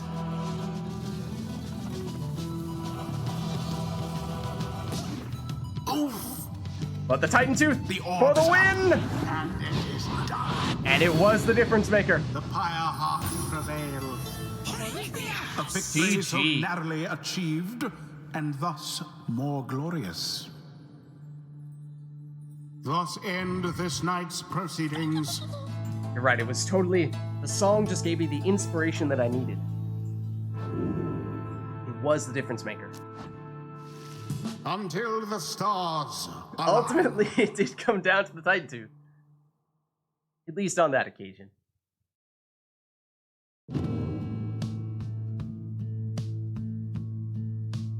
It's true. It's true. All that time of the Thrash Packs, I was just waiting for my moment. Just waiting for the Knights of the Sea. All right, last one for Rumi, it looks like. So chat, let us know if there's anything you want to see in particular. Chewing Dragon, no worries, man. Get some sleep. Thanks for stopping by. A good one for the popcorn chair. Night, Chewing Dragon.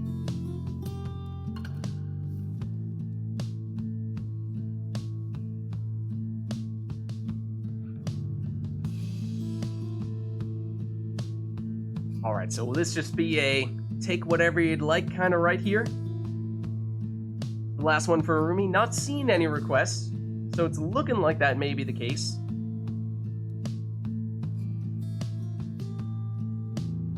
Oh, well, happy to have you as a part of the team, Chewing Dragon.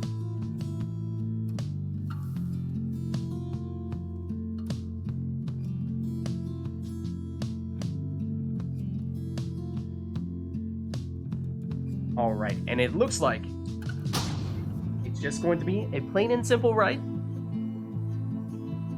between Arumi and myself. Free to take whichever teams you'd like. The dissidents Nest of Trieste, for what that's worth. Welcome. Who shall conduct the rites? Oh, thanks, Chewing Dragon.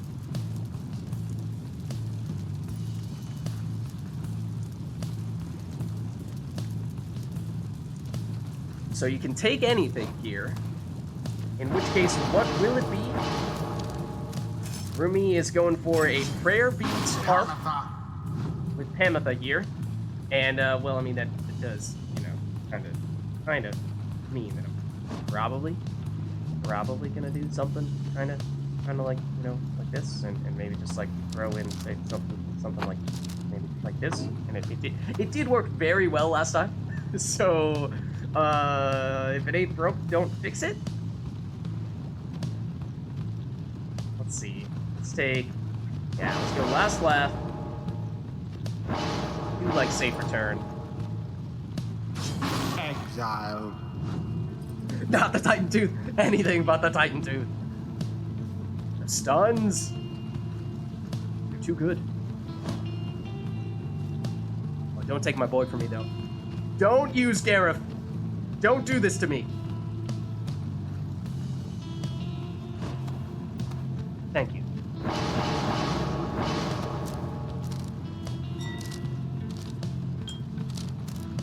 Okay, took. Is that a Celestial Spike I see? And is taking the quick throwing talisman. So Jody is very dangerous here. And, in that case, what I'm thinking is, we go for, let's just take a look at how these, nope, I'm trying to do that. There we go. To see how they line up. Jody's at the top. So I think what I want is, this is going to be the bottom. So I'm going to put Gareth here. And Gareth will be my sniper into trees.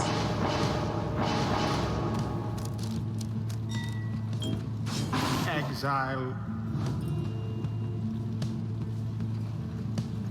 Now you'll have a nightmare because of the Nest of Trieste.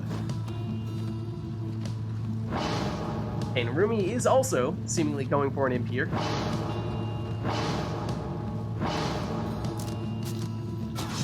Infinite stamina, that talisman there, the legendary one for the imps. And then I was thinking for the last spot, I was gonna go, what? I was gonna go with a worm, because I actually don't think I've taken a worm yet today. And then let's go with this, and some of this, and some of this. And I do not yet have prayer beads, so I could go with that here. Or alternatively, I think I probably will go for that, yeah. Okay, here we go. Last one for Rumi. Nest of Trieste is the locale. Oh, what? How did you survive that? You both went into each other.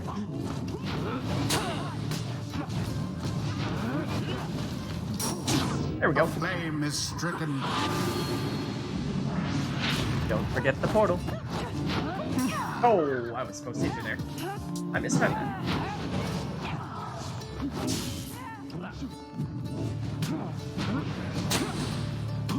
Does this work? It does work.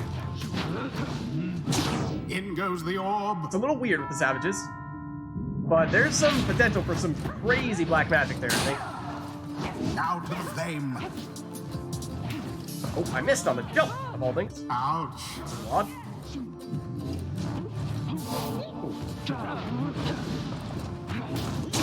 Yep. Jodariel doused the adversary's Kind of just flames. sidestepped to pick that up. Good.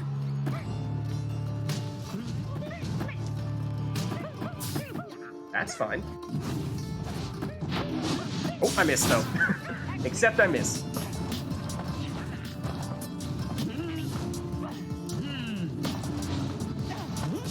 Not this time. No mercy Except maybe shown. actually yes this time. Seemingly Except not this time. Aha! Deliverance. Speedy worms! Yeah, I know, right? Oh, well, okay, maybe I was a little bit distracted thinking about not taking the worms there, but it is also not really the person I want to have defending on a jump. Ferocity unbridled. Run. Oh. Oh, not quite. The orb. Nope. I would like to see where I am right now, preferably. Okay, here comes black magic jumps. No, it didn't work. It did not work. At least not in that occasion. Hey, Someone not really where I grasped wanted the to get orb. stuck. Ooh, just barely avoided the lava. Also, just barely avoided the lava. Now go. Sure. I'll take it.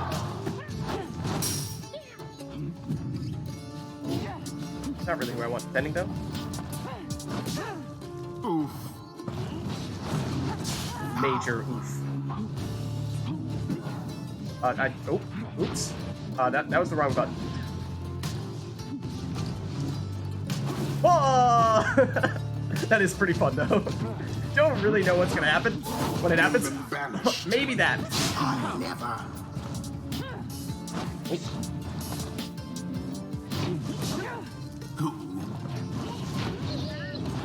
Oh, I was jumping. I A swear bit I was of a jumping. blunder.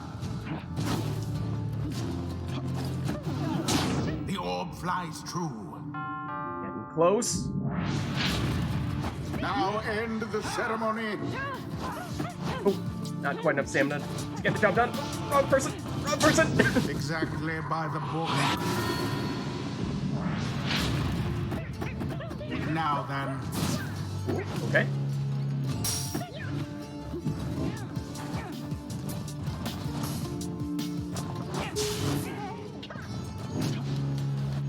Carrot. This doesn't work though, right? No. Okay. Also shouldn't have walked through it, but There. Oh, ooh, but the Titan tooth. Does history repeat itself? and it is done. On this day, it does. Higher hearts prevail. They brushed aside their GG. adversaries Well without played. too much trouble. The rite is done. All right, well done. Until the next rite.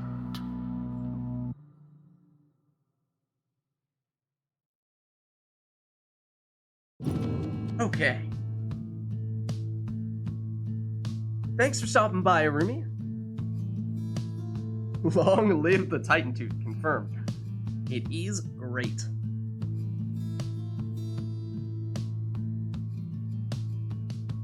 Have a good night, Arumi. Catch you next week.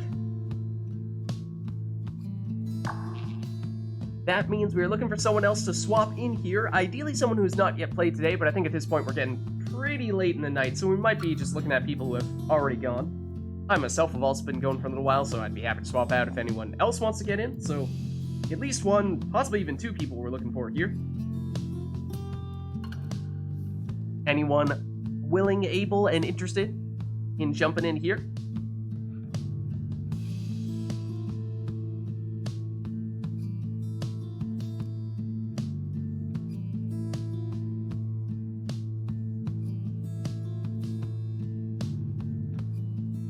in terms of people who have already played today, what we had,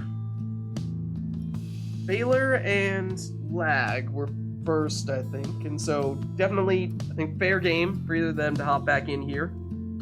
And we just probably wouldn't want to have them playing against each other again. Might want to try to give them a little bit of a different matchup this time around. Who else did we have? We obviously had a Rumi, we had Chewing Dragon. Both of them are now probably done for the night. I'm in right now. I've been going for a little while, so if someone else wants to swap in for me, then that'd be great, but I could stick around if there isn't a second person. So in that case, I suppose that leaves us with what? Potentially me against either Lag Machine or Failer, or anyone else who's not yet played today who wants to switch up the dynamic a bit.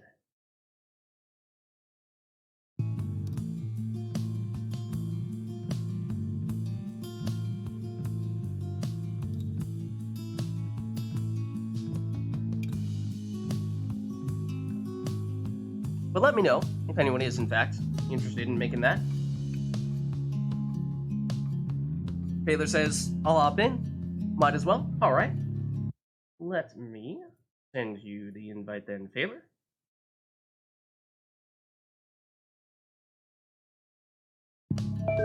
Alright. Invite sent. Let me get your name up here.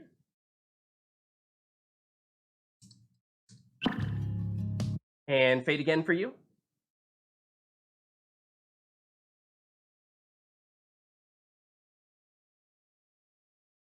I would think. Yep, same as always. Okay, perfect.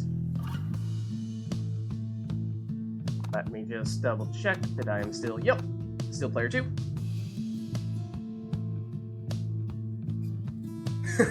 Phaler just waiting for his opportunity to get in time for the Liberation Rite. That's all he's here for.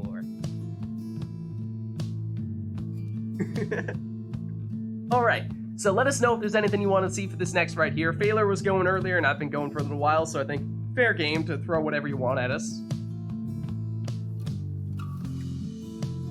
Otherwise, we'll just hop in.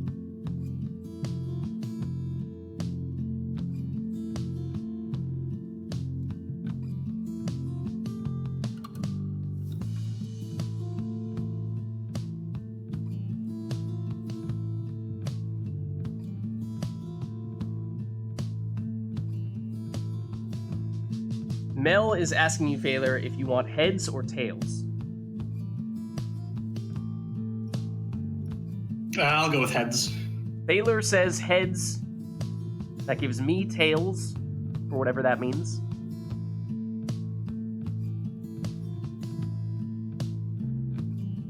Okay, so Mel with an exile's request, theoretically tied to Phaler's response to that question there.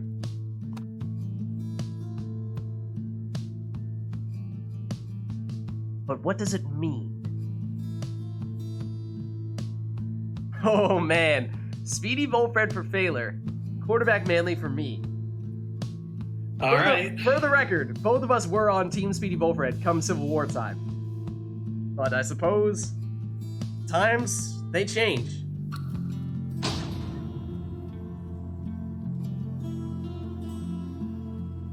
Does that mean just that one character? Is there anything else we're building around? I hear the water. Okay, it's Fall Solium, which is, it's difficult with saps at the Fall Solium. This is a huge arena, and they are extremely slow. Who shall conduct the rites?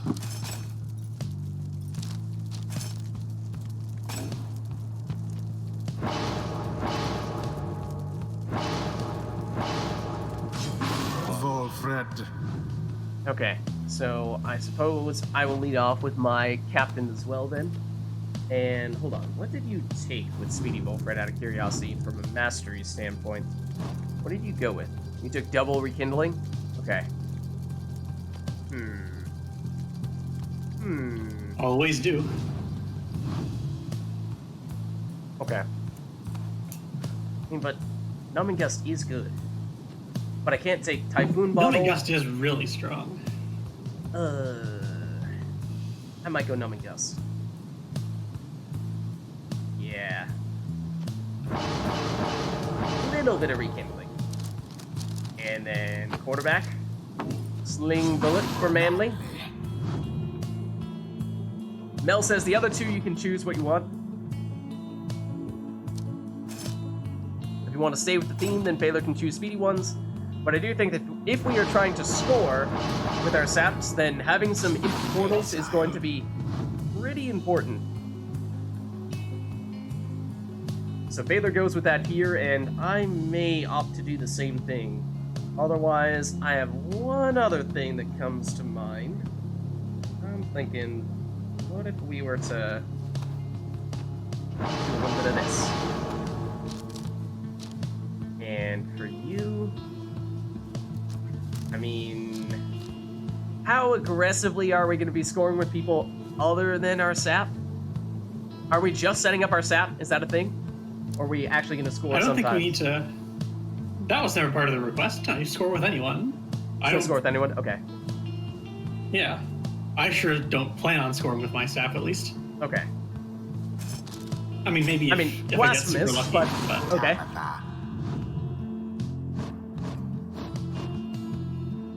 Yeah, so Tamitha is a bit of a hybrid between setting up quarterback Manly and being able to score herself. Partially why I asked that question. Put on the prayer bead so that she was capable, or at least I was more comfortable scoring with her. But if I were to go quarterback entirely for every single person on the team and try to make them all their own individual quarterbacks, then I would definitely go with probably a Savage, Quick Throw Talisman, or maybe the Vanishing Talisman, and then maybe if we're trying to make them all different classes, then go with a Crone with the other Throwing Talisman. Okay, so then in the last spot, I am gonna also try to use this as a setup person for Manly.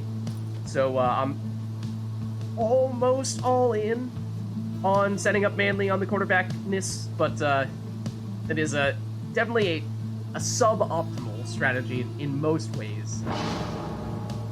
It's just, you know, embracing the meme.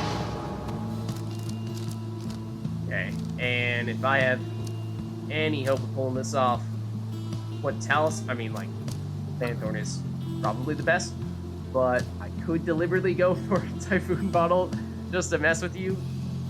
Sure. No, did I? No, I did take Dumping Gust, right? I went to go left side on Manly instead. Okay, so in that case, if you're trying to put a portal down as far forward as you can, probably the stamina, so you can reach farther across the map. yeah, that or speed. That's true. I suppose. Messenger. Good call. Let's see what we can do here. I can't get that. Hold on. Hold on. Okay, so what kind of cannon are we looking at here? No! Alright, so Tamitha is my backup plan in case Manly does go down here. Oh. Went for the harp push. Even that wasn't enough, I'm afraid.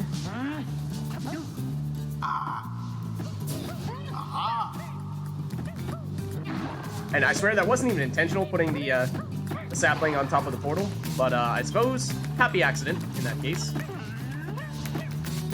Just want to get you as close as possible to the opposing fire.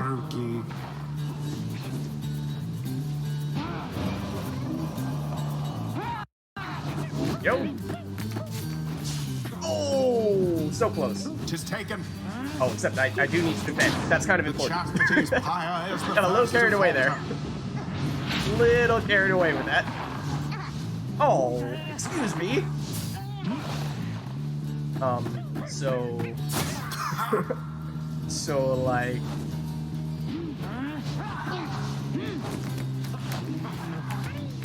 This time it's gonna work. There we go. Not the purified clay. Each pyre now burns no more I brightly get than this. the other. Nope. Glorious. Hop and curry is enough. The Fate seem to want their freedom more.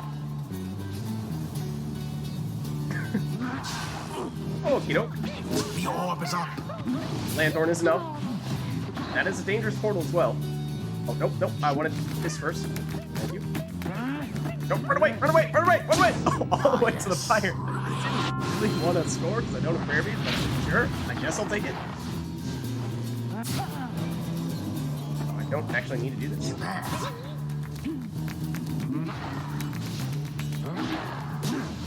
Oh, Mistimed it a bit.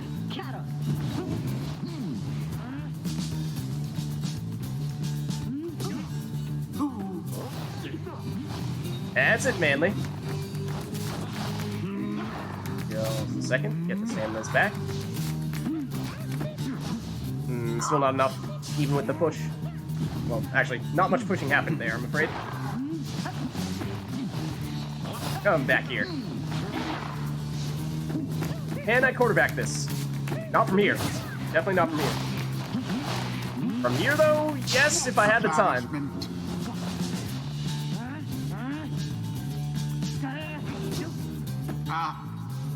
Oh, you vanished me.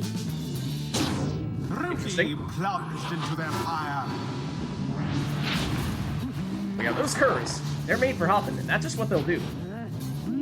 The orb is taken.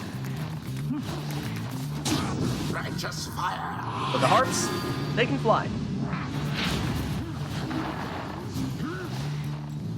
Well, I wanted that. I thought I was going to have enough time. A stifled effort.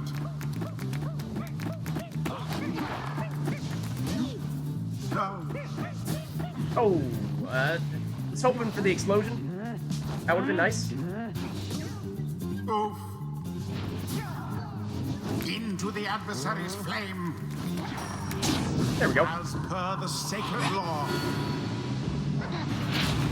They placed The portals. Pyre Heart's pyre now burns relatively brighter.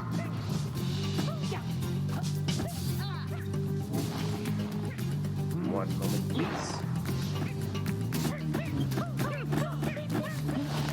Oh, oh! I Was should have had that. dangerously close. That was silly.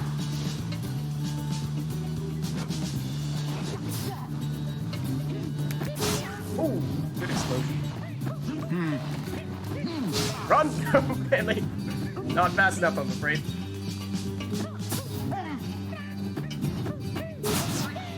Double implosion. Oh, I don't really like this. The orb quenches the flame. Now go on, just once more. Ah, Oh, actually took each other out. Surprise. It's not really what I wanted to do. It's not really what I wanted to do. Thank you, though. Ooh, that was also not a great one. I don't... That's awfully close. what happened? Oh, no! Ooh.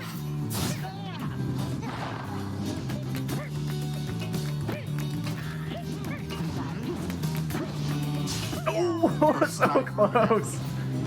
Stifled effort indeed.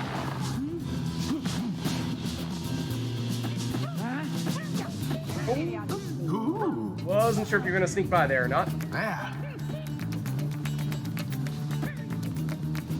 Oh, was waiting for the fly. Knew it was coming. Just waiting for that though. Oh, that was close too.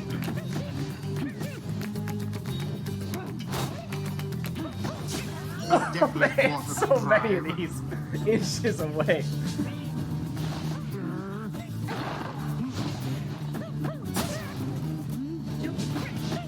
Oh no, he's too fast! A blessing keeps the pyre burning. But I have a hot. little bit of rekindling. Baylor does have more. Apparently my sapling won out there for reasons unknown to me.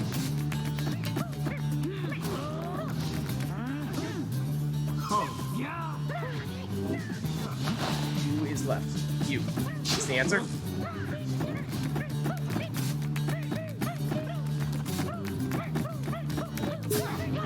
A mere attempt. Let's get something down here and then ideally switch to you. Oh, but you hopped over. It is done. Tried to rush you down. Well done, GG. Close. That's a Good good game. Although their adversaries put up quite an effort, The rite is complete.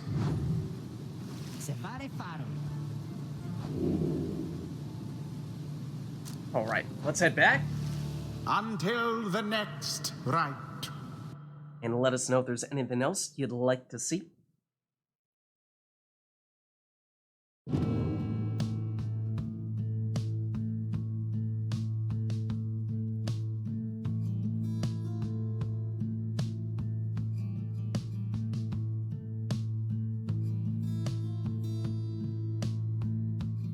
If not, we can just go to a, you know, a whatever. Pick whatever we'd like, kind of, right? Happy to do that, too.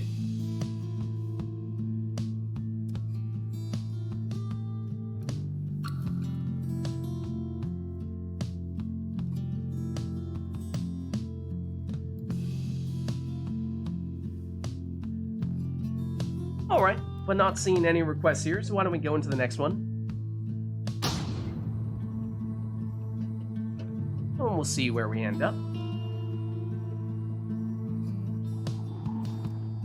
Sounds cool. The fate Like the cairn. No, not the cairn. The Pyre Hearts. Welcome. Who shall conduct the rites?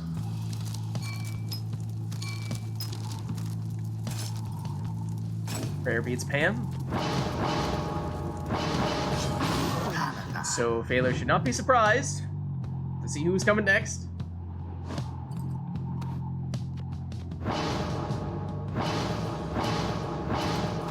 And with what? Exile.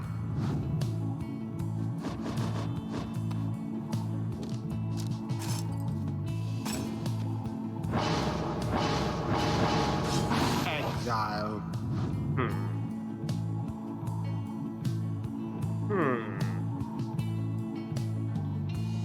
I don't know.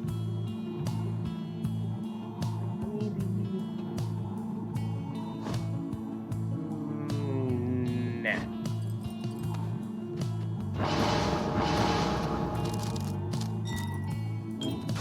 Exile. Go for the quick throwing savage there, and then Phaler is doubling down on the harps, but going with the Titan Tooth on that harp there. Exile. Which you can use in some ways, or I was thinking of using it mostly defensively, but Phaler will oftentimes use it offensively. And then for my last spot, for this one, I was thinking I might go with the worm.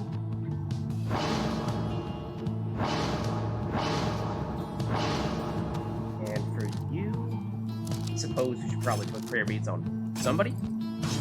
Sir Gilman. All right, here we go. Commence.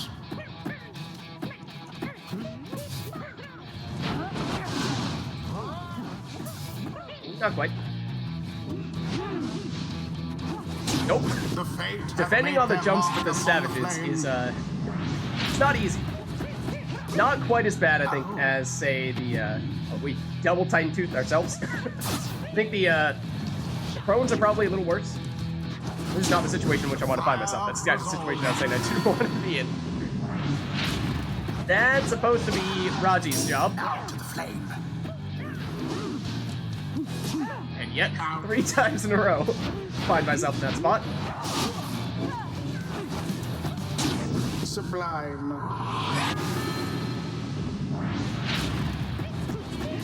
Good. Oof. And here comes the double Titan Tooth.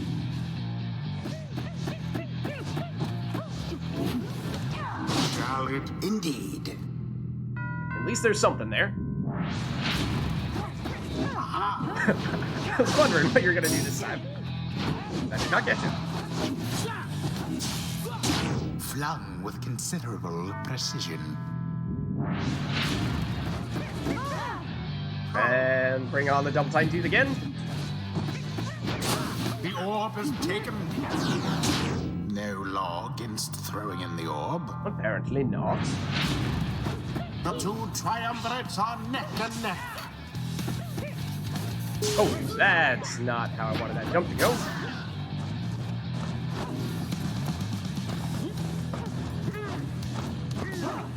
Ouch. is taken. Come back here. Oh, you almost pushed me into the fire. Oh, I didn't want that. I did not want that. Oh, Oh, and nor do I want a Titan Tooth either. beauty. There's the offensive setup on it. The rite has nearly ended. No, don't do the whole flappy wing Someone thing. I got hate roads to the it. I hate it so much.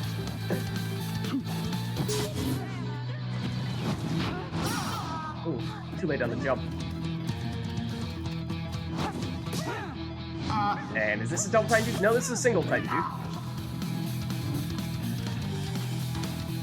Oh, I'm out of stamina. No!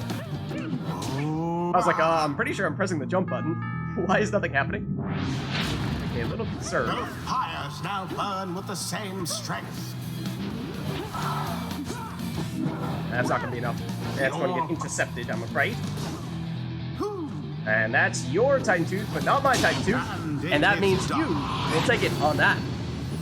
Oh, good game. GG. I thought for certain they would not. Story of the day, Titan Tooth The is the difference ceremony maker. is complete.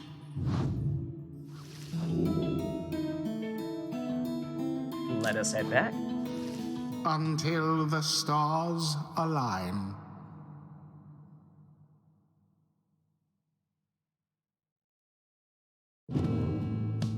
All right. Anything else we want for this next one?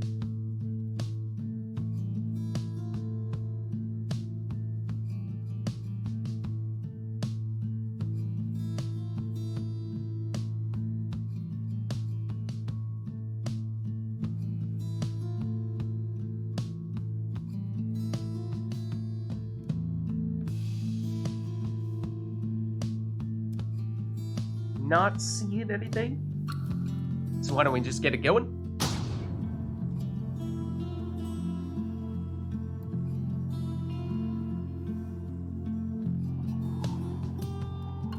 The fate shall take This on time, we're at the the cairn. Pyre hearts.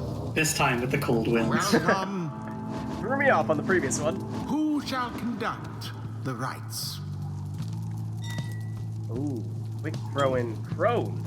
Unblockable throws. It's a tough one. It's a very tough one. I mean, I've not used many crones yet myself today, so you know, I wouldn't be averse to doing something similar here. Which crone did you use? Go Bertrude? Go Bertrude? I'll go... I think I did use Unmilda at one point.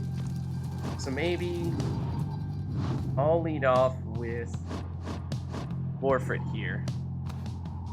And... Could I try doing something specifically built around Vital Pounce? Hold on. After you pounce on an adversary, she instantly recovers all of her stamina. The problem is not the stamina. It's that you lose... You have such a long recovery time. Or is that tied to the stamina? No, I don't think so. Just No, that it doesn't matter. Even if this activates, you don't You're skip gonna get the banished. cooldown off Yeah. jumping. you just yeah. you do it, and then someone else runs up, banishes you, and you get nothing out of it. That is basically it. Especially if you pounce at an adversary. So specifically, you have to land near one of your opponents. What if you who Titan Tooth, though? Well, then you wouldn't get your stamina back because you wouldn't have landed near them. You would have gotten intercepted. Does So that not Vital count as Pounce the same doesn't thing? trigger. It doesn't trigger? I don't think so. Ah. Because when you land is when you get the stamina back. So if you get intercepted, I guess if you like get intercepted and then land beside them, maybe. But then you still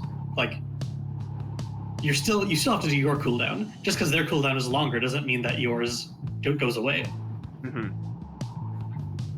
And Mel has tried to give us a big request there, in fact, but came in just after we were starting to set things up here. So I think that one will have to wait for the next rite in that case. Unless, Failure, you want to just reset this one and go with what Mel has requested here. Which would be full saps. What's the request? All saps. Well, we can't do all saps on both sides. That breaks the game. Our maximum sappage is 4 in total. There's going to be all saps, Black Claw on one of them, and all right side of the tree.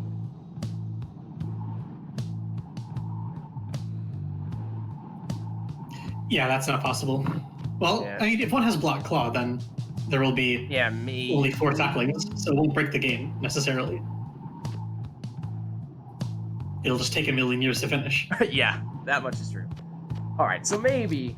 I guess we can do that next round. Yeah, May we'll as give well. that a shot next time. I'll go with. I don't know. Maybe I'll just mix it up a little bit. Go for the casting range in that case.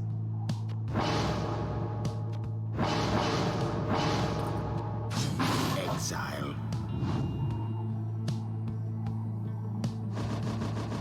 It is usually the saplings that do the breakage, it would seem. So that might be a workaround. Don't know if I've specifically tried that combo. Sandra. Okay. Okay. Well, we'll do it next for science. Exactly. In the name of science. What else have I not done much of today? I haven't done much in the way of demons. Not really sure this is the right time to do it against a big casting Snadra, but why not? Well, I just told you why not, but I'll do it anyway. Maybe I'll try the quote-unquote meta setup. Tend not to do it, so see what all the fuss is about.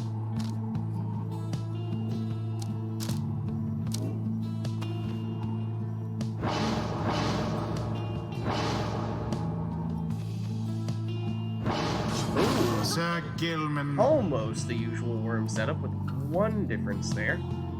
And last character here for me. Not liking this team defensively. So how do I change that? I might even throw in a nomad of my own. I think the only time I've used nomads is when I went that triple nomad setup, which I'm not really a big fan of. Because I don't think they're great offensively unless you have other ways to set them up.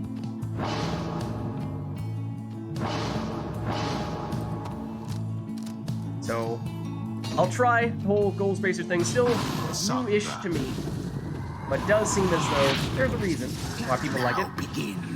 Yeah, see, like that could have been an opportunity to do the whole special thing. That is gonna be. Flame is stricken. That could have been a time for Vital Pounce to work, but, well, I didn't take it, because it does supposedly stink. The orb flies true. But this could be a quick one. Gertrude is quick, but she gets the orb in these situations. Good. No! Nope. Ah, didn't want you to get them back. Some chaos. I did lose everyone. That was silly of me. No law against throwing in the orb.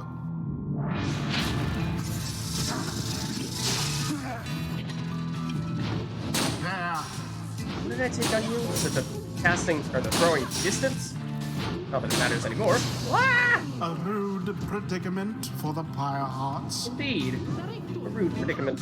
Fortunately, Snadra swiped it from Snadra. I would like to get a friend back. No! I was like, no, I want to go that other way.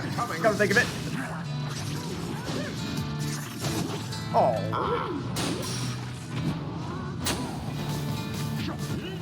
Not quick enough. 'Twas but a little splash. Into the adversary's lair. That range is still not enough, I'm afraid. Unfortunately. Ew. Speaking of unfortunately. I tried to pass that. I was not fast enough, I'm afraid. Get someone back! Go down in the process. Nope. Didn't get Snadra. Get a boat! There we go. Snadra's not really the one I want here, though. Throw with the range! There we go. Devious maneuver. That's more like it.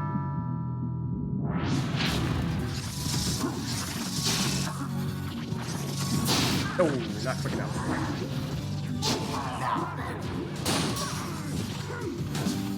Oh, never mind. I thought this blood was still up.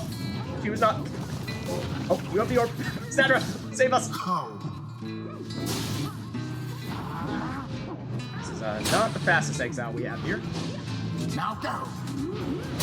No! Bad timing.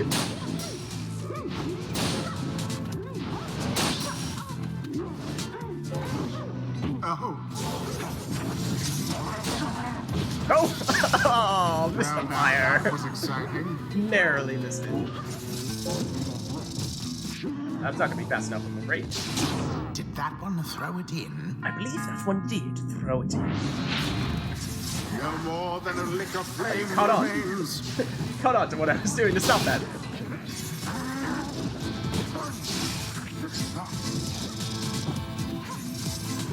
Oh! Not quite. Fully banished. Suddenly it vanished indeed. I'm afraid. In the nick of time. Ooh, that was close. No one to pass to anymore, I'm afraid. Hockey Puck, save me! One triumvirate stands It unopposed. probably won't, though. Sandra demonstrates her worth. Oh, stubborn flame. That could. Oh. Didn't see that one coming, I'll give you that. Tis taken.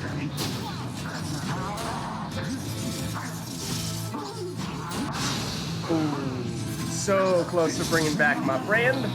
But that one's gonna do it. And it is done. Ah, good game. The fate The prevails. voice is not a fan of throwing Their orbs, that is adversaries right. must be crying I was like, tears of what? shame. Did that one throw it in?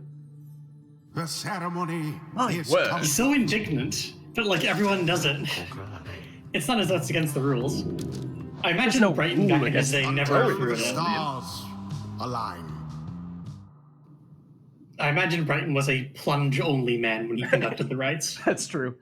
Do we know what class Brighton was? We don't really. We assume he was a nomad because he's human and wasn't down long enough to get horns. Looks so like he's human, right?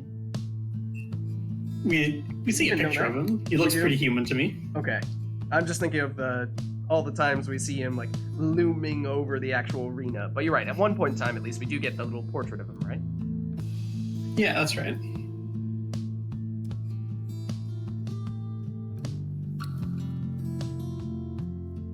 Did I throw a Rumi out of the game? What? What are you talking about?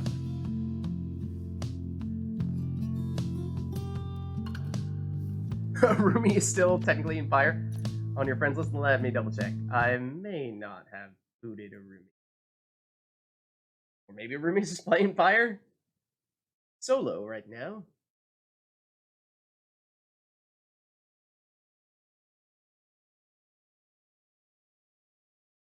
I'm not seeing a Rumi on my side anymore. That may just be Steam being slow to update on your side, because I don't think I even see a Rumi on mine right now. So I think we're good.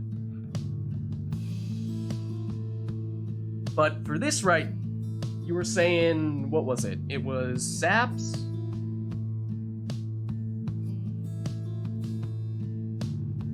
One has the Cursed Talisman that prevents them from casting, so we're hoping that they can't create a sapling, and therefore might prevent the game from crashing. And then all right side of the tree.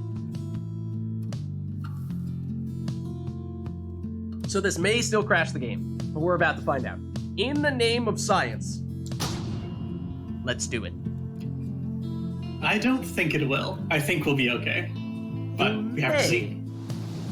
Oh, and is it on the boat as well? Fate It is. shall No. now face the Pyre Hearts. Islak has cursed us. Yeah, Welcome. the game knew we were up to no good. Who shall conduct the rites? Oh no.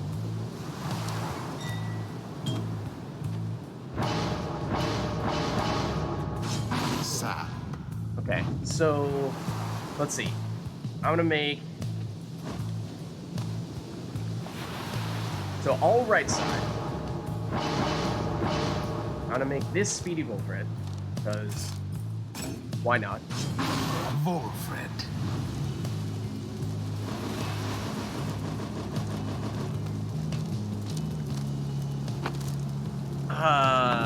Good question. I don't remember. Manly. Taylor, do you remember what the name of the Titan was that created the sea storm? Unfathomed Plurnus. Plurnus.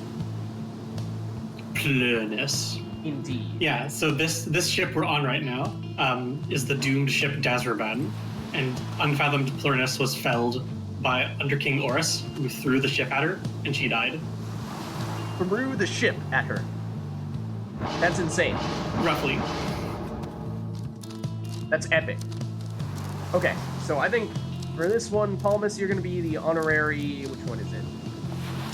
Black Claw? Yeah, I can't cast. Zap. We shall see if science will be doomed on this day after us being unfortunate, fortunate enough Wolfred. to end up on the boat. We'll have to see. Okay, so last one for me is now Manly, and you will also be on the right side, and you will still be your quarterbacking self. And here we go. I mean, let's try just throwing down the saplings as soon as possible and see if we break the game immediately. So I have my saplings out now.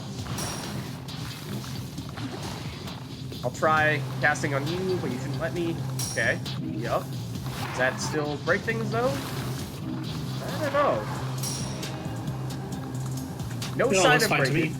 Yeah, I mean, I do remember in the past that we didn't necessarily instantly break the game in the past. It was, at times, a bit of a delay before things broke down in full. But, Banished we'll from see. this place. At least, first indication is decent here.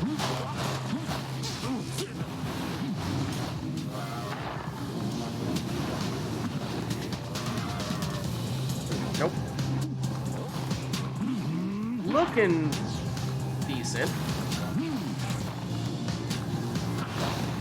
Oh, Manly banished.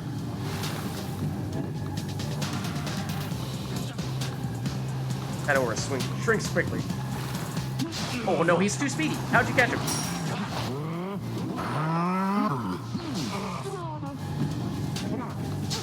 Oh, and he keeps his aura. You can't do that. I did not mean to do that. Boat magic miss.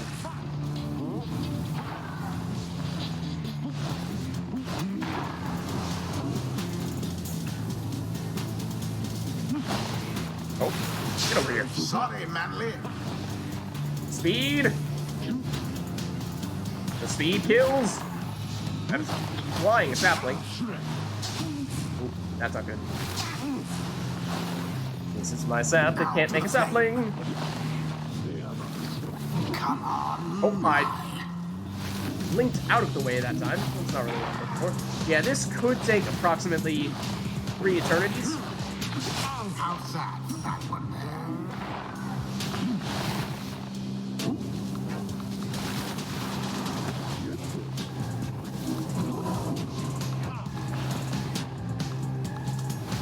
Hold on.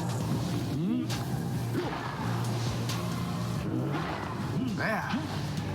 How we get any offense at all out of this remains to be seen. Yeah. Wasn't much I can do about that. An interesting exchange. All right, Wilfred. Speed past him. Speed past him. Oh, didn't really want that back.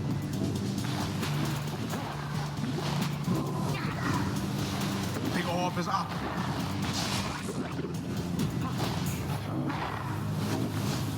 Oh, that's also the wrong place to beam myself up. Pyre Ooh, has been snuck it in. scathed.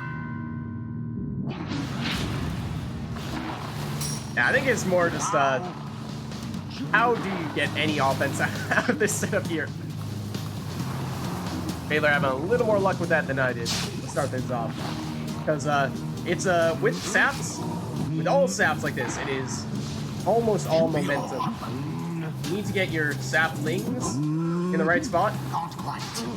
because otherwise you can't really advance. Oh, no, I want to get rid of it. To do this, ideally. Ideally. Stop destroying my saplings. I need them. That's it. Not that these are very good saplings. They are not. I also don't know whose sapling this was.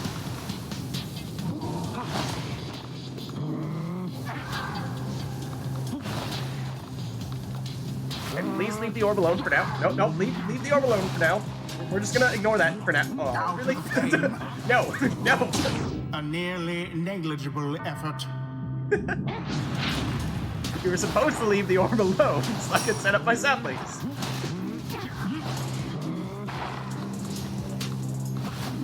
Tis taken. Nope, not quite.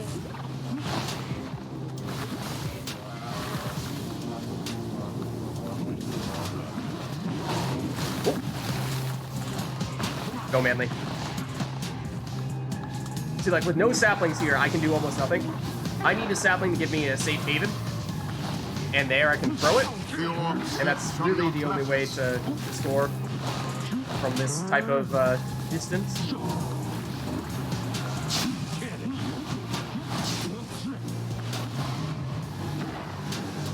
Sorry, boyfriend.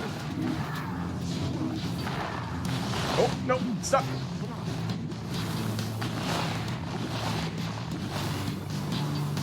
Come on. Nope. Orb is taken. That's probably the closest I've gotten. Don't think I can get that.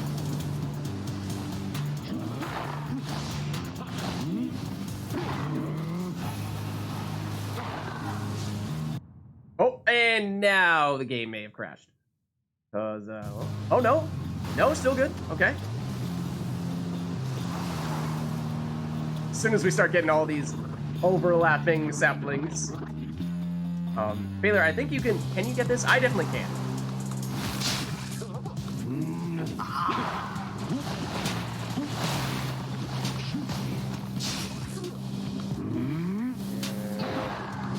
This. So, like, now if I get to move my saplings up, that's big. Then I lost a good one there. It's also pretty big. There we go. Not much force of will behind that I had to thrust. throw that one pretty quickly. That was my distance thrower, though.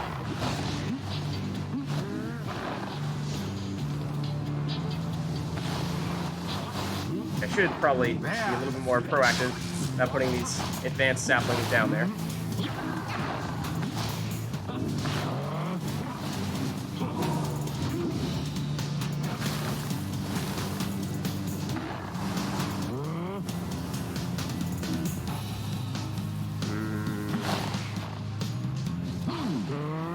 Nope.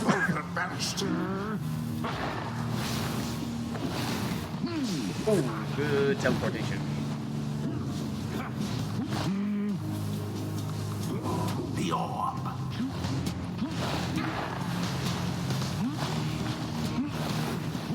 Ooh, nope. Not quite. That was the speedy bull, Fred. Oh, nope. Get back here. Now go. Oh, no, the boat magic. Got me that time. Now I'm in trouble here.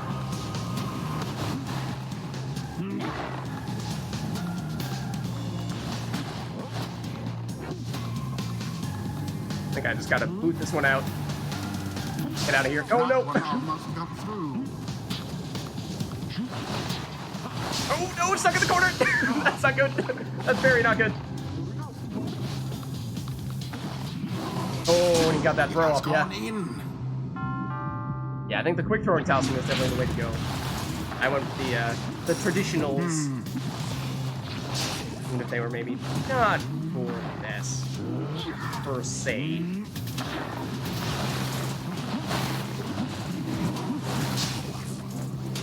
Yes.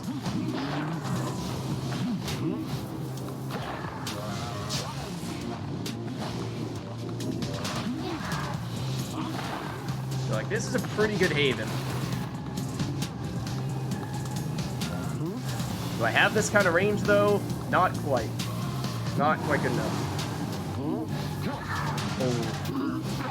That will be enough, though, Into in all the likelihood. adversary's flame. If I can get there. It is easier said than done. Yeah, it's Manly's aura that you want. Manly sapling. Oh, I was about to get it off.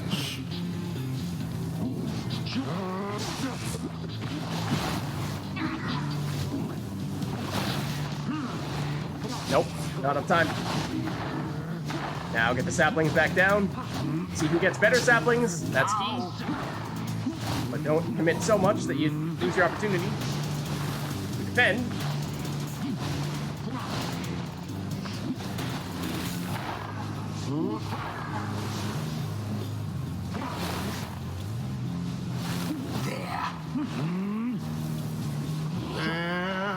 Okay. Yeah, like I can't really get through here. Where do I go? Who's the orb? Can't sneak through there. Run, Wolfred! Run, Wolfred! Oh no! I thought that was gonna make it. No! Wilfred's aim was true. Oh, I had Wolfred hanging out right next to your Pyre. If I just caught that, it was an easy score. Oh, you got that one. Nice. Stop you. I can get this down. Oh, really?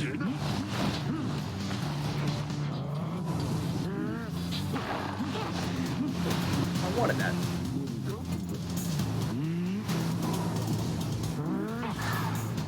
One of these days. No! That's it.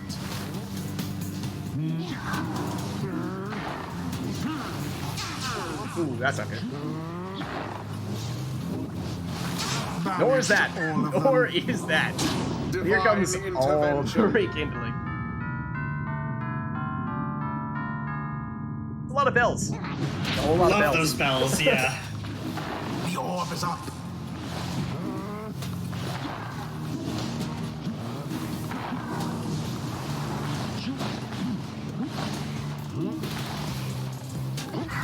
Oh, come on. A sapling somewhere. Give me a sapling.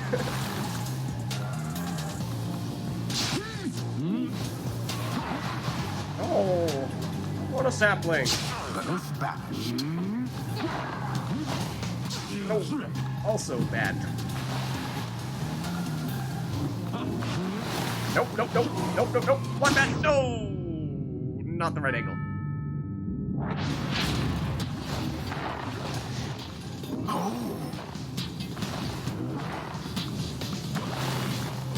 Nope.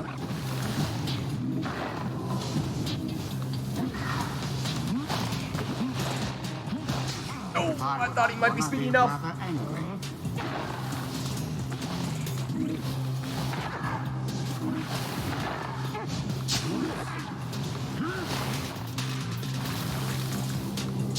Manly's out of luck for now. Nope. Okay, I was gonna say, if you got the sapling and not me that time, I would not have been happy. I'd definitely place that first. Into the Oh adversary's no, the bow flame. magic, I didn't want to go there. Or did I really want that orb? I just wanted to manage go for it.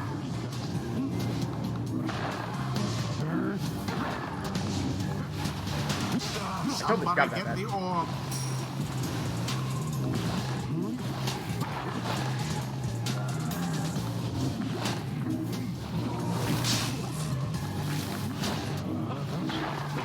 Now to the flame.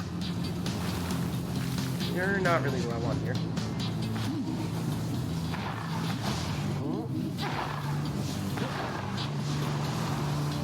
It's really a war of the saplings. And I don't think I have this kind of range. I may have a cannon, but it's not that much of a cannon. Tis taken. Oh, nope, overjumped it. Yes, please. I have no intention of making the Liberation Rite have any saps in it. After this one, be a little painful.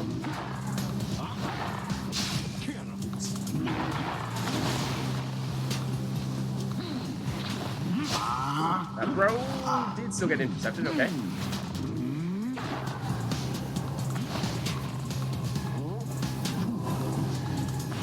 I mean, you're the one who does not have a sapling down yet. Ooh. So good. Stop going where I want to put the sapling. The orb is up. Also, nope. Whoa, you still threw it over my head from there. Wow.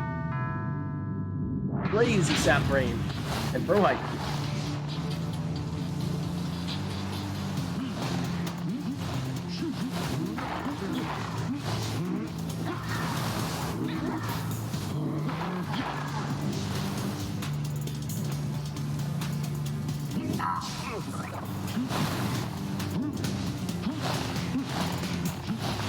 Seems the Matrix. No!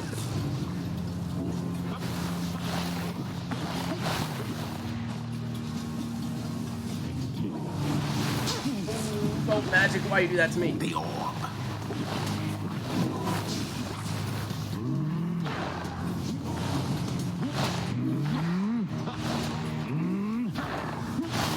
Won't let banished. Okay, that's a start.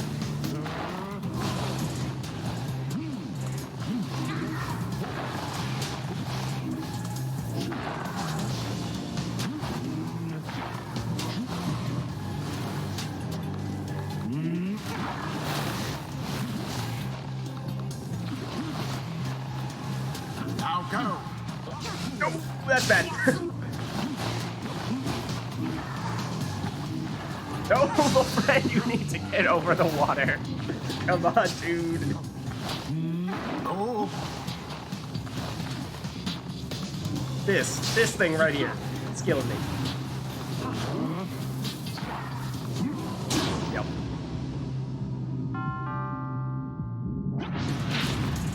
the fate's pyre now burns. Alright, so, relatively brighter. you know, only a few more of those.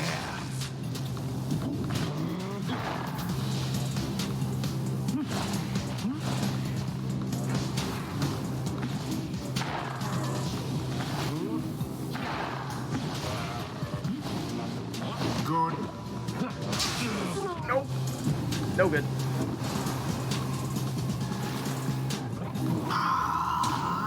Doesn't matter if I'm shielding there. The orb is taken.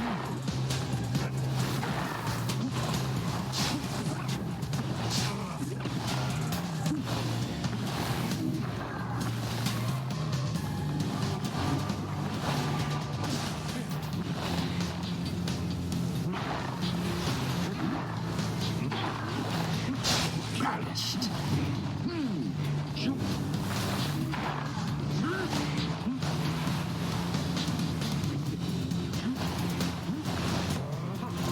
Had to get a quick one off. Not much of a splash that time. Had to settle, I'm afraid.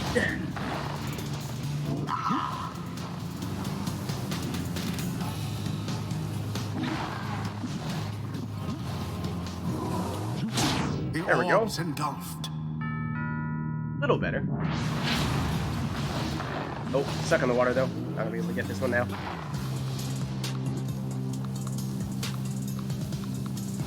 Yes.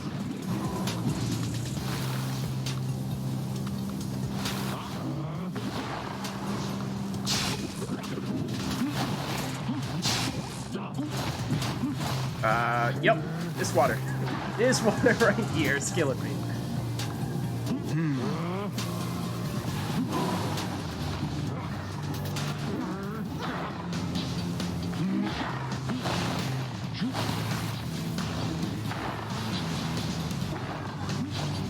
Nope. Quite the close call Yeah, there, quite. though.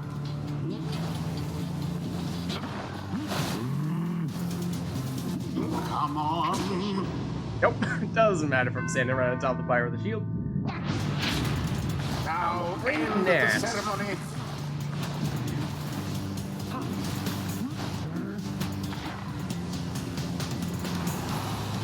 Oh, nope. Right into the coral. Wanted to get the other side of it.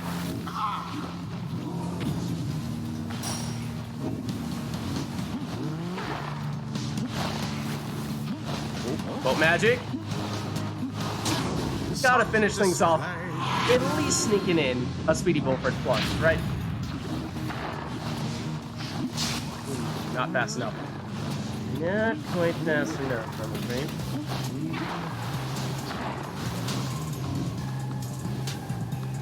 It does mean I'm down to sap, which is pretty bad.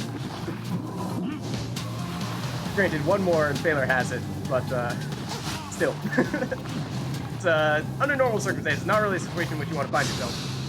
Banished, one and all. And there it is. Done. Ah, what a game. The fate Mel, you're the worst. The right If you're gonna subject conducted with yourself to that, aplomb. don't do what I did and take mean Thus saps. end At this night's least take proceedings. optimized saps. That was painful. Until the next rite. GG. Alright, so I think it is right about time now for us to transition over to the Liberation Rite. And yeah, I think I need a little bit of de-sapping after that one. Yeah, I think we all could use that. So Baylor, you could stick around for one more and we'll wrap things up with the Liberation Rite Yep. here? Alright, Let's do it. Let's get this on over to Fall of Solium. We'll turn off the in-game audio here. Go back over to TariqBot, which I actually don't think we've used at all today. I think we've been just going off of purely in-game songs. But no time like the Liberation Rite to make that happen. So, let's do it. Give me just a second here.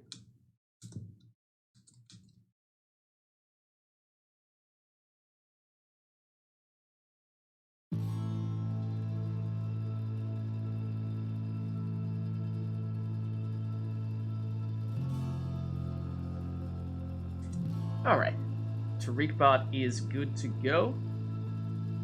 We got Full Solium on, let's turn on the sermon intro.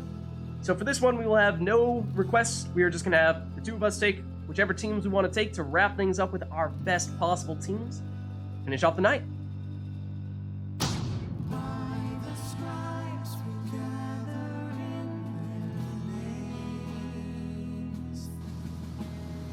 Hear me, exiles. Welcome to the Fall of Solium. You shall take part here in a glorious tradition. Know that the scribes themselves are watching. The fate, stand ready. Higher hearts, stand ready.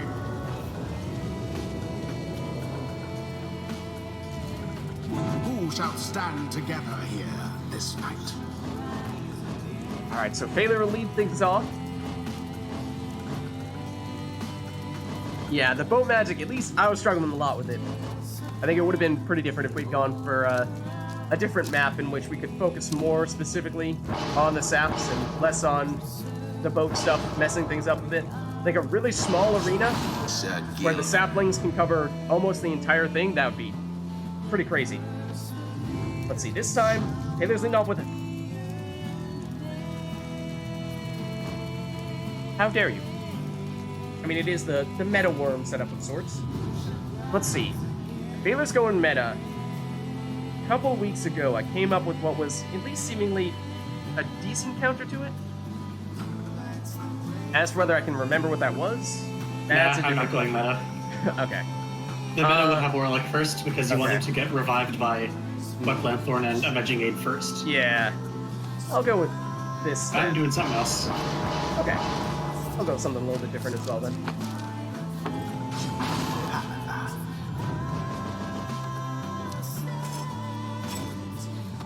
And by a little different, you may just mean in a slightly different order, because this is looking awfully familiar. But we'll see. I'm gonna go Raji here.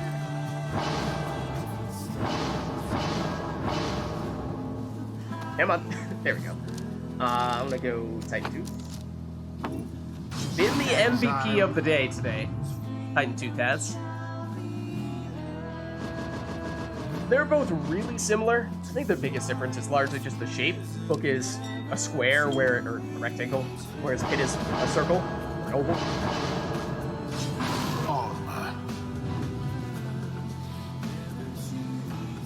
They're roughly the same size. Let's see, and my last spot was going to be my leading scorer for the day. More of the Garrets. And here we go. Final rite of the night. Phaler representing the Fate, myself representing the Pyre. Best of luck to you, Phaler. Here we go. Wasn't quick enough on the banishment there. Succeed.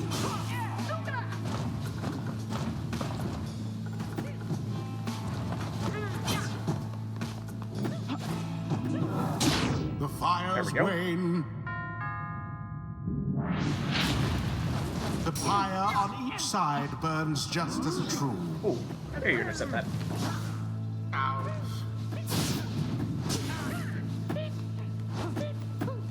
Beep boop.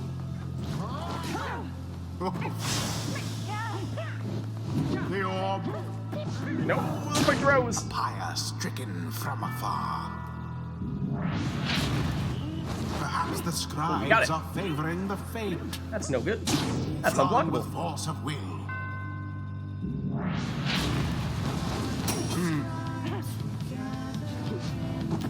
Nope, not quick enough on the jump.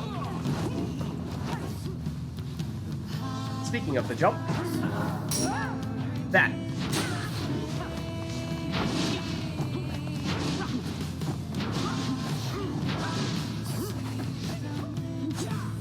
Oh, That one saw it almost coming. got through. I think that's gonna miss. Yeah. She does not have fair beats though. That's gonna hurt a bit. It's also the person I was leading off with here.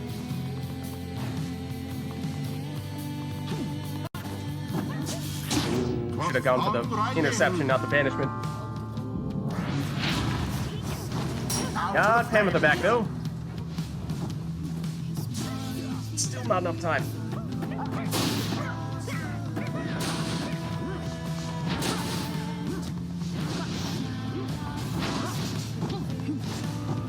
There we go. That was rather bold.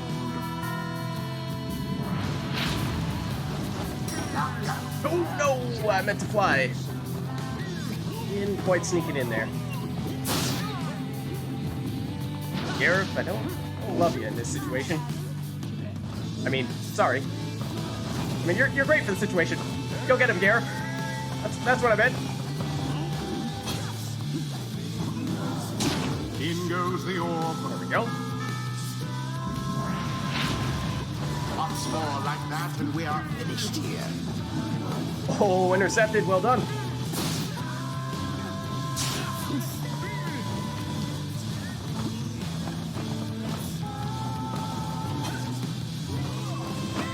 That's not who I wanted to switch to, though. Claimed again. No! Not gonna make it? It will. It will. Flung the orb into the flames. One score either side will do the trick. A show of strength from the Pyre Heart's foe.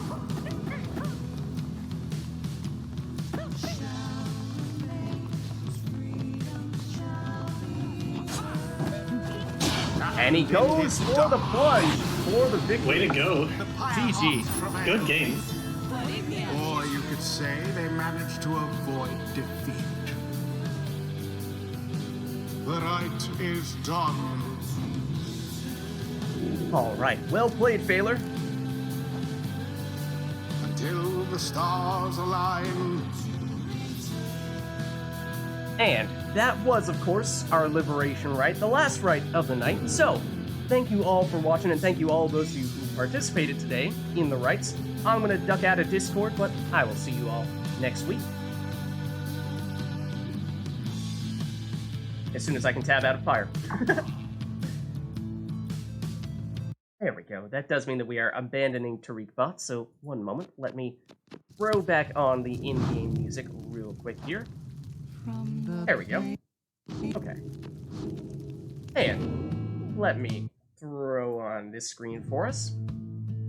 So thank you all again for watching. Hope you enjoyed this stream. Thank you to all those who participated in the rites today, and thank you for those who gave us all the various requests today. We got a bunch today.